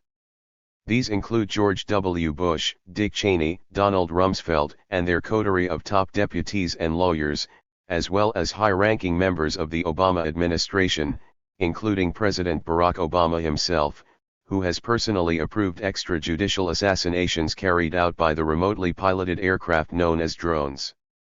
Kidnapping, rendition, and torture. We will probably never know how many people were kidnapped in countries such as Pakistan, Indonesia, or Macedonia and shipped to secret CIA prisons under the Bush administration. We will never know how many were sent from CIA prisons to be tortured in other countries. The latter procedure is called extraordinary rendition, and it did not originate with George W. Bush. The history of such political kidnapping extends at least as far back as the Cold War, but it accelerated under President Bill Clinton. Clinton knew it was illegal. In his 2004 memoir Against All Enemies, Inside America's War on Terror, Counterterrorism Chief Richard E. Clarke describes an Oval Office meeting in 1993. Clarke had proposed to snatch an 145 terrorist, and Clinton's White House legal counsel Lloyd Cutler was explaining why this would violate international law. Al Gore came in late to the meeting and got a summary of the arguments on both sides from Clinton. Clarke, with obvious approval, reproduced Gore's take on the question. That's a no-brainer. Of course it's a violation of international law, that's why it's a covert action. The guy is a terrorist. Go grab his ass. According to Clarke, During the Clinton administration, the impediment to successful snatches wasn't to be found in the White House. It was George Tenet's CIA that couldn't or wouldn't carry them out. The Department of Defense was no better at devising kidnapping operations. In one case, observed Clark, the Pentagon brass could only generate options that would have led to a ground war in Sudan. The only force that seemed to have the right stuff in Clark's view was the Joint Special Operations Command, but this gung-ho unit was often stymied by senior military that would change under George W. Bush. The snatches Clark describes were primarily kidnappings, rather than renditions. Several of the people arrested this way were brought to the United States and tried in civilian courts for participating in the 1993 World Trade Center bombing. True rendition means transferring someone from one legal jurisdiction to another, usually through legal extradition. Rendition becomes extraordinary when it happens outside the law, as when a person is sent to a country with which the United States does not have an extradition treaty, or when it is likely that the rendered person will be tortured in that other country. In a 2004 New Yorker magazine article and later in her book, The Dark Side, Jane Meyer described a secret agreement between Egypt and the United States that was forged. Under President Clinton, the U.S. would seize the targets, some of whom were already wanted in Egypt, and render them to that country. Technically, the Clinton administration was required to secure written assurance from Egypt that the rendered persons would not be tortured. But, as former CIA agent Michael Scheuer told a congressional hearing, such assurances weren't worth a bucket of warm spit. The rendition targets were tortured, and some were executed. Ordinarily, when one country wishes to bring criminal charges against someone in another country, the prosecuting country uses the legal method of extradition. It presents evidence showing probable cause to the government of the country where the subject is living, and that country makes a decision whether or not to extradite. The CIA had a problem with ordinary extradition, however, because the agency really had no evidence against many of the people it wanted to imprison. Indeed, sometimes the evidence only emerged after the target was interrogated under torture. Other times, it was information produced by torturing one person that led the CIA to snatch someone else. And of course, as is so often the case with tortured testimony, the information was often wrong. In any case, the United States didn't want to put its targets on trial in a public venue, which is the usual goal of extradition. So they resorted to kidnapping. What was extraordinary rendition like under George W. Bush? First, it was a surprisingly large program, expanding greatly from the Clinton years. In a 2013 report, Globalizing Torture, CIA Secret Detention and Extraordinary Rendition, the Open Society Foundation listed 54 countries involved in the U.S. rendition program. And it was brutal. Evidence of this can be found in important books such as The Guantanamo Files by Andy Worthington, who collected the stories of 774 Guantanamo detainees. Guantanamo. L-47. Diary by former Gitmo prisoner Mohamedou Ould Slahi is also an extraordinary document. In an English-language record given to his U.S. attorneys, Slahi used his fourth or fifth language not only to tell his own story, but to give us very human sketches of the many and varied people responsible for his torments after his detention in November 2001. With one exception, no U.S. officials have been prosecuted for any of these kidnappings.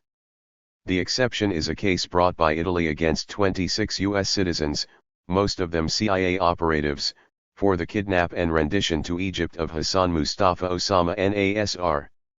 23 of those charged, including Robert Selden Lady, the then CIA station chief in Milan, and U.S. Air Force Lieutenant Colonel Joseph L. Romano, were convicted in absentia in 2009.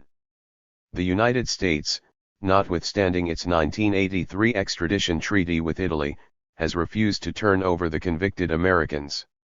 What happened to Hassan Nasr?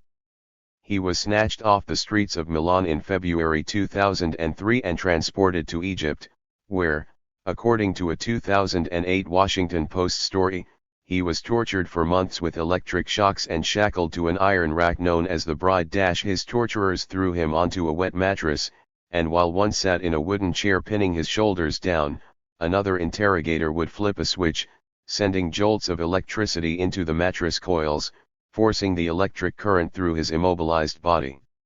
At the time of his kidnapping, Nasr was in exile from Egypt and living in Italy, where he had found political asylum. He was serving as an imam at an Islamic institute in Milan.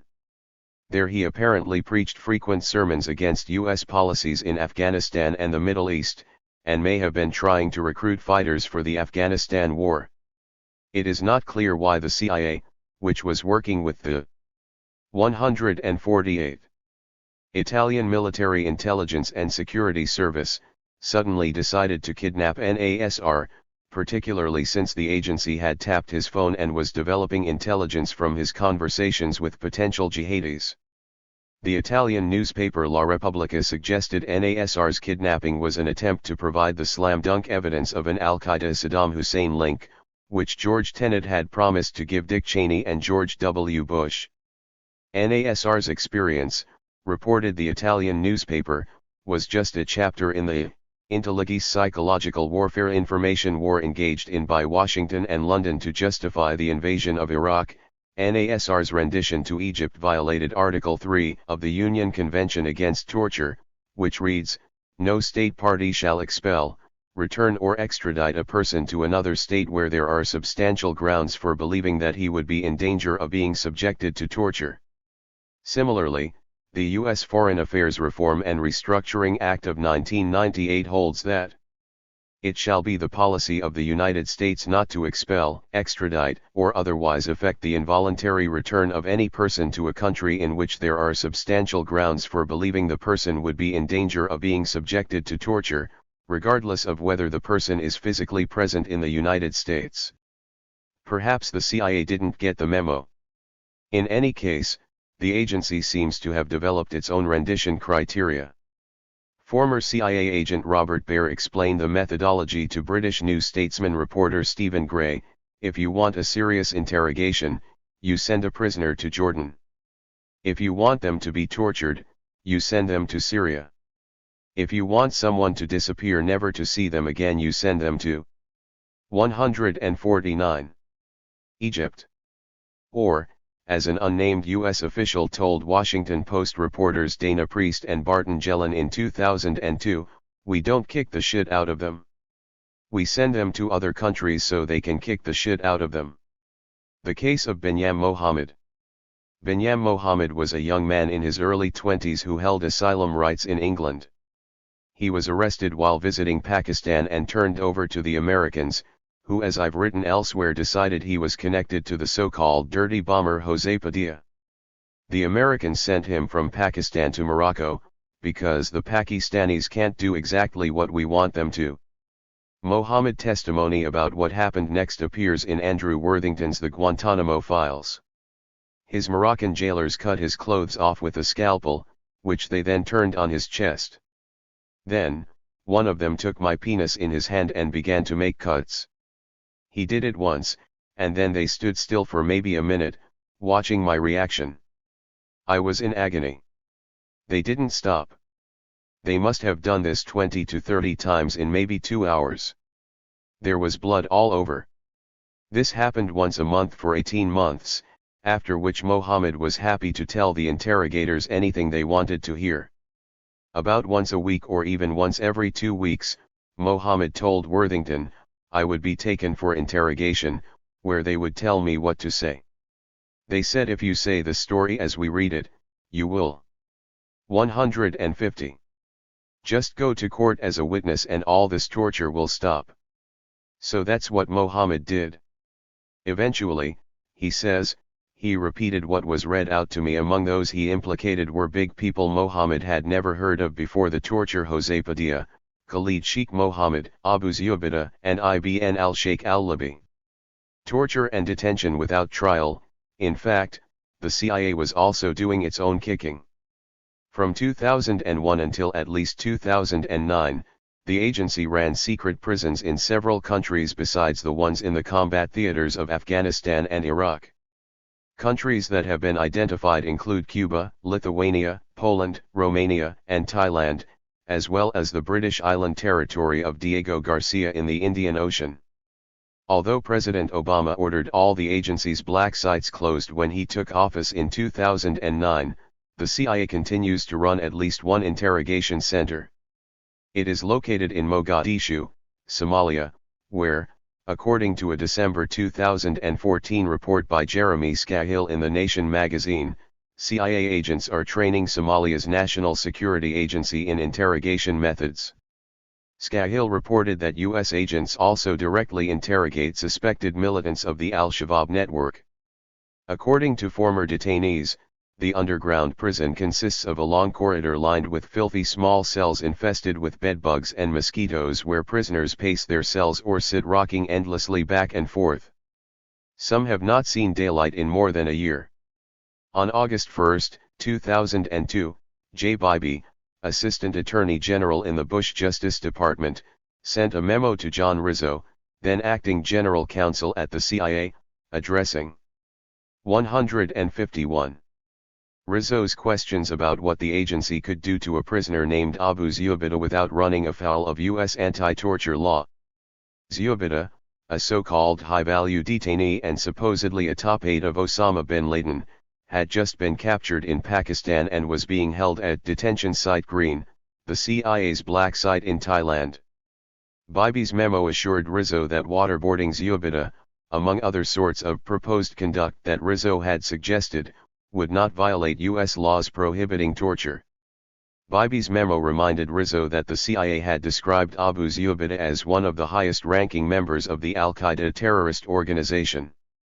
Furthermore, according to assessment, Zubaydah, though only 31, rose quickly from very low-level mujahideen to third or fourth man in Al-Qaeda. He has served as Osama bin Laden's senior lieutenant. In that capacity, he has managed a network of training camps. He has been instrumental in the training of operatives for Al-Qaeda, the Egyptian Islamic Jihad, and other terrorist elements inside Pakistan and Afghanistan. He also acted as Al-Qaeda's coordinator of external contacts and foreign communications. None of this was actually true, as documents from Zubaydah's habeas corpus hearings eventually revealed. Who, then, is Abu Zubaydah? He is a Saudi national presently imprisoned in Guantanamo. In the 1980s he does seem to have held a responsible position at Khaldan Camp in Afghanistan, a mujahideen training camp established with CIA help during the Soviet occupation. In effect, Zubaydah was a U.S. ally in the fight against the Soviets in Afghanistan. 152. For several years, the Bush administration routinely referred to Khaldan as an Al-Qaeda training camp, but in fact, it was not. The Senate Intelligence Committee report made this clear when it quoted a CIA intelligence assessment dated August 16, 2006, entitled Countering Misconceptions About Training Camps in Afghanistan, 1990 to 2001. The CIA assessment observed that a common misperception in outside articles is that Khaldan Camp was run by Al-Qaeda. This misconception developed, according to the CIA document, because the agency's pre-9/11 intelligence had inaccurately cast Zubaydah as a senior Al-Qaeda lieutenant. The CIA knew this was wrong, and knew, in fact, that Zubaydah was not even connected to Al-Qaeda. Nevertheless, the month after the CIA clarified the nature of the Khaldan camp and Zubaydah's lack of Al-Qaeda connections, President Bush used the story of Zubaydah's capture and interrogation to publicly justify the CIA's enhanced interrogation program, telling the public that he helped smuggle Al-Qaeda leaders out of Afghanistan. The administration's reasoning about Zubaydah's role seems to have run in a perfect circle. Zubaydah ran Khaldan, therefore Khaldan was an Al-Qaeda camp. Khaldan was an Al-Qaeda camp, therefore Zubaydah was a senior Al-Qaeda official. In August 2002, Pakistani forces captured Zubaydah. In the process, he was severely injured, with bullet wounds in the thigh, testicle, and stomach. He would have died, had the CIA not imported a US surgeon to patch him up. The CIA's interest in Zubita's health was far from humanitarian, however. The agency wanted to interrogate him. In fact, after he had recovered sufficiently to be questioned, his captors occasionally withheld pain medication as a means of torture. 155. Abu Zubida was the first human subject on whom CIA-funded psychologists Bruce Jessen and James Mitchell had the opportunity to test their theories about using torture to induce learned helplessness. CIA records show that interrogators used the waterboard on Zubida 83 times. During this ordeal, the Senate committee reported, he became completely unresponsive, with bubbles rising through his open, full mouth. Each iteration of the watering cycle consisted of 4 steps. 1. Demands for information interspersed with the application of the water just short of blocking his airway. 2. Escalation of the amount of water applied until it blocked his airway and he started to have involuntary spasms. 3. Raising the waterboard to clear subject's airway. 4. Lowering of the waterboard and return to demands for information. The CIA videotaped these watering cycles, but in 2005, then CIA Director Michael Hayden ordered the tapes destroyed. In addition to waterboarding, Zubida endured the usual sleep deprivation, exposure to loud noises, walling, and confinement for hours in a box so small he could not stand up inside it. It was also with Zubida that the CIA began its practice of hiding detainees from the International Committee of the Red Cross by transferring them to its dark sites. The Senate Intelligence Committee report corroborated this. In part to avoid declaring Abu Zubida to the International Committee of the Red Cross, which would be required if he were detained at a U.S. military base, stated the report, the CIA decided to seek authorization to clandestinely detain Abu Zubida at a facility in country. L.E. Hayden would later tell the press that 25% of all the information that the CIA had gathered about Al-Qaeda from human sources originated with Abu Zubida. Even if this were true, this information must have been of dubious value, since Zubida was not a member of Al-Qaeda. Zubida had nothing to do with the Millennium plots to attack U.S. targets in Jordan and Los Angeles in 2000, as had been alleged. There was no Saddam Al-Qaeda link, although Zubida's testimony was used to establish one. Zubida was not, as Bush once described him to guests at the Connecticut Republican Committee luncheon at the White House, one of the top operatives plotting and planning death and destruction on the United States. He had nothing to do with the bombing of the USS Cole, in spite of what Bush told the nation at the end of 2001. By the time of his September 2006 speech, Bush had inflated the allegations against Zubida to include logistical support for the 9/11 attacks themselves. In a speech justifying enhanced interrogation techniques, Bush told the nation, "Our intelligence community believes had run a terrorist camp in Afghanistan where some of the 9/11 hijackers trained in June 2007. The Bush administration doubled down on its claim that Zubida was involved with 9/11. At a hearing before the Congressional Commission on Security and Cooperation in Europe, State Department legal advisor John Bellinger was explaining to the Commission on behalf of then Secretary of State Condoleezza Rice why the Guantanamo prison needed to remain open. Guantanamo, said Bellinger, serves a very important purpose, to hold and detain individuals who are extremely dangerous, like Abu Zubida, people who have been planners of 9/11. Nor was Zubida, as Donald Rumsfeld said on numerous 55 pounds occasions, a very senior Al-Qaeda official who has been intimately involved in a range of activities for the Al-Qaeda, or if not the number 2, very close to the number 2 person in the organization. The United States quietly withdrew all these allegations against Abu Zubida in September 2009. Zubida's attorneys had filed a habeas corpus petition on his behalf, and in that context were asking the government to supply certain documents to help substantiate their claim that his continued detention in Guantanamo was illegal. The Obama administration replied to this request with a 109-page brief filed in the U.S. District Court in the District of Columbia, the court that is legally designated to hear Guantanamo detainees' habeas cases.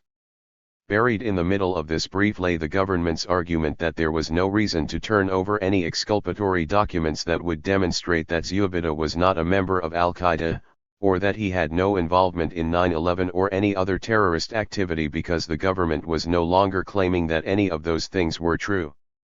The government's lawyers went on to make the stunning declaration that the Bush administration had never contended that had any personal involvement in planning or executing either the 1998 embassy bombings in Nairobi, Kenya, and Dar es Salaam, Tanzania, or the attacks of September 11, 2001. Furthermore, the government also has not contended in this proceeding that at the time of his capture, had knowledge of any specific impending terrorist operations. This is particularly telling, given that it was the prevention of future attacks that justified the CIA's torture of Zubida in the first place. The brief went on to argue that, far from believing that he was, if not the number 2, very close to 156. The number 2 person in Al-Qaeda, as Rumsfeld had said, the government has not contended in this proceeding that was a member of Al-Qaeda or otherwise formally identified with Al-Qaeda. Nevertheless, in his 2010 memoir, Decision Points, George W. Bush continued to maintain the fiction that Zubida had been such a threat to the United States that the nation could only be protected if he were tortured. Had I not authorized waterboarding on senior Al-Qaeda leaders, I would have had to accept a greater risk that the country would be attacked. In the wake of 9/11, that was a risk I was unwilling to take. My most solemn responsibility as president was to protect the country. I approved the use of the interrogation techniques. Since, as far as we have been told, only 2 people were subjected to waterboarding, Khalid Sheikh Mohammed and Abu Zubida, one of those senior Al-Qaeda leaders Bush refers to must be Zubida. 7 years after the initial filing of Zubida's habeas petition, the D.C. District Court has yet to rule on it. This is an extraordinary length of time, compared to the court's average 751-day turnaround time. Here, justice delayed is truly justice denied. Perhaps we should not be surprised, however. According to the Senate Intelligence Committee report, CIA headquarters assured those who were interrogating Zubida that he would never be placed in a situation where he has any significant contact with others and/or has the opportunity to be released. In fact, all major players are in concurrence, stated the agency, that he should remain incommunicado for the remainder of his life. LD. Abu Zubida is not the only U.S. prisoner in the war on terror who has never been charged with any crime, either in civilian courts or a military tribunal. The Obama administration has continued the practice of indefinite detention without trial begun under the 2001 congressional authorization for the use of military force against Al-Qaeda. In a signing statement appended to the 2011 National Defense Authorization Act, President Obama reiterated the United States' right to hold non-US citizens indefinitely. On the other hand, he rejected the view that all prisoners seized as potential terrorists must be handed over to the military. Obama has repeatedly argued that many such people can and should be tried in civilian courts. Nonetheless, as of this writing, 51 men who have been cleared for release from Guantanamo some cleared years ago are still being held there. Most of these are Yemenis. It seems unlikely they will be able to return home anytime soon, even if the United States were prepared to release them. Yemen is presently locked in a vicious civil war in which Saudi Arabia, the central U.S. ally in the region, has intervened, with the assistance of U.S. money and munitions. Almost 60 other Gitmo detainees have neither been cleared for release nor charged with any offense.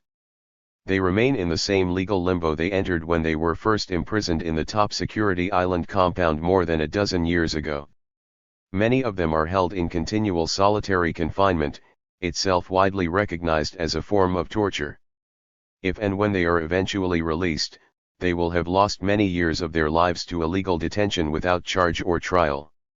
Those who resist their detention through the only nonviolent tactic available to them, the hunger strike, are also tortured with punitive force feedings.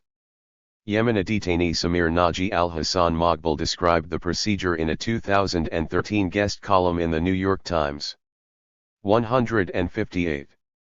I will never forget the first time they passed the feeding tube up my nose. I can't describe how painful it is to be force-fed this way. As it was thrust in, it made me feel like throwing up. I wanted to vomit, but I couldn't. There was agony in my chest, throat, and stomach. I had never experienced such pain before. I would not wish this cruel punishment upon anyone. Tam still being force-fed. 2 times a day they tie me to a chair in my cell. My arms, legs and head are strapped down. I never know when they will come. Sometimes they come during the night, as late as 11 p.m., when I'm sleeping. As of late 2015, Maqbul was still incarcerated at Guantanamo. A few other men remain at Guantanamo such as Abu Zubaydah and Khalid Sheikh Mohammed, whom the U.S. government deems too dangerous ever to release but who can never be tried because the evidence against them was produced under torture. Some of them are named and their tortures described in the Senate Intelligence Committee report.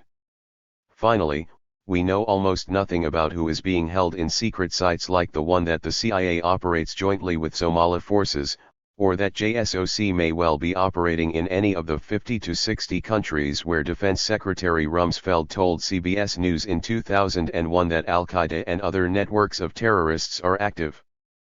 Human experimentation. The 1996 U.S. War Crimes Act lists performing biological experiments as one of the grave breaches of Geneva constituting a war crime. A biological experiment is defined as 159. Any act of a person who subjects, or conspires, or attempts to subject, one or more persons within his custody or physical control to biological experiments without a legitimate medical or dental purpose and in so doing endangers the body or health of such person or persons. Certainly the United States has not conducted the number or kind of experiments in the course of the War on Terror that the Nazi doctors carried out at Auschwitz and other concentration camps. Thousands of people died and thousands more were tortured, maimed, and mutilated in the service of Nazi pseudoscience. At a 1946 trial held at Nuremberg, the United States prosecuted 20 Nazi doctors, of whom 13 were convicted of war crimes and crimes against humanity. U.S. experimentation took place on a much smaller scale during the War on Terror, but it did happen. Almost every regime that introduces the practice of torture keeps careful records of its work.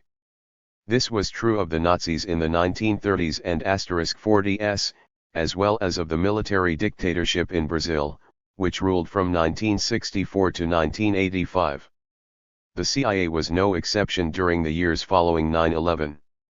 In a May 30, 2005, memo from Stephen Bradbury, head of the Justice Department's Office of Legal Counsel, to John Rizzo, then acting general counsel at the CIA, Bradbury discussed the CIA's record-keeping. Rizzo had written once again to secure reassurance that enhanced interrogation techniques are consistent with the United States obligations under Article 16 of the UN Convention Against Torture, which forbids cruel, inhuman, or degrading treatment or punishment which do not amount to torture. In his reply, Bradbury explained that there was method to the CIA's brutality. Careful records are kept of each interrogation, Bradbury wrote. This procedure, he continued, ensures accountability and allows for ongoing evaluation of the efficacy of each 160 technique and its potential for any unintended or inappropriate results. In other words, the CIA kept careful records of what was at least in part an experimental procedure designed to observe how well waterboarding worked. This was Abu Zubaydah's impression as well. I was told during this period that I was one of the first to receive these interrogation techniques, Zubaydah told the International Committee of the Red Cross, so no rules applied. It felt like they were experimenting and trying out techniques to be used later on other people. In addition to videotaping the use of the waterboard, the CIA's Office of Medical Services required a meticulous written record of every waterboarding session. The details that were to be recorded are spelled out clearly. In order to best inform future medical judgments and recommendations, it is important that every application of the waterboard be thoroughly documented, how long each application lasted, how much water was used in the process, how exactly the water was applied, if a seal was achieved, if the naso or oropharynx was filled, what sort of volume was expelled, how long was the break between applications, and how the subject looked between each treatment. It is possible to interpret this requirement of thorough documentation as evidence of the CIA concern for the welfare of their detainees. Another reading is equally possible, however. These are the records of an experimental procedure. The details about amount of water used, whether or not a seal was achieved, whether the naso or oropharynx was filled, how much the subject vomited up, and how he looked between each treatment, all of these become additional data points in ongoing research into effective techniques of interrogation. The medical veneer glossing this inhumane experimentation makes it all the more appalling. It was the two psychologists Jessen and Mitchell who brought waterboarding to the CIA. They personally used the torture method on detainees and taught others how to do it. It is not unreasonable to suppose that they helped design the protocols for data collection as well. This was not the first time that the CIA has engaged in human experimentation.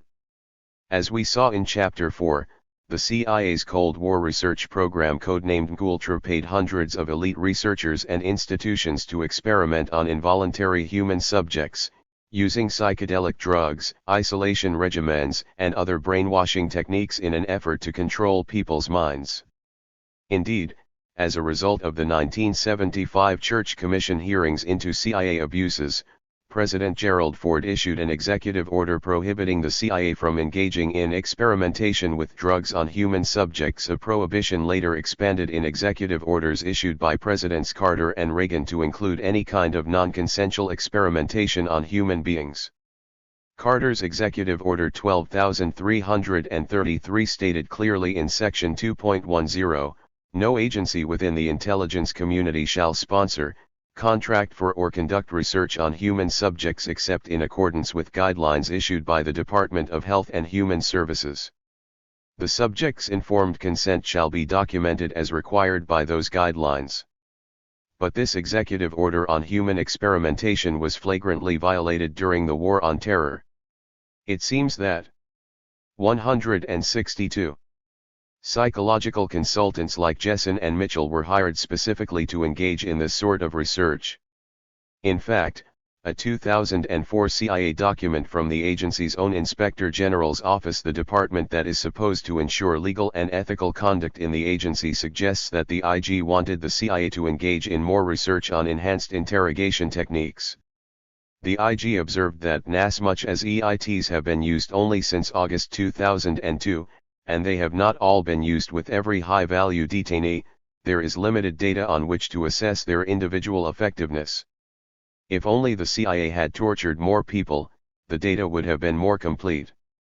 This is relevant, the IG review continued, because determining the effectiveness of each EIT is important in facilitating agency management decision as to which techniques should be used and for how long. Better data, better effectiveness. Entirely apart from the fact that the Senate Intelligence Committee report thoroughly refuted CIA claims of effectiveness, testing different methods of torture to see which techniques should be used and for how long is human experimentation and under Geneva and U.S. law a war crime. The IG review went on to identify specific difficulties encountered by anyone trying to make rigorous study of various torture methods. Measuring the overall effectiveness of EITs is challenging for a number of reasons, including, the agency cannot determine with any certainty the totality of the intelligence the detainee actually possesses.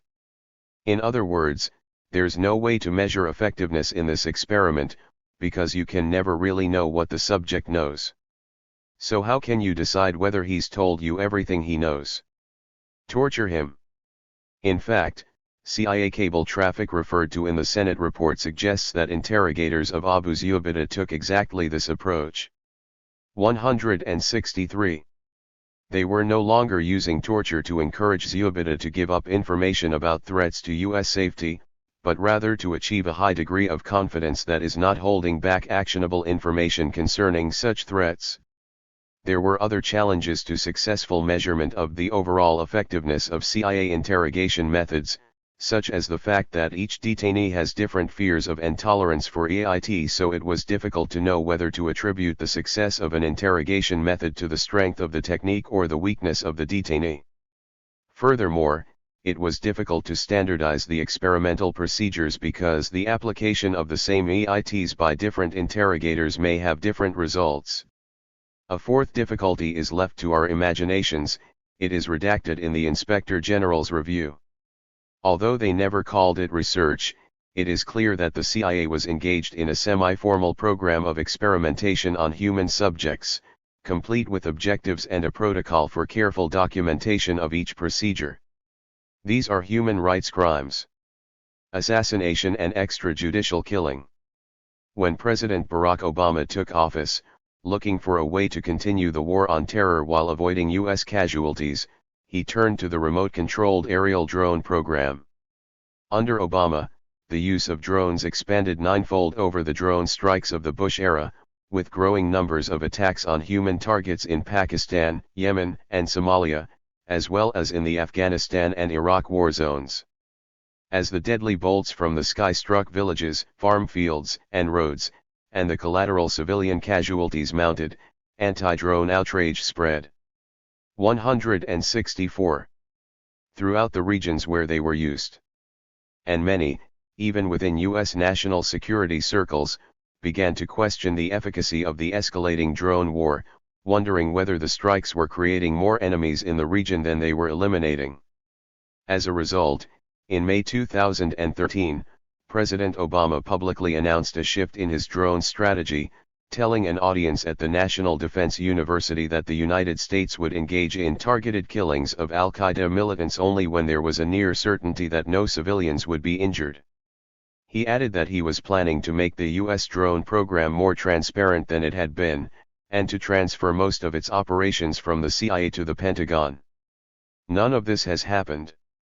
Many civilians continue to be killed by drone strikes, and their homes and property destroyed.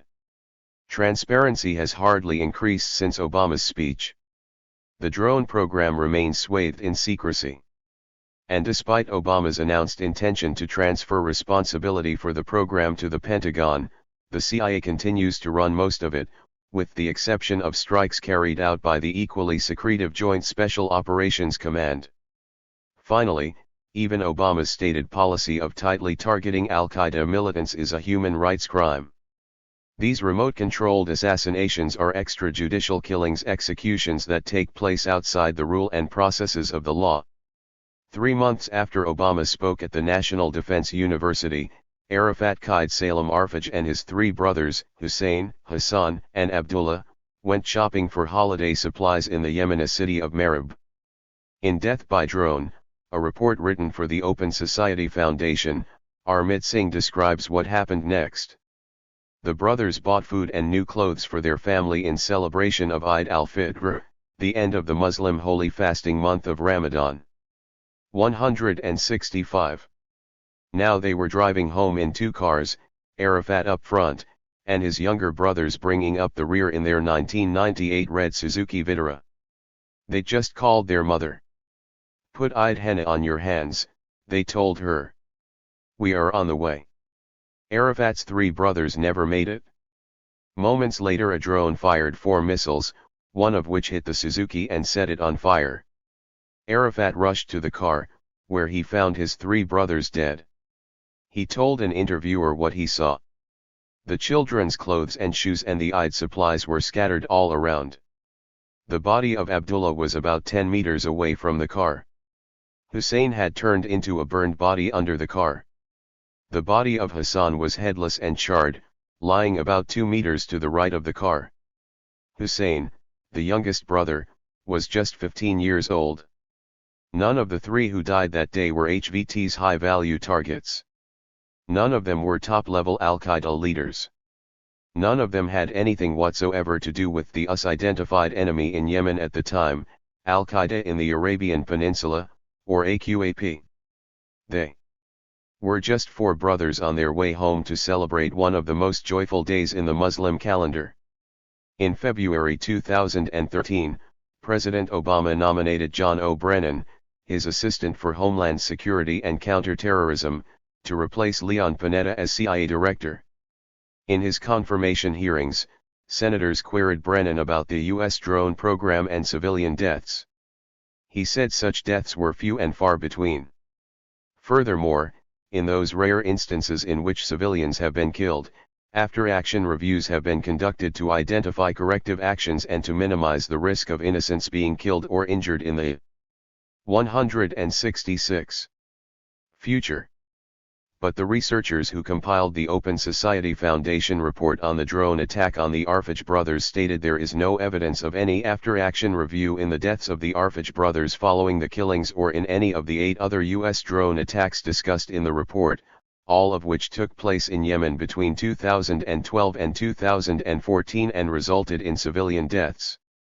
Brennan also told the senators that it was U.S. policy to pay financial compensation to families of victims.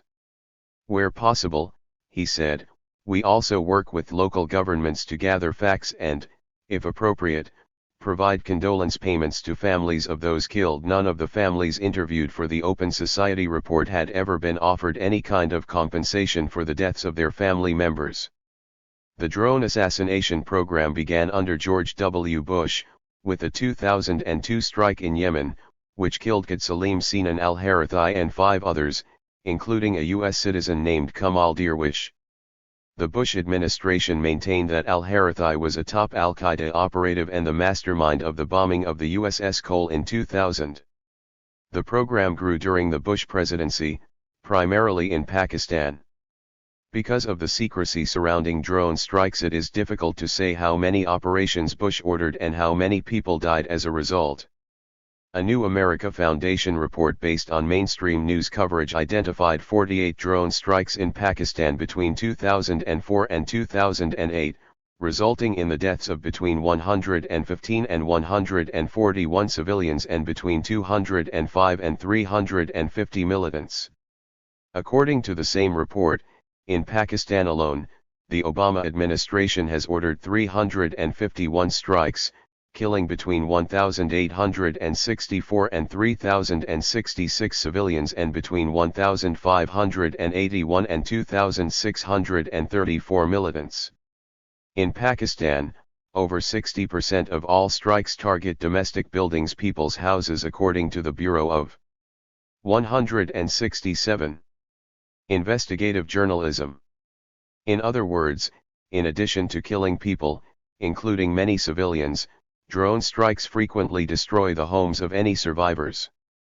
A February 2015 report by the Bureau of Investigative Journalism found that only 11% of the victims of drone strikes in Pakistan could be clearly identified as militants. Little was known about the many other victims. Except for the one strike that killed al-Harathi, all 129 drone attacks in Yemen have occurred under President Obama. The Obama administration's Department of Justice has argued that these drone strikes are not assassinations and are legal under the laws of war. In a paper dated November 8, 2011, a little over a month after the 2011 drone attack that killed U.S. citizen Anwar al-Awlaki, the department's Office of Legal Counsel responded to a request for an opinion on the legality of the use of lethal force in a foreign country outside the area of active hostilities against a U.S. citizen who is a senior operational leader of al-Qaeda or an associated force of al-Qaeda, that is, an al-Qaeda leader actively engaged in planning operations to kill Americans. In other words, after the fact, someone in the Obama administration wanted to know whether it had been legal to kill Anwar al-Awlaki in a location other than Iraq or Afghanistan, in this case, in Yemen. The anonymous DOJ author identified 4 sources of the president's authority to kill such a person: 1. His constitutional responsibility to protect the country; 2. The inherent right of the United States to national self-defense under international law; 3. Congress's authorization of the use of all necessary and appropriate military force against this enemy; and 4. The existence of an armed conflict with al-Qaeda under international law. 168. Furthermore, the DOJ paper argued, killing such an individual does not violate President Jimmy Carter's Executive Order 12333, which stated, No person employed by or acting on behalf of the United States government shall engage in, or conspire to engage in, assassination. This is because lawful killing in self-defense is not an assassination. In the department's view, a lethal operation conducted against a U.S. citizen whose conduct poses an imminent threat of violent attack against the United States would be a legitimate act of national self-defense that would not violate the assassination ban.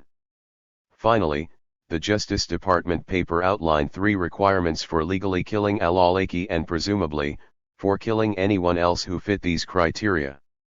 An informed, high-level official of the U.S. government has determined that the targeted individual poses an imminent threat of violent attack against the United States, capture is infeasible, and the United States continues to monitor whether capture becomes feasible, and the operation would be conducted in a manner consistent with applicable law of war principles. As we saw in Chapter 5, international law does indeed grant nations the right of self-defense when attacked, but preemptive self-defense is a trickier question. In the classic Caroline case deriving from a 19th-century international incident involving the U.S., British and Canadian governments, the standard established for legitimate preemption was that the need for self-defense is instant, overwhelming, and leaving no choice of means, and no moment for deliberation. The Justice Department paper seemed to endorse this view when it required that a high 169 U.S. official determine that an imminent threat of violent attack against the United States exists. However, the paper went on to explain that imminent doesn't really mean imminent in the sense that something is about to happen. In fact, the condition that an operational leader present an imminent threat of violent attack against the United States does not require the United States to have clear evidence that a specific attack on U.S. persons and interests will take place in the immediate future. It turns out that the threat from any operational leader is always imminent, because, with respect to al-Qaeda leaders who are continually planning attacks, the United States is likely to have only a limited window of opportunity within which to defend Americans. In other words, once a person has been identified as an al-Qaeda or allied group leader, he is by definition continually planning attacks, and therefore always represents an imminent danger and a legitimate target. The UN Special Rapporteur on Extrajudicial, Summary or Arbitrary Executions has disagreed with this view. In his 2013 report to the UN General Assembly, Christoph Haynes described the international legal framework in which drone strikes take place: international human rights law, international humanitarian law, and the laws governing conflicts between nations. International human rights law guarantees a right to life, which is enshrined in the 1948 Universal Declaration of Human Rights and given legal force in, among other treaties, the International Covenant on Civil and Political Rights, to which the United States is a party. There are legal limits to the right to life, including in countries that have the death penalty the state's right to execute a person after a legitimate trial. To execute someone without a trial, however, is an extrajudicial killing, and it is a human rights crime. 170. This is why it matters so much whether the conflict between the United States and various terrorist organizations is really a war. If not, then the law that applies is international human rights law. If the war on terror is not a war, then the United States had no legal right to kill one of its own citizens, such as Anwar al-Awlaki, without a trial. Indeed, it has no right to kill anyone who is not immediately threatening the lives of Americans. Human rights law does allow killing under very specific circumstances in order to save human lives. As the UN Special Rapporteur stated, where intentional killing is the only way to protect against an imminent threat to life, it may be used. This could be the case, for example, during some hostage situations or in response to a truly imminent threat. The assertion that simply because someone is a leader, he must by definition be continually planning attacks, as the Justice Department paper argued, doesn't justify extrajudicial killing. That is, it doesn't justify such killing unless the low-level conflict that includes drone strikes in Pakistan, Yemen, and Somalia constitutes a true war. In that case, the looser strictures of international humanitarian law would come into play. In war, the human right to life does not apply to those who are engaged in combat. Civilians still have that right, which is protected by the Geneva Conventions, but combatants become legitimate targets. In that case, it could be argued that drone strikes against identified belligerents are illegal, as would be the inevitable deaths of some civilians as collateral damage. But, as I have argued, the war on terror is not a war in the legal sense. The UN Special Rapporteur, in agreement with the International Committee of the Red Cross, also takes the position. For a conflict to qualify as a 171 non-international armed conflict, he says, armed violence must also reach a certain threshold of intensity that is higher than that of internal disturbances and tensions. And it has to keep going on. The armed violence should not be sporadic or isolated but protracted. Whatever the US conflict with terror may be, it is not a war. And the people who are killed in drone strikes, even if some of them are actually by some definition terrorists, have a right to life under international human rights law. Killing them without due process is murder. In any case, it appears that President Obama has jettisoned even the Justice Department's limited set of requirements for its drone strikes, at least in Pakistan, where the majority of attacks during his administration have taken place. An April 15, 2015, Wall Street Journal story reported that Obama secretly waived the requirement that a target represent imminent danger when the CIA plans drone strikes in Pakistan. In practice, this means that the CIA does not even identify a specific, named human target, but instead relies on what it calls signature strikes. Signature strikes target unidentified individuals based on some signature activity, usually activity observed by surveillance drones. The signature can be as ill-defined as a gathering of men, teenage to middle-aged, traveling in convoys or carrying weapons, according to a 2015 Guardian story. A 2012 New York Times article reported a joke going around the State Department at the time: when the CIA sees three guys doing jumping jacks, the agency thinks it is a terrorist training camp. In countries like Yemen or Pakistan, where most men carry rifles, and many social events involve groups of people driving from one town to another, even a wedding can appear to have the signature of terrorism. This is what happened in LF2. Yemen in December 2013, when missiles fired from a drone killed at least 12 people traveling in a wedding party. A survivor, Abdullah Muhammad Al-Tasi, described the carnage to Human Rights Watch. "We were having a traditional marriage ceremony. According to our traditions, the whole tribe has to go to the bride's tribe. We were in about 12 to 15 cars with 60 to 70 men on board. We had lunch at the bride's village at Al Abu Suraima. Then we left to head back to the groom village. A drone was hovering overhead all morning. There were one or two of them. One of the missiles hit the car.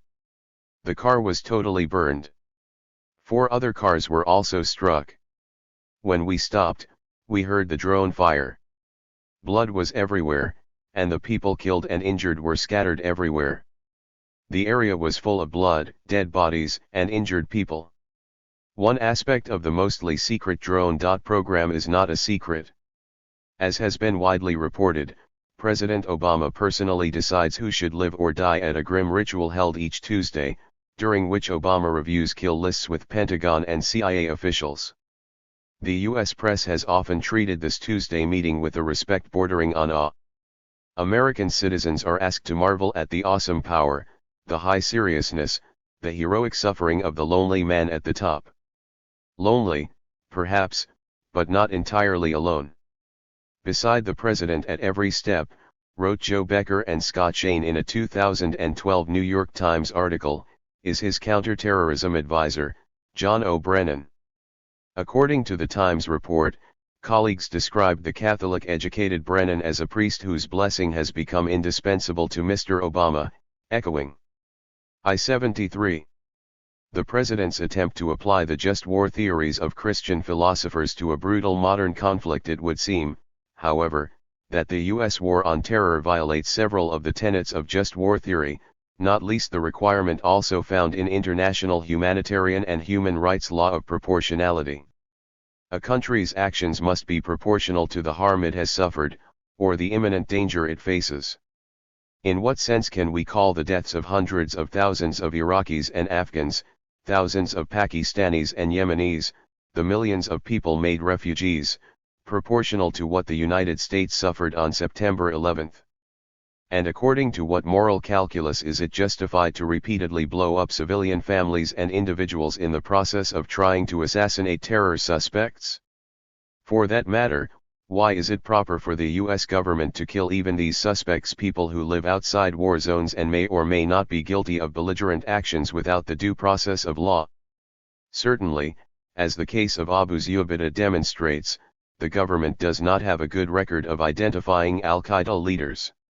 Just war theory also requires distinguishing between combatants and others, and as much as possible, avoiding doing harm to the latter. The drone war has a terrible record in this regard as well. To take one example, secret documents published by The Intercept in October 2015 demonstrated that in 27 attacks in northeastern Afghanistan over a 5-month period, almost 90% of those killed were not the targeted individuals. They were simply unfortunate people who happened to be in the vicinity of the attacks. In the aftermath of the November 2015 terror attacks in Paris, leading politicians in both parties almost fell over themselves in the race to propose sufficiently muscular responses. LT4. Republican presidential candidate Ted Cruz suggested that ISIS could only be fought effectively if the US stopped caring so much about collateral damage. ISIS, said Cruz in a statement posted on his website, will not be deterred by targeted airstrikes with zero tolerance for civilian casualties. In other words, we should punish ISIS for killing civilians by killing civilians. Of course, this disregard for civilian casualties was already an indelible stain on the Obama presidency. So, along with the Bush administration officials guilty of initiating the drone war, we must add the Obama administration officials, beginning with President Obama himself, who not only continued Bush's program of death from the sky but vastly expanded it. In addition to Obama, the list of accused includes the 5 men who served as his CIA director, Gen. Michael Hayden, Leon Panetta, Michael Morrell, David Petraeus and, of course, John Brennan. Conclusion. American Nuremberg. So, Socrates, injustice, if it is on a large enough scale, is stronger, freer, and more masterly than justice. And, as I said from the first, justice is what is advantageous to the stronger, while injustice is to one's own profit and advantage. Thrasymachus, in Plato's Republic. The moral arc of the universe is long, but it bends towards justice. Rev. Martin Luther King, Jr. paraphrasing the abolitionist Unitarian minister Theodore Parker. Speak of bringing someone to justice usually implies a trial, a conviction, and some form of punishment. To speak of justice for the victims of crime implies at the very least a public acknowledgement of the harm they have suffered, and the public naming of those 179 responsible for that harm. And it requires to the extent possible reparation. It is extremely unlikely that justice will ever be served if we wait for the US government to punish its own former or current high-ranking officials. Washington will never develop the political will to create its own war crimes tribunal, at least not in my lifetime. That is not the way of imperial capitals. It is always possible that a Dick Cheney or a George Tenet might find himself in the wrong country at the wrong time, a country like Spain or Switzerland that practices universal jurisdiction and is brave enough to indict a former US leader. But our own country, which should prosecute our own war criminals, simply will not do it. If our own government will not do it, and an international tribunal like the one at Nuremberg is not possible, is there any other way to publicly judge these crimes? We need to determine a method that does not simply punish the guilty, but that offers some relief to those who have been victimized and their families. Justice, as Aristotle and Saint Aquinas declared, consists in giving people what they are owed. What is owed to the victims of the war on terror and their survivors? What is owed to the system of international law that protects us, however imperfectly, from the depredations of raw military power?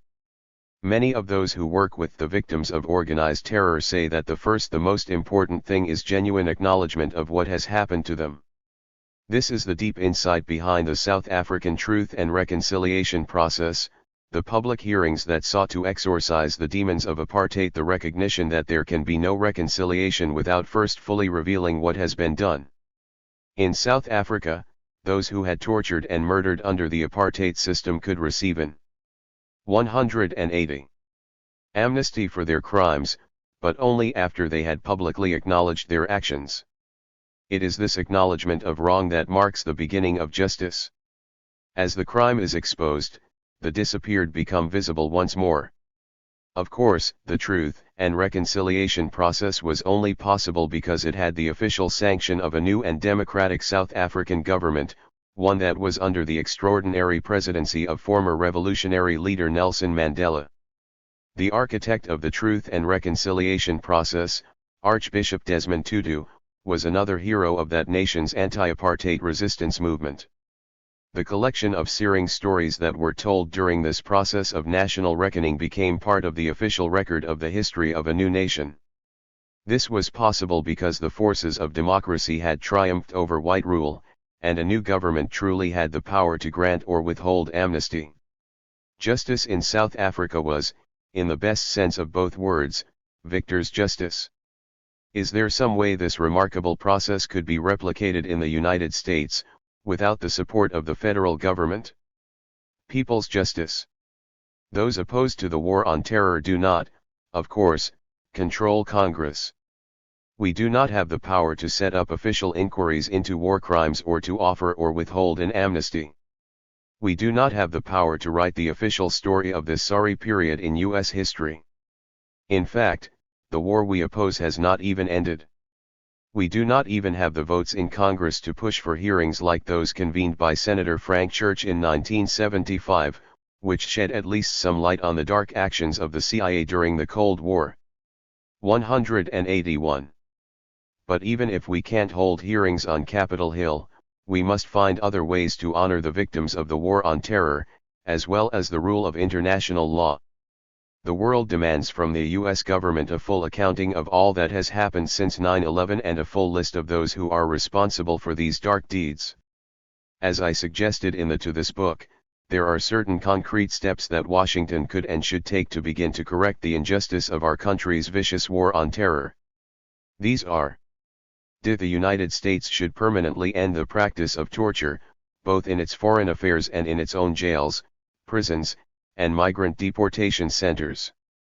The United States should pass and enforce a federal law that genuinely implements the UN Convention Against Torture and other cruel, inhuman, or degrading treatment or punishment. The present law only covers crimes occurring outside the United States. The United States should join the International Criminal Court, which would make future prosecutions of U.S. citizens possible in an internationally recognized venue. The United States Justice Department should stop resisting torture victims' attempt to sue for damages in U.S. courts. Article 14 of the Union Convention Against Torture establishes this obligation: each state party shall ensure in its legal system that the victim of an act of torture obtains redress and has an enforceable right to fair and adequate compensation, including the means for as full rehabilitation as possible. The United States should cooperate with, rather than resist, the efforts of other nations to extradite their own accused violators of human rights. 182. All these measures require U.S. government action that seems profoundly unlikely in the present political climate. Both mainstream political parties as well as Congress, the White House and the country's vast military and intelligence machinery remain committed to a permanent war on terror, whatever name they choose to give it. So what can we do as American citizens? We can empanel a non-governmental tribunal, a Citizens American Nuremberg. We could do worse than to build on the work of the Constitution Project, which in 2013 published a report indicting the nation's most senior officials for torture. Panelists included Republicans and Democrats, former George W. Bush administration officials, a former ambassador, a former head of the FBI, law professors, and a three-star general.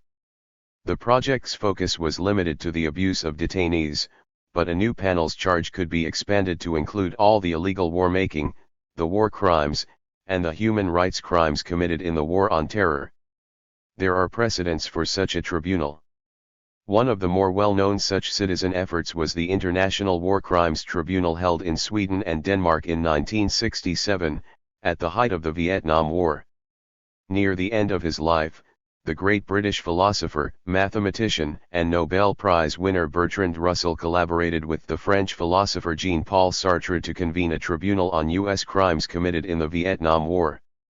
Russell and Sartre drew together a collection of deeply respected literary and political figures, including the writers James Baldwin, Simone de Beauvoir, and Julio Cortázar, as well as Lázaro Cárdenas, a former president of Mexico. The International War Crimes Tribunal, also known as the Russell Tribunal, considered 5 questions about the U.S. war in Vietnam. 183. 1. Has the United States government committed acts of aggression according to international law? 2. Has the American Army made use of or experimented with new weapons or weapons forbidden by the laws of war? 3. Has there been bombardment of targets of a purely civilian character, for example hospitals, schools, sanatoria, dams, etc., and on what scale has this occurred? 4. Have Vietnamese prisoners been subjected to inhuman treatment forbidden by the laws of war and, in particular, to torture or mutilation? Have there been unjustified reprisals against the civilian population, in particular, execution of hostages? 5. Have forced labor camps been created? Has there been deportation of the population or other acts tending to the extermination of the population and which can be characterized juridically as acts of genocide? In arguing for the importance and legitimacy of the Russell Tribunal, Sartre explicitly referred to the precedent set at Nuremberg.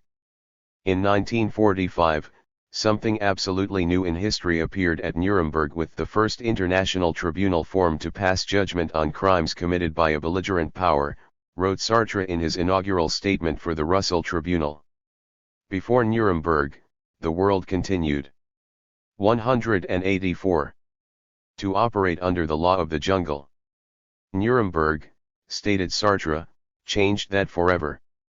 Tragically, however, Nuremberg left behind no permanent, universally recognized institution that could impose the rule of international law. Such a body, Sartre believed, would not have been difficult to set up.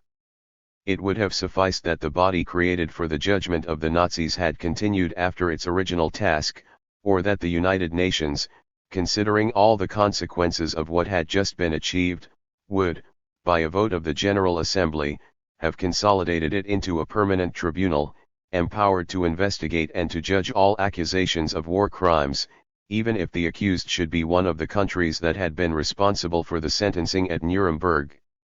In this way, the implicit universality of the original intention would have been clearly defined. However, we know what did happen. Hardly had the last guilty German been sentenced than the tribunal vanished and no one ever heard of it again. The Nuremberg tribunal might have vanished forever, but it left behind the embryo of a tradition. And now, Sartre believed, the United States and the Allied nations that were wreaking death and destruction in Vietnam could legitimately be tried by the standards set at Nuremberg. But for the Russell Tribunal's organizers, there was something even bigger at stake than judging U.S. war crimes in Vietnam.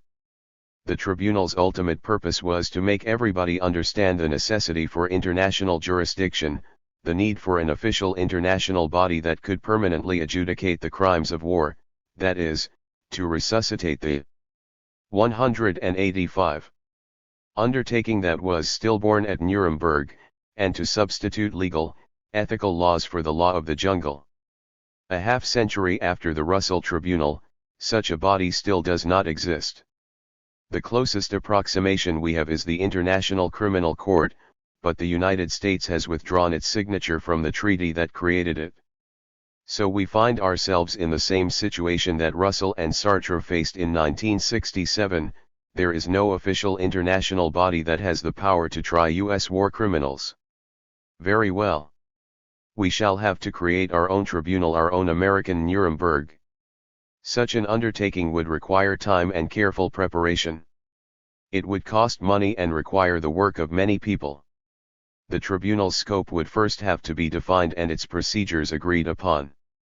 Then charges would have to be prepared, witnesses located, documents tracked down. Finally, the event would have to be carefully planned and staged to ensure the widest cooperation from across the political spectrum as well as maximum media coverage. But this massive effort would be well worth it.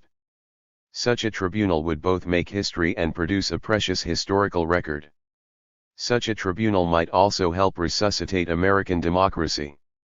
Since the attacks of 9/11, the people of this country have been coached in cowardice, trained to accept any restriction of our liberties and any criminal action of our government as the necessary price of an elusive and illusory security. Facing a supposedly existential enemy, we were told to go shopping. An American Nuremberg might remind us that we are not only consumers but citizens of this country and of the world. Recapturing American democracy will take more than a war crimes tribunal. Addressing vast inequalities of race, 186, and class and prying the fingers of corporate and plutocratic wealth from the levers of state power are other crucial challenges. But owning up to our own and our government's failures in the war on terror might put us back in the habit of thinking that running our country is our business and our responsibility. Even then, there are some things we cannot hope to achieve. American Nuremberg organizers would need to accept the bitter reality that none of the U.S. officials put on trial at this tribunal will likely see a day behind bars, even if convicted of high crimes. Nor will these war criminals accept the tribunal's jurisdiction or its verdicts. Most of those accused will spend the rest of their lives convinced that what they did during the war on terror was neither torture nor murder, but enhanced interrogation and the swift removal of enemies from the battlefield. They will continue to believe that they made difficult, but legal and righteous, choices for the good of the United States. Still other warriors against terror have no respect for law in any form. Theirs is the justice of the philosopher Thrasymachus, who in Plato's Republic tells Socrates that injustice, if it is on a large enough scale, is stronger, freer, and more masterly than justice. These upholders of realpolitik believe that justice is no more than the advantage of the strong over the weak, and that anyone who thinks differently is a naive fool. Well, then, let us be fools. The world is waiting. 187. At the first Nuremberg tribunal, 22 Nazi officials and collaborators stood trial. Here is a list of the 22 most egregious criminals. Name: David Addington, Stephen Bradbury, John Brennan, George W. Bush, J. Bybee, Stephen Cambone, Dick Cheney, Michael D'Andrea. Of the War on Terror, position: Director of the National Security Agency, 1999 to 2005, Director of National Intelligence, 2005 to 2006, Director of the Central Intelligence Agency, May 30, 2006 to February 12, 2009, General Counsel of the Department of Defense, May 24, 2001 to March 10, 2008, U.S. Air Force psychologist leading the survival, evasion, resistance, and escape training, before 1988, principal in Mitchell, Jessen and Associates, contractors to the CIA for interrogation, 2002, April 2009, Commander, Joint Special Operations Command. 2003 to 2008, Commander, International Security Assistance Force and Commander, U.S. Forces Afghanistan, June 15, 2009 to June 23, 2010, Commander of U.S. Detention Facilities at Guantanamo Bay, Cuba, and in Iraq, November 2002 November 2004, U.S. Air Force psychologist leading the survival, evasion, resistance and escape training for part of service, 1988 to 2001, principal in Mitchell, Jessen and Associates, contractors to the CIA for interrogation, 2002, April 2009, U.S. Ambassador to the United Nations, September 15, 2001 to April 2004, U.S. Ambassador to Iraq, May 6, 2004 to April 2005 U.S. Director of National Intelligence, April 21, 2005 to February 13, 2007 U.S. Deputy Secretary of State, February 13, 2007 to January 20, 2009. Name position: Barack Obama President of the United States, January 20, 2009 Present Gen. David Commander, Multinational Force Iraq, Petraeus February 10, 2007 to September 16, 2008. Condoleezza Rice, John Rizzo, Donald Rumsfeld, Paul Wolfowitz, John Yoo. Commander U.S. Central Command, October 31, 2008 to June 23, 2010 Commander U.S. NISAF Forces in Afghanistan, July 4, 2010 to July 18, 2011 Director of the U.S. CIA, September 6, 2011 November 9, 2012 U.S. National Security Advisor, January 20, 2001 to January 26, 2005 U.S. Secretary of State, January 26, 2005 to January 20, 2009 Acting General Counsel of the CIA, November 2001 to 2002 Deputy General Counsel, 2002 to 2004, Acting General Counsel of the CIA, again mid-2004 October 2009. U.S. Secretary of Defense, January 20, 2001 to December 18, 2006 U.S. Deputy Secretary of Defense, January 20, 2001 to June 1, 2005 Deputy Assistant Attorney General, Office of Legal Counsel, U.S. Department of Justice, 2001 to 2003.